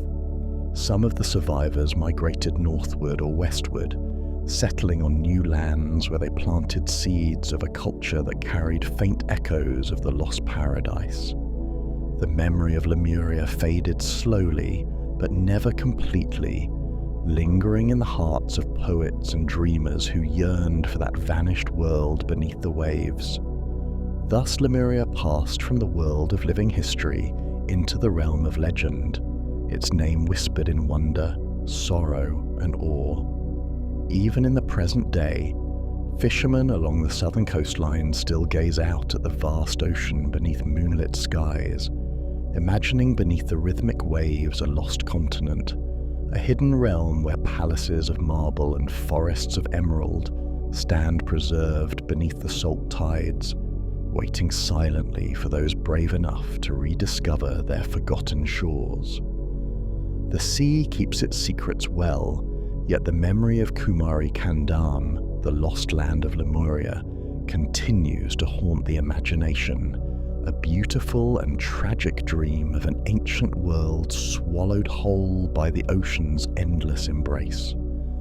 Centuries passed, and the lost continent of Kumari Kandam, or Lemuria as it came to be called in the scholarly parlance of later years, receded ever further into the realm of myth.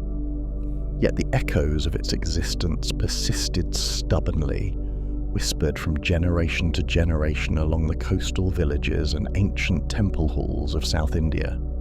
Though no maps could mark its borders and no ship's log could pinpoint its resting place, this legendary land refused to vanish entirely. Instead, it lived on in the poetic verses of Tamil sages, in ancient palm leaf manuscripts stored carefully in temple vaults, and in folk traditions recounted around cooking, fires, and village squares. To the Tamil people, Kumari Kandam was far more than a simple legend. It was remembered as their ancestral homeland, the cradle from which their culture, language, and wisdom first emerged.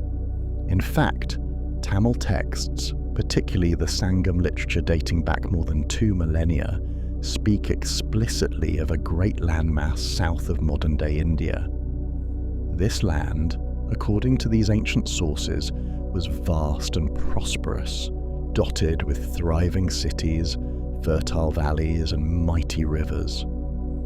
Poets described grand literary gatherings and philosophical debates held in opulent halls and expansive courtyards.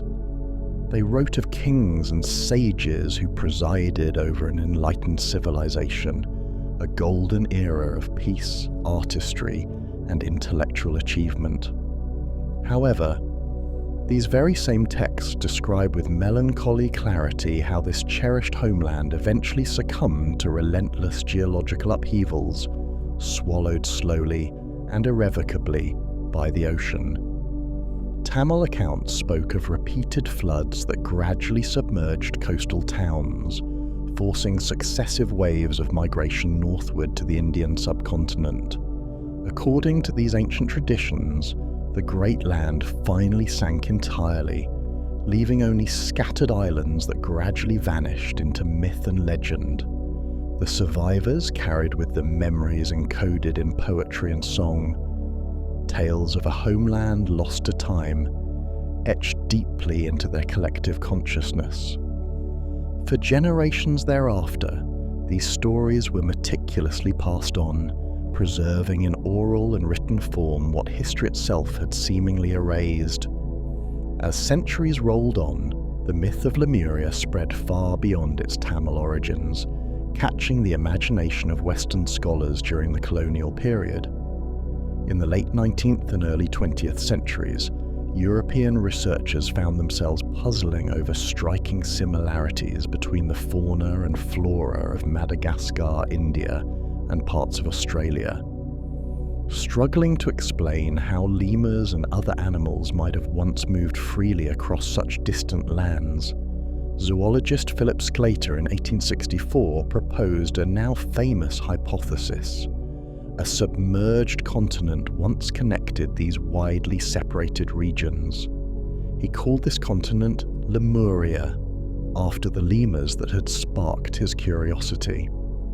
Sclater's hypothesis quickly captured the popular imagination, spawning a wave of speculative theories about an ancient landmass linking continents now separated by vast oceans.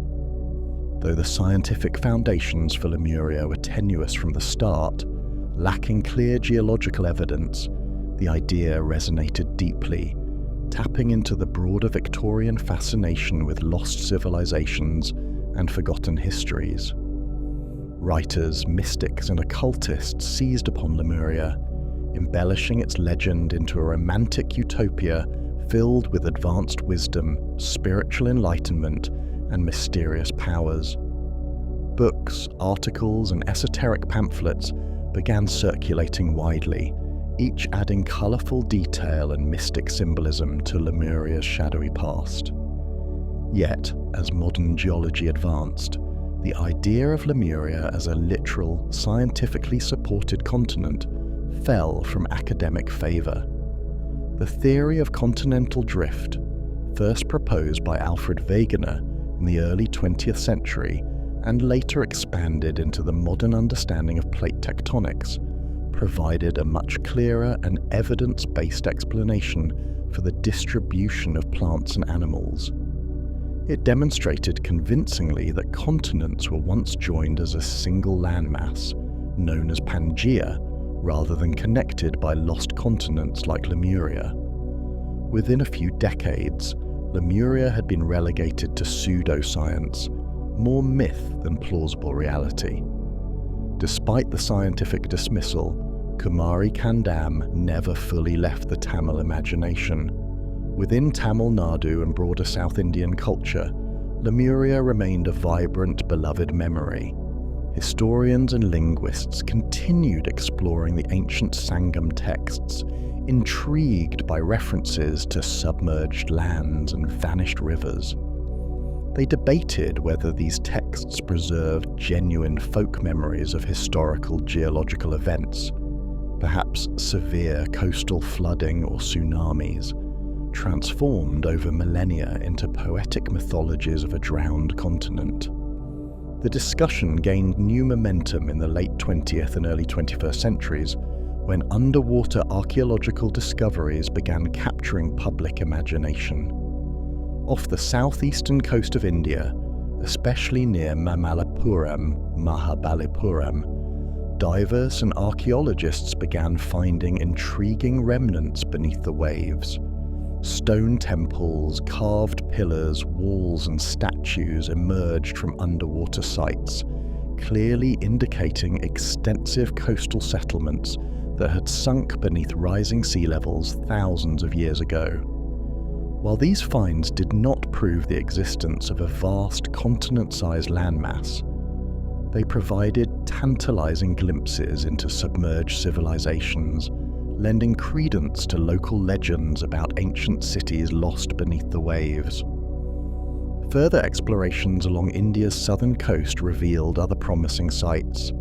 Sonar imaging, underwater excavation, and marine geological surveys uncovered submerged ruins that could date back thousands of years, aligning remarkably with Sangam-era descriptions of inundated lands.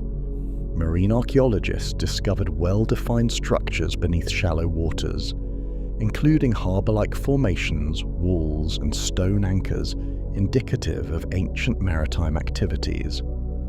Each new discovery reignited debate and hope, especially among Tamil historians and cultural revivalists, who saw in these findings validation of their ancestral memories of Kumari Kandam. For the Tamil community, such discoveries hold profound cultural and emotional significance. The ancient texts, long dismissed by outsiders as merely mythic poetry, seem to regain some footing in historical reality. Tamil scholars and cultural advocates viewed these underwater ruins not simply as archaeological curiosities, but as powerful symbols linking modern Tamil identity directly back to their deep ancestral past. Activists lobbied passionately for increased research funding, hoping that further explorations would conclusively prove the historicity of Kumari Kandam, or at least provide compelling evidence for significant coastal settlements submerged millennia ago. Yet the question of Lemuria's literal existence remains contentious among historians, archaeologists, and geologists. Scientific consensus still asserts that no massive continental landmass comparable to Lemuria ever existed between Africa, Madagascar, India, and Australia. Modern geology confirms incremental sea level changes and subsidence, suggesting regional flooding episodes that could explain the Tamil stories without resorting to a vanished continent. These scientists caution against conflating genuine archaeological discoveries of submerged sites, which clearly occurred due to rising sea levels, with mythical Lemuria as envisioned in Victorian imagination. Nonetheless, the cultural resonance of Kumari Kandam transcends strict historicity. The myth has shaped Tamil identity profoundly, symbolizing a lost golden age of wisdom and unity.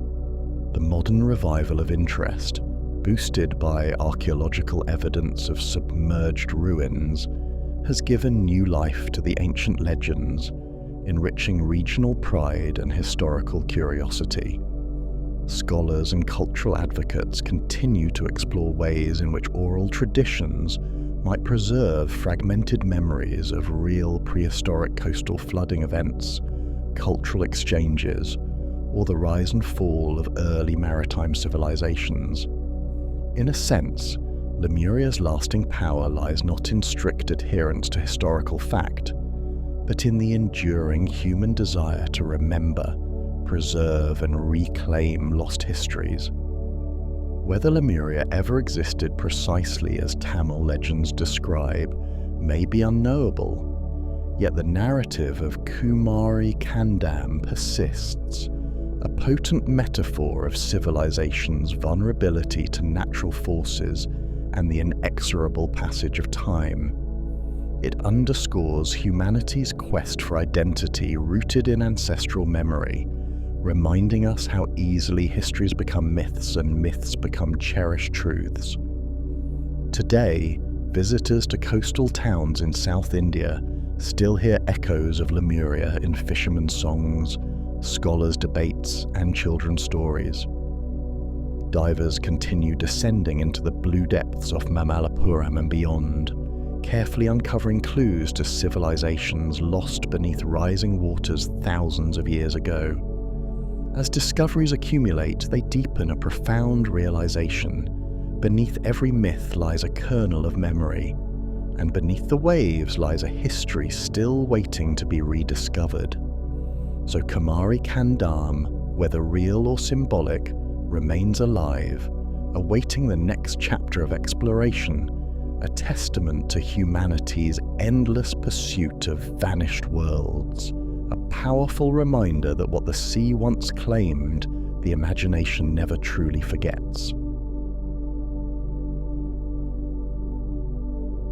Zoroastrian Apocalypse, Frashokereti. When the last day came, the day foretold by prophets, whispered in prayers, sung in hymns beneath sacred fires, a silence fell over the earth that had not been known since creation's first dawn. It was a silence born of expectation and dread, of ancient hope mingled with a trembling fear, as if all existence held its breath before the final clash between the forces of light and darkness.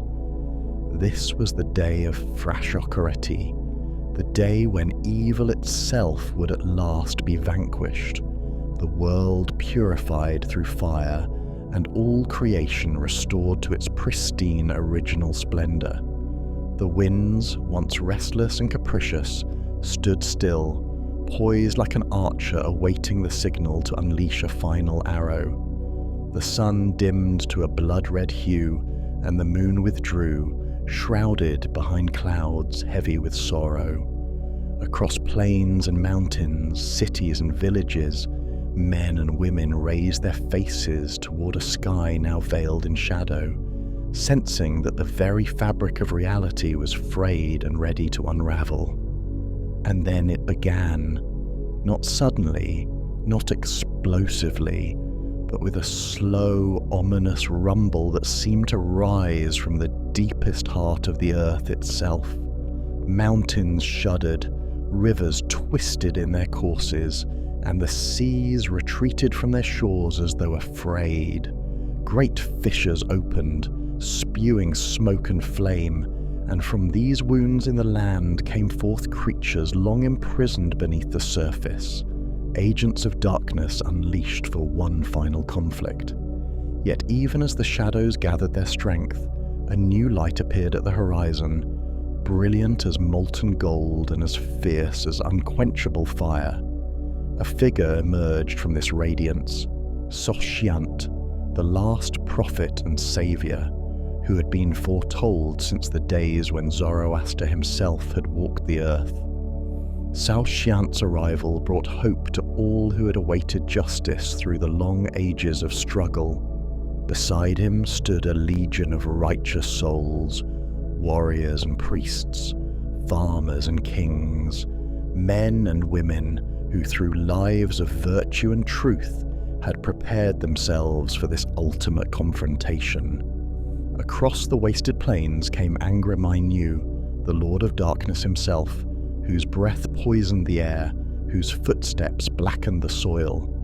He led legions of corrupted beings, demons born from envy, hate, and deceit, twisted shadows of creatures once fair and good. They surged forward in waves, monstrous and chaotic, each step spreading darkness, blighting all that lay before them. The armies of light formed ranks, steadfast and unyielding, their faces illuminated by a glow that sprang from faith itself, a faith tempered by generations of endurance. Soshyant stood at the forefront, radiant as dawn, and raised his voice in a chant so ancient that even the oldest stones seemed to resonate. The chant spoke of Ahura Mazda, the wise lord, the one whose truth would ultimately prevail. As the voices of the righteous swelled in song, their combined strength became visible as a great wave of pure, crystalline flame that rushed toward the armies of darkness, a living manifestation of truth and justice. Angra Mainyu roared in defiance, marshalling storms of black fire and poisonous smoke to meet this brilliant surge. The two forces clashed in a storm of fury that shook the heavens and cracked the foundations of the earth. Lightning flickered, illuminating battlefields where the very ground buckled and heaved. Souls of the righteous faced monstrous evils, clashing weapons made of truth against fangs and claws fashioned by deceit. For hours, days, perhaps even centuries, for time itself had lost meaning in this final reckoning, the battle raged without rest or mercy. Slowly, inexorably, the armies of darkness began to falter. Their strength, though immense, was built upon falsehood, and in the relentless glare of pure truth, falsehood could not long endure. Saoshyant, his spirit indomitable, faced Angra Mainyu directly, their duel eclipsing all others. In their struggle was contained the history of every righteous deed against every cruelty, every whispered prayer against every cry of malice. At last, with a final strike of divine clarity, Saoshyant cast Angra Mainyu down, shattering his form and scattering his darkness into oblivion. At that moment, a searing blaze engulfed the world, a cleansing fire that swept away the remnants of corruption and evil. Yet this fire did not destroy, it purified, leaving behind only that which was true and good. The righteous watched in awe as the scorched earth blossomed again. Rivers ran clear and sweet, their waters healing and renewing. The mountains stood proud, no longer scarred by greed or war. Trees grew swiftly, bearing fruit heavy and sweet, nourishing bodies long wearied by struggle. Those who had fallen in the battle rose again, their wounds healed, their hearts free from bitterness or pain. Families once torn apart by tragedy reunited, laughter and tears mingling beneath a sky now clear and infinite. The dead returned, not as ghosts or memories, but as living beings renewed, given fresh, perfected bodies by the same fires that had purged the world. Saoshyant gathered the people together, standing upon a hilltop radiant with morning sunlight. He spoke softly now, his voice gentle yet firm. He reminded them of the world they had endured, the darkness now vanquished, and the purpose of their existence, to embody truth, goodness, and justice in all things. Now, he said, was the beginning of a new creation, Frashokereti, the renewal of all things, a world forever free from the taint of darkness. As he spoke, light filled the hearts of all present. There was no sorrow, no regret, only a profound, enduring peace. It was as though they had awoken from a long and troubled sleep into a world fresh and vibrant, the air pure and sweet, filled with songs of birds whose voices had never before been heard. Saoshyant turned toward the sun, now bright and gentle, and raised his hands in thanksgiving. The people joined him, their voices rising in harmony, echoing across mountains, forests, rivers, and plains. From that day forward, humanity lived in harmony with the world, free from suffering and deceit. Fire burned only as a sign of life, water flowed clear and untainted, earth gave forth abundance without toil, and air carried only laughter and music. Evil was no longer even a memory, for all darkness had been forever banished, consumed in the flames of truth and purified by wisdom. The Zoroastrian prophecy had been fulfilled. Frashokereti had come, and in its arrival the world was remade, brighter and fairer than even the oldest dreams had imagined. Here, at the end of days, the tale was both concluded and begun anew, for the cycles of existence had reached their ultimate perfection, and the souls who now lived walked in perpetual harmony, their spirits forever united in radiant truth beneath the ever-watchful gaze of Ahura Mazda.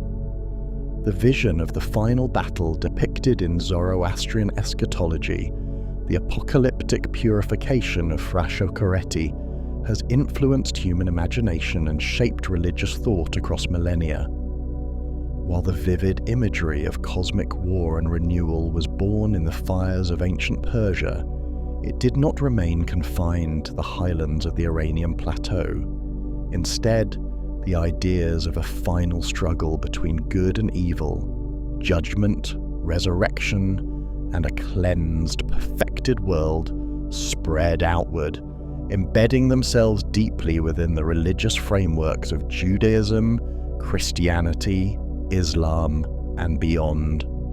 The profound influence of Zoroastrian ideas on later religious traditions is evident, particularly within Abrahamic faiths, where the concept of apocalyptic judgment and renewal became central to eschatology. Prior to their exposure to Zoroastrianism during the Babylonian exile, 6th century BCE, Hebrew scriptures contained relatively little emphasis on an afterlife, judgment after death, or a definitive end-of-world scenario. Yet following this period, texts emerged that began to vividly depict an ultimate reckoning, divine justice, resurrection of the dead, and cosmic renewal. It is no coincidence that many scholars attribute this conceptual shift to Persian influence. Cyrus the Great, who liberated the Hebrews from Babylonian captivity, brought with him not only political freedom, but also exposure to Iranian religious thought, rich with dualistic cosmologies and elaborate doctrines of divine judgment. From this period forward, Judaic eschatology increasingly embraced themes that echo Zoroastrian concepts: a great judgment day, resurrection of righteous and unrighteous souls, and a definitive battle between divine forces and malevolent entities. In time, these themes crystallized into prominent scriptural imagery, particularly in the books of Daniel, Ezekiel, and later apocalyptic texts, forming the basis for Christian eschatology, most famously articulated in the Book of Revelation. John's Apocalypse, with its visions of cosmic war, the defeat of Satan, divine judgment, resurrection, and a renewed heaven and earth, closely mirrors Zoroastrian prophecy. It is as though the imagery of Frashokereti had been woven into the fabric of a new religious worldview, reshaped to suit new cultural contexts. The ripple effects of Zoroastrian thought did not stop there. In early Christianity, especially among sects like the Gnostics, the cosmic dualism between good and evil, light and darkness, took on striking prominence. The Manichaeans, a religious movement founded by the prophet Mani in the 3rd century CE, explicitly combined Zoroastrian dualism with elements of Christianity, Buddhism, and Judaism, spreading these ideas throughout the Roman Empire and beyond. This fusion of apocalyptic thought profoundly shaped medieval and even modern European perceptions of cosmic conflict and moral struggle. In Islam too, one finds clear echoes of Zoroastrian eschatology. The Quran vividly describes a day of judgment where humanity is resurrected and judged, with the righteous rewarded and sinners punished. The imagery of cosmic upheaval, of stars falling from the sky and mountains crumbling, bears striking resemblance to ancient Persian depictions. Although Islamic scholars maintain these concepts originate from divine revelation, historians recognize that Islam emerged in an environment rich with Persian cultural and religious influences, Zoroastrianism among them. But what deeper currents gave rise to the original Zoroastrian vision of a world-ending conflict and renewal in the first place? To understand that, we must look beyond theology alone, into the tumultuous historical and environmental conditions that shaped ancient Iranian society. Persia, situated between fertile river valleys and arid deserts, was deeply dependent upon the fragile balance between human settlements and a harsh natural environment. Droughts, famines, earthquakes, and sudden floods posed constant existential threats. Such unpredictable and devastating events could easily be interpreted as manifestations of a cosmic struggle, symbolizing disorder and evil triumphing over order and good. Indeed, scholars have identified environmental disasters, especially prolonged droughts, earthquakes, and volcanic events, as critical factors shaping apocalyptic thought. In a world where survival was precarious, natural disasters could easily be seen as divine punishment or evidence of evil's power. Historical evidence points to several such disasters affecting ancient Persia and Mesopotamia, fueling the sense that humanity's existence was fundamentally unstable and that a divine resolution, Frashokereti, might ultimately restore balance and justice. Political upheaval, too, played a significant role in fueling apocalyptic imagination. Ancient Persia was repeatedly invaded, conquered, and liberated over centuries, from the invasions by Alexander the Great to later struggles against Roman and Arab powers. Each episode of chaos and destruction reinforced the idea of cosmic warfare, of a conflict far beyond earthly kings and empires. In the minds of those who suffered conquest and displacement, apocalyptic hope provided a framework to interpret suffering. It transformed tragedy into part of a divine narrative promising ultimate justice and renewal. Thus, Frashokereti was not merely theological, it was deeply psychological, born from the human need to find meaning in chaos. Zoroastrian dualism also offered a compelling explanation for the existence of evil in a world created by a good and just deity. Rather than viewing suffering as random or inexplicable, it became a logical extension of cosmic warfare. Evil was personified in Angra Mainyu Ahriman, an active adversary who temporarily held sway but would ultimately be defeated. This dualism provided comfort. Suffering was temporary, injustice not final. All wrongs would be righted in a great cosmic purification. These ideas resonate powerfully in modern environmental and political crises. Today's environmental threats, climate change, rising seas, devastating wildfires, once again prompt apocalyptic narratives, reminding humanity of its fragility and interconnection with nature. Similarly, political and societal upheavals, wars, pandemics, refugee crises, generate a collective sense of existential dread, prompting individuals and societies alike to seek apocalyptic frameworks to explain and confront the world's chaos. The echoes of Zoroastrian apocalypse are thus alive in contemporary religious and secular thought. They resurface repeatedly, reminding us how deeply human beings crave narratives of ultimate justice, renewal, and restoration. We still long for an ending that makes sense of suffering, a final battle that resolves moral uncertainty, and a new world rising purified from ashes and ruins. In the end, Zoroastrian eschatology's profound influence lies precisely in this blend of myth and reality, of historical trauma and hopeful prophecy. The ancient vision of Frashokereti provided an enduring structure to cope with uncertainty and injustice, transforming historical experiences of disaster into hopeful expectation of divine justice. This narrative's power transcends religious boundaries and cultural divides, continually inspiring humanity to envision a world reborn, a place where suffering ends, evil is defeated, and harmony restored. And perhaps that is the most enduring legacy of the Zoroastrian apocalypse. It gave humanity the courage to confront darkness by affirming ultimately that light will prevail.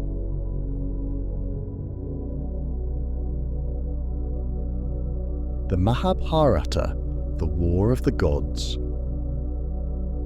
The ancient plains of Kurukshetra stretched out beneath a sky darkened by omens, clouds swirling restlessly as if the very heavens sensed the bloodshed soon to stain the earth. Warriors lined up beneath their bright banners, armor shimmering in the morning sun.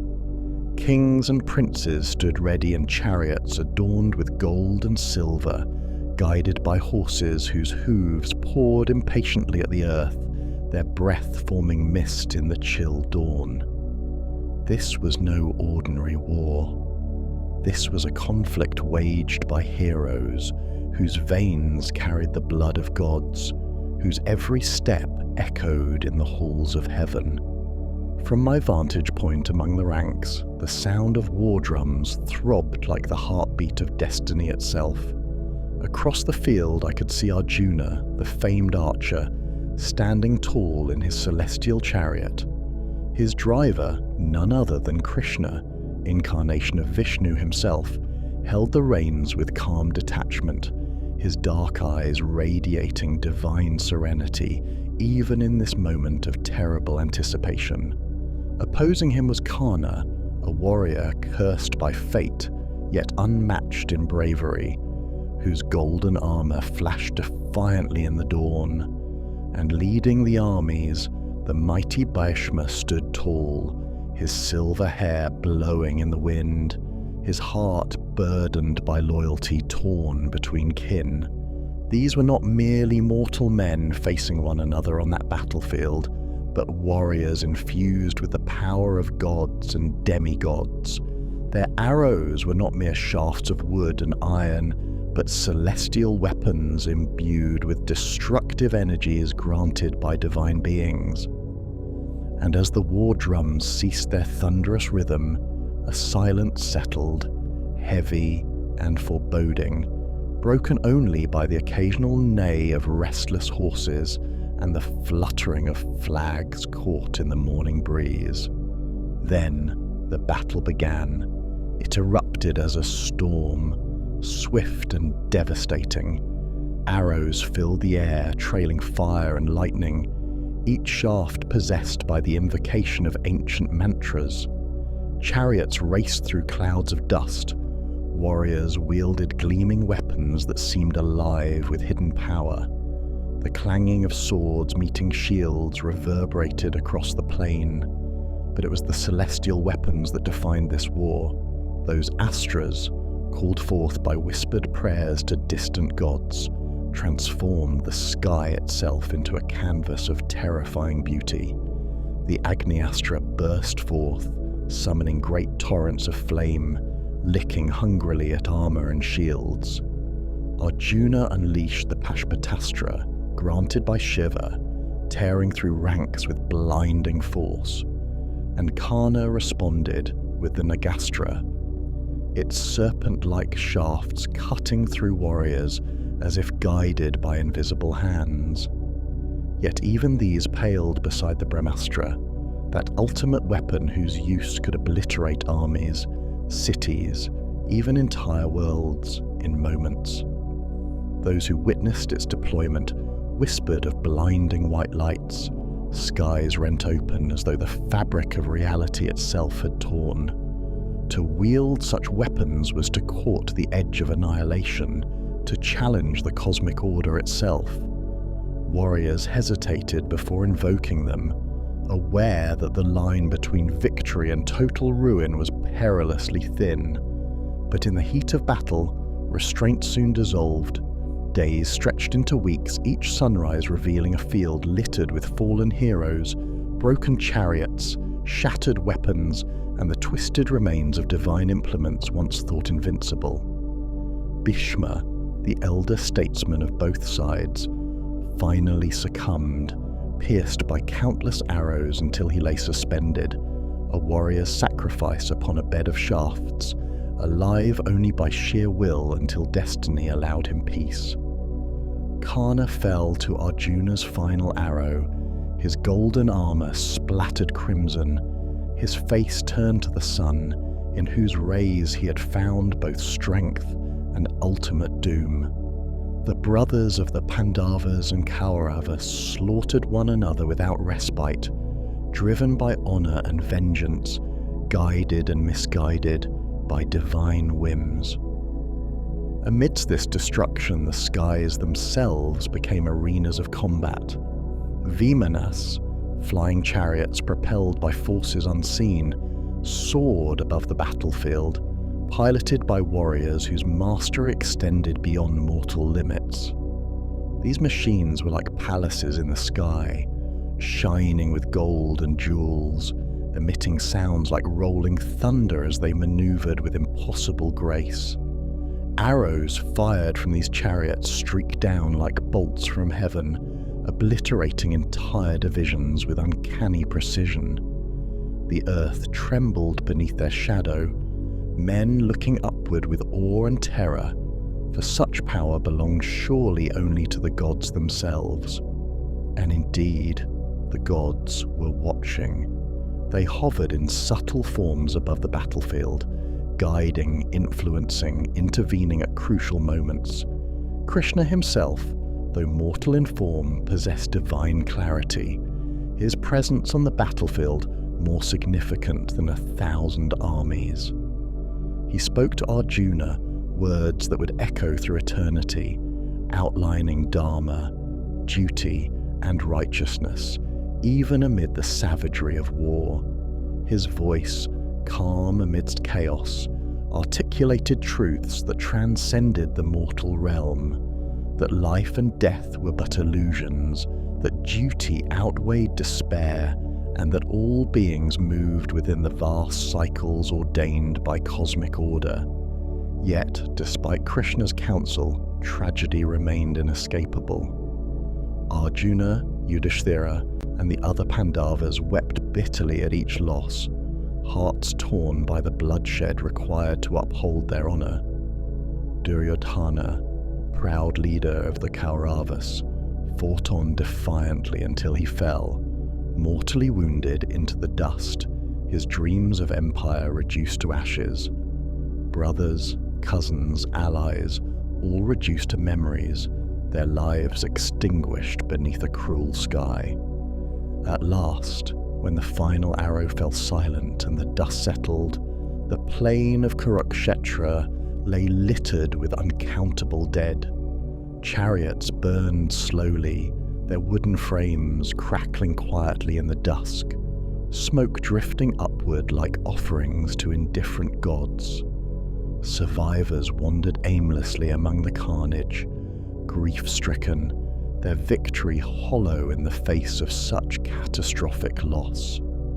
Even Krishna, standing serene beside Arjuna, gazed across the battlefield with a sadness that suggested he too had glimpsed the full price of destiny. The war had ended, yet its echoes stretched across generations, a lesson in the cost of pride and vengeance, duty and destiny. Kurukshetra, stained forever by the blood of heroes, was now a silent memorial to human ambition and divine folly, a place where mortal men wielded celestial power and brought ruin upon themselves. As we turned from that haunted field, the words of Krishna lingered, enigmatic yet profound, that the war we had fought was not simply human but cosmic, reflecting battles fought in realms unseen, struggles that spanned heaven and earth, gods and mortals intertwined by fate. We had witnessed more than a mere clash of armies. We had seen the world tremble beneath the weight of divine wrath, mortals caught in the play of gods, our destinies shaped by forces far beyond comprehension. The Mahabharata, the greatest war ever known, ended in ashes, yet left behind a story whose threads wove through history and myth, a reminder of our eternal struggle to comprehend our place in the cosmos. We walked from Kurukshetra under a sky growing darker by the hour, stars appearing silently above us, ancient eyes gazing down upon the scars of battle, bearing silent witness to the moment when gods, men, and destiny collided upon a field forever remembered. The echoes of the Mahabharata war reverberated through generations, leaving behind tales so vivid, so detailed, and so profoundly unsettling that scholars, mystics, and historians have struggled for millennia to understand what exactly transpired at Kurukshetra. The epic's narrative describes events so extraordinary, flying machines called Vimanas, celestial weapons capable of annihilating armies, and gods physically mingling with mortals, that modern minds inevitably wonder, are these simply mythological tales spun from imagination, or do they reflect a deeper historical truth, perhaps distorted by the passage of time? It is a question that has fascinated and confounded generations of researchers. At its simplest level, the Mahabharata can be understood as a mythic text, a poetic retelling of moral lessons and human struggles through allegory and symbolic imagery. Yet, within its pages are tantalizing glimpses that hint at genuine historical events buried beneath layers of poetic embellishment. Perhaps, some historians argue, what we read as mythology might actually represent distant memories of real wars fought by early civilizations, preserved orally over generations before finally being written down. One compelling approach is to examine the geographical references within the epic itself. Kurukshetra is not merely a mythical battlefield, but a tangible place in northern India, still marked today as a sacred site. Excavations and surveys conducted there have revealed traces of ancient habitation stretching back thousands of years, including pottery shards, arrowheads, and weapon fragments dating roughly to the 2nd millennium BCE, a timeline that aligns intriguingly with the traditional dating of the Mahabharata war, around 1500–1200 BCE. Scholars thus propose that a genuine conflict, perhaps between powerful clans or kingdoms, did indeed occur here. Over centuries, this historical war could have become magnified into a legendary struggle involving divine beings and apocalyptic weaponry. But even as archaeology provides context, it leaves unanswered the epic's most perplexing descriptions. The celestial weapons, the astras, depicted in the Mahabharata bear uncanny resemblances to modern understandings of catastrophic technologies. The Brahmastra, for example, is described with chilling clarity. It creates massive devastation, incinerating armies in brilliant flashes of blinding light, leaving survivors afflicted with symptoms resembling radiation sickness. To modern readers, these descriptions evoke unsettling parallels to nuclear weapons, though the very idea that ancient civilizations possess such destructive technology seems impossible to mainstream archaeology. This has led some researchers into more speculative realms, proposing that ancient India may have once hosted advanced civilizations whose technological achievements have been lost or forgotten. While these ideas verge on fringe theories, their advocates point to a wealth of enigmatic references scattered across Sanskrit texts, detailed descriptions of flying machines, advanced metallurgy, and even complex mechanical devices. Texts like the Vaimanika Shastra, an ancient Sanskrit treatise purportedly detailing the construction and use of flying vehicles, add fuel to these theories, although mainstream historians caution that the Vaimanika Shastra itself likely dates from much later periods, possibly influenced by modern concepts. Other scholars approach the Mahabharata's divine weaponry through a more symbolic lens, suggesting that descriptions of astras and vimanas might represent metaphorical depictions of natural phenomena, perhaps massive volcanic eruptions, meteor impacts, or rare astronomical events interpreted by ancient people as battles among gods.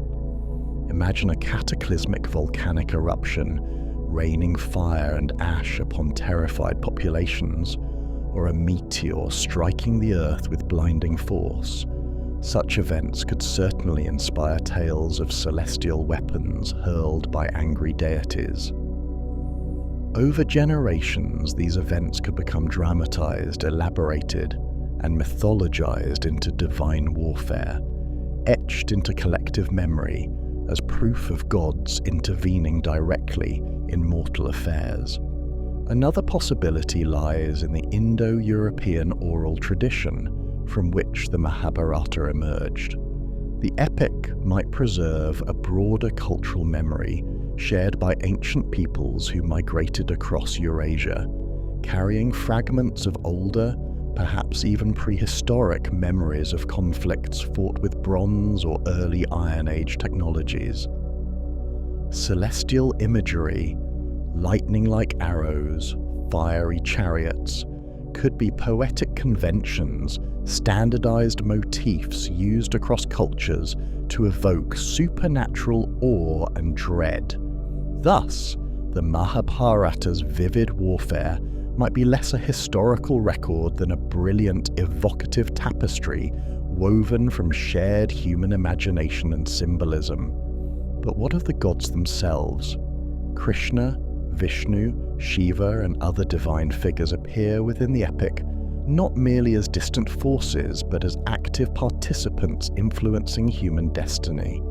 Their presence begs a fundamental question.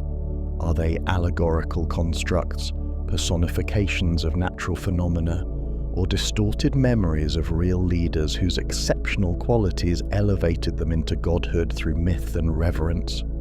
Could Krishna, the divine charioteer who counseled Arjuna, represent a historical philosopher king whose profound teachings were preserved and elevated into divine scripture? In seeking answers, we turn inevitably toward astronomy and archaeoastronomy, sciences that attempt to align textual references of planetary and stellar positions with historical calendars. Ancient Hindu scholars meticulously recorded planetary alignments, eclipses, and astronomical events. Some modern researchers have used astronomical software to recreate celestial alignments mentioned within the Mahabharata, pinpointing the epic war's date to around 3100 BCE, far earlier than archaeological evidence would comfortably allow, but intriguingly close to the dates often cited for major global climatic upheavals at the end of the Bronze Age. If accurate, these findings could mean that the Mahabharata might preserve memories of significant geological or celestial events, conflated with cultural memory of warfare and cataclysm.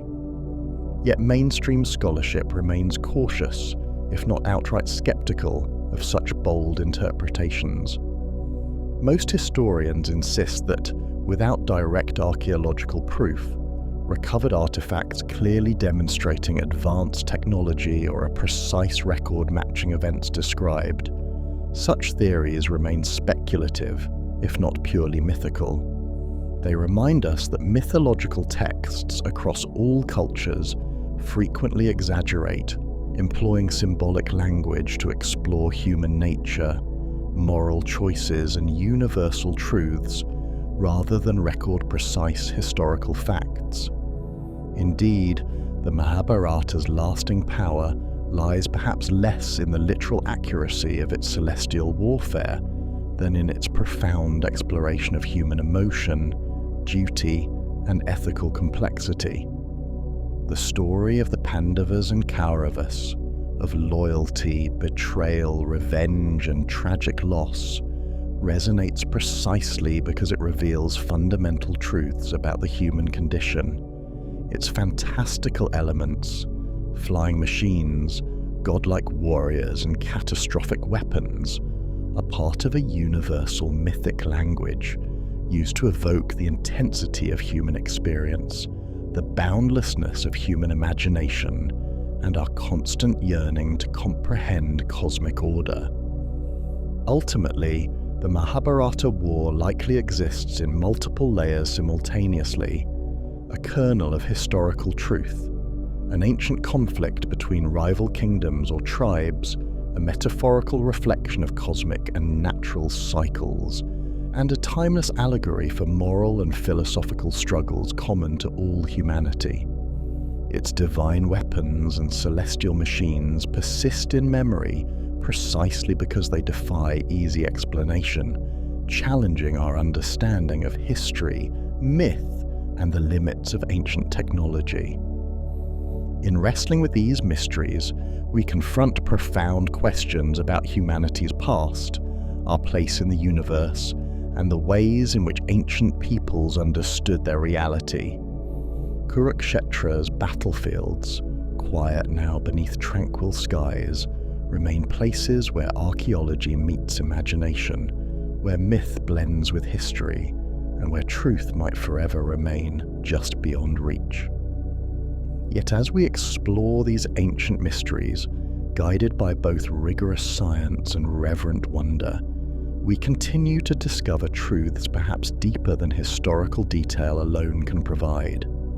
Truths about human nature, the cycles of time, and the enduring power of stories told beneath a timeless sky, where mortal men and gods once met in battle, and where echoes of their struggle linger still. The Hopi Blue Star Prophecy. Beneath the vast sky of the Arizona Mesa, a sky so wide it seemed to embrace all the earth and stars at once, the elder sat beside a fire that crackled softly, sending embers drifting upward like fleeting stars themselves. Around him, faces of younger villagers, men, women, and children, were illuminated softly by the firelight, their eyes wide, waiting, for they knew that when an elder spoke, particularly this elder, it was wise to listen. The old man's face was deeply lined, a landscape shaped by wind, sun, and countless years, yet his eyes burned with clarity, bright and steady. His voice, soft yet authoritative, seemed woven from the very earth beneath their feet and the starry dome above them. When he began to speak, it was as though the wind itself paused to listen. "We have lived through many worlds," the elder began, gazing slowly around the circle, his gaze lingering on the youngest among them, "and each world has ended, as all things must end. Yet every ending holds a new beginning. This is the way of life." He lifted a hand toward the sky, fingers spread wide, palm illuminated by firelight. "Our ancestors tell us of the world before ours, and of worlds even before that. They remind us that we live now in the fourth world, and that someday soon, this world too will change. They have given us signs to watch for, warnings of what will come, so that we may prepare and not lose ourselves to fear." A hush settled deeper over the listeners. Even the flames seemed to quiet their crackling, leaning forward like an eager child, listening for the prophecy everyone knew but always longed to hear again, as though each telling offered fresh insight. "Our ancestors spoke clearly of the final sign," the elder continued, his voice growing softer, more solemn. "When the fourth world draws to its close, a star, blue as turquoise, bright as the dawn, will appear in the heavens. This star will not pass peacefully overhead as the others do. Instead, It will fall from the sky, a torch flung downward by the Great Spirit, burning brightly, and everyone will see it. Murmurs rose briefly from the listeners, low sounds of reverence and unease. The elder paused, letting the gravity of his words settle into their hearts. When this blue star Kachina makes its journey downward, it will herald a time of great cleansing, great change. The waters will rise and fall unpredictably. Storms will shake the sky. The earth will tremble and split, and fire will sweep across the land, consuming all that no longer serves the balance of life. It is said that during this time, humanity will face its greatest challenge, not from outside forces, but from within. Each person must choose a path, harmony or destruction, balance or chaos. The star's fall will signal that this time of choice is upon us. He paused again, and the listeners shifted closer, waiting. Many will forget the teachings of the elders, he warned gently, his eyes shadowed with sorrow. Many will turn away from the sacred ways, tempted by the illusion that they can control what cannot be controlled. They will build great houses of stone and iron, believing themselves stronger than the earth itself. They will fill the sky with smoke and poisoning the rivers and the soil, until the Great Spirit sends the blue star as a reminder that humans are caretakers, not masters of this world. He reached out, picking up a handful of sand from the earth, holding it gently before the fire. The grains trickled between his fingers, tiny and infinite. When the star appears, the fourth world will crumble like this sand, slipping away through careless hands. Yet, from this ending, a new beginning emerges. The fifth world. A world that begins clean, fresh, purified. The elder brushed his palms together, clearing the last grains from his skin before meeting each listener's eyes. Our ancestors say that when this time comes, it is not the end we must fear, but our own choices. The blue star will give us a chance, a final chance, to choose the path of balance, of harmony, of respect for all life. Those who remember and embrace the sacred ways will be guided through the chaos into the fifth world, a place of renewal. He leaned forward now, his voice soft, almost a whisper. We do not know when this star will fall, perhaps soon, perhaps generations from now, but we watch the skies carefully because the ancestors do not lie. They have given us this knowledge as a gift, as a warning, as a responsibility. It is up to us and to you, the young, to carry this wisdom forward. The flames flared briefly, casting strange shapes upon the stones around them. Shadows danced and flickered across the elder's face. His eyes shone brightly, holding deep secrets, truths that went beyond words. We share this story not to frighten, he said softly, but to prepare. To remind ourselves and our children's children that everything is connected. The earth, the sky, the stars, and ourselves.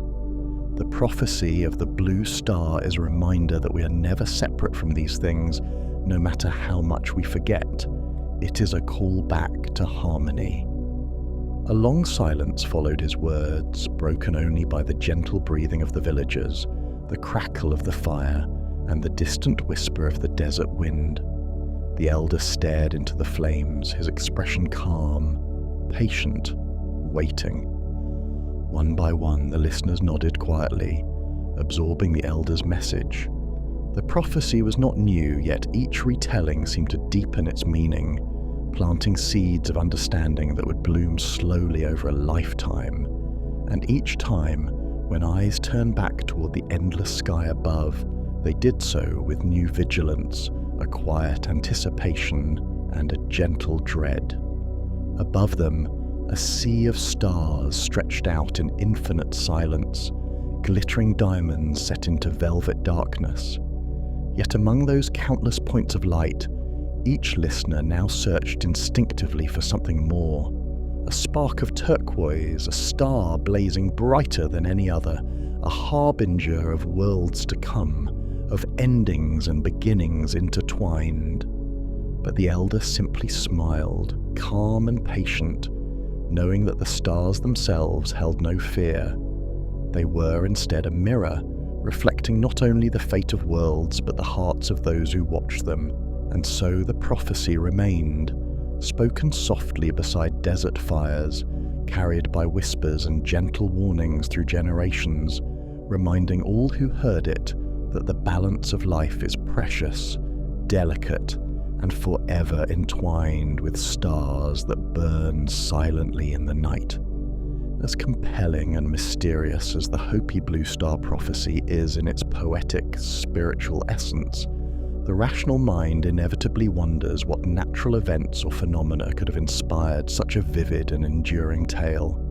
Indeed, ancient prophecies rarely emerge from pure imagination alone. They are more often born from real experiences, cataclysms witnessed and preserved in oral histories over generations, blended with spiritual teachings and cultural wisdom.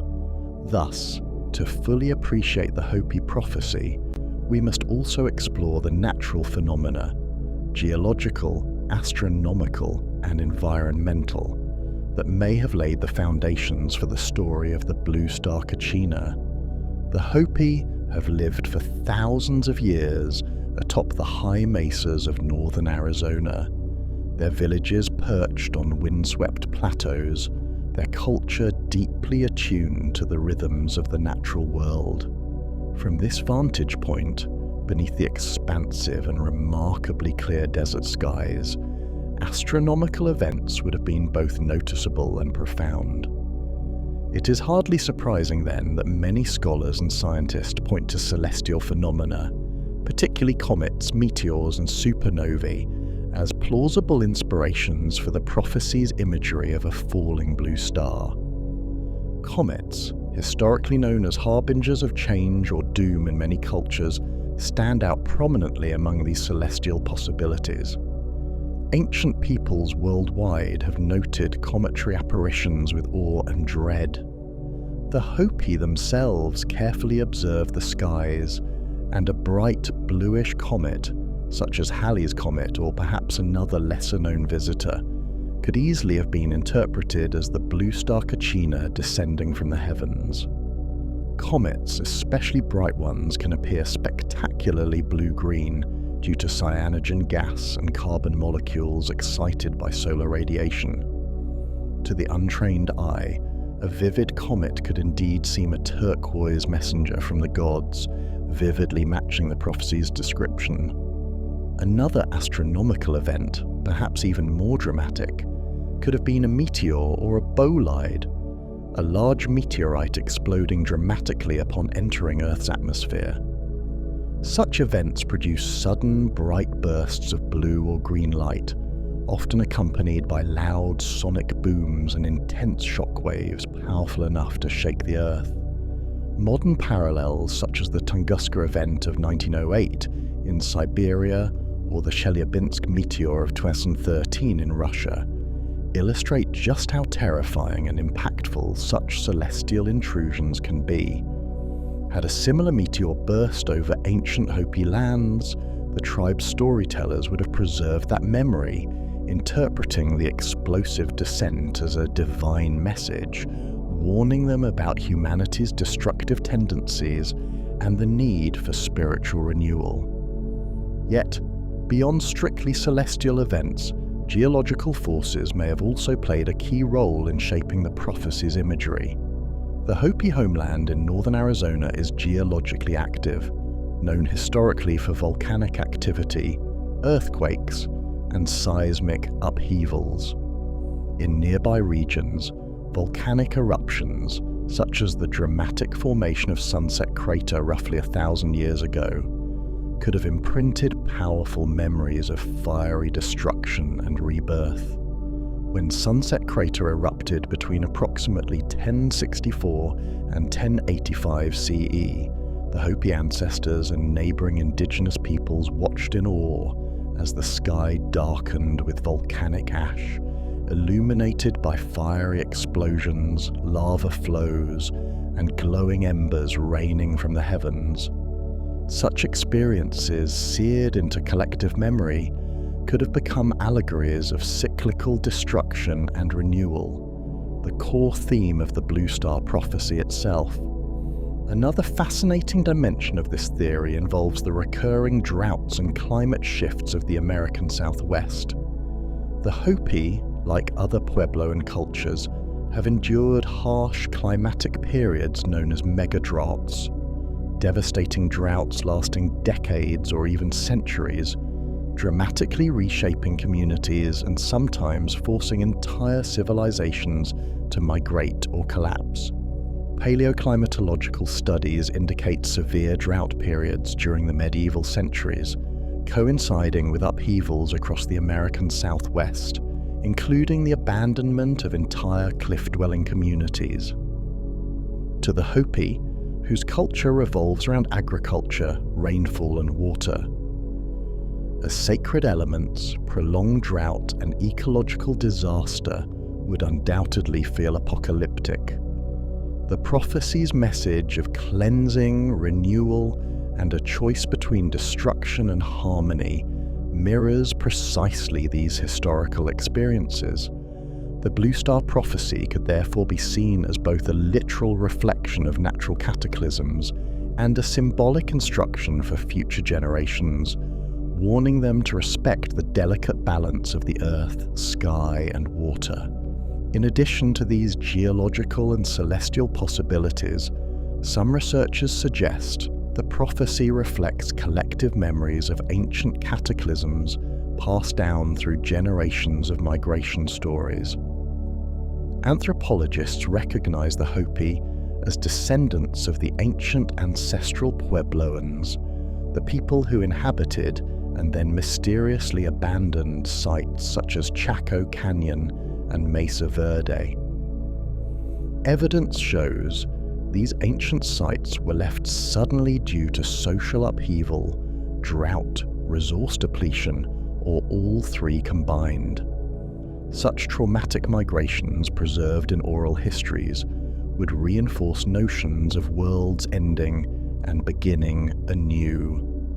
These memories, reinterpreted through generations, evolved into warnings that neglecting harmony with the earth would bring renewed destruction, as exemplified by the Blue Star prophecy. Further, some scholars point toward broader cultural influences. The arrival of Europeans in the 16th century, seen as the end of an era, could have lent additional potency to ancient warnings. European colonization profoundly disrupted indigenous cultures, causing catastrophic changes in land use, population, and environmental practices. To the Hopi, these events might have seemed a fulfillment or reflection of prophetic warnings of imbalance and destruction. Over generations, the prophecy could have absorbed these historical upheavals, becoming ever more resonant as a metaphor for ongoing struggles between industrial exploitation and ecological balance. Despite these diverse theories, the Blue Star prophecy remains fundamentally Hopi in spirit and symbolism. It's not simply a record of past natural disasters or a prediction of future calamities. Rather, it is a guidepost, a spiritual teaching that underscores humanity's interconnectedness with the cosmos. It reminds its listeners to live in balance and harmony, cautioning that imbalance inevitably brings disaster, whether ecological, social, or spiritual. Even today, as environmental crises escalate and human-caused climate change reshapes our world, the prophecy resonates powerfully, offering ancient wisdom that feels increasingly relevant. In the end, the exact historical root of the Blue Star prophecy, whether comet, meteorite, volcanic eruption, earthquake, or drought, may remain forever uncertain. But its enduring power lies precisely in this uncertainty. The prophecy speaks across centuries, compelling each generation to look up at the skies and down at the earth with new eyes, reminding us that we share our fate with the stars themselves. Thus, the Hopi Blue Star prophecy continues to captivate and instruct, serving as both a vivid warning and a profound hope that humanity might one day find the wisdom to live in balance with a world far older, far wiser, and far more powerful than ourselves.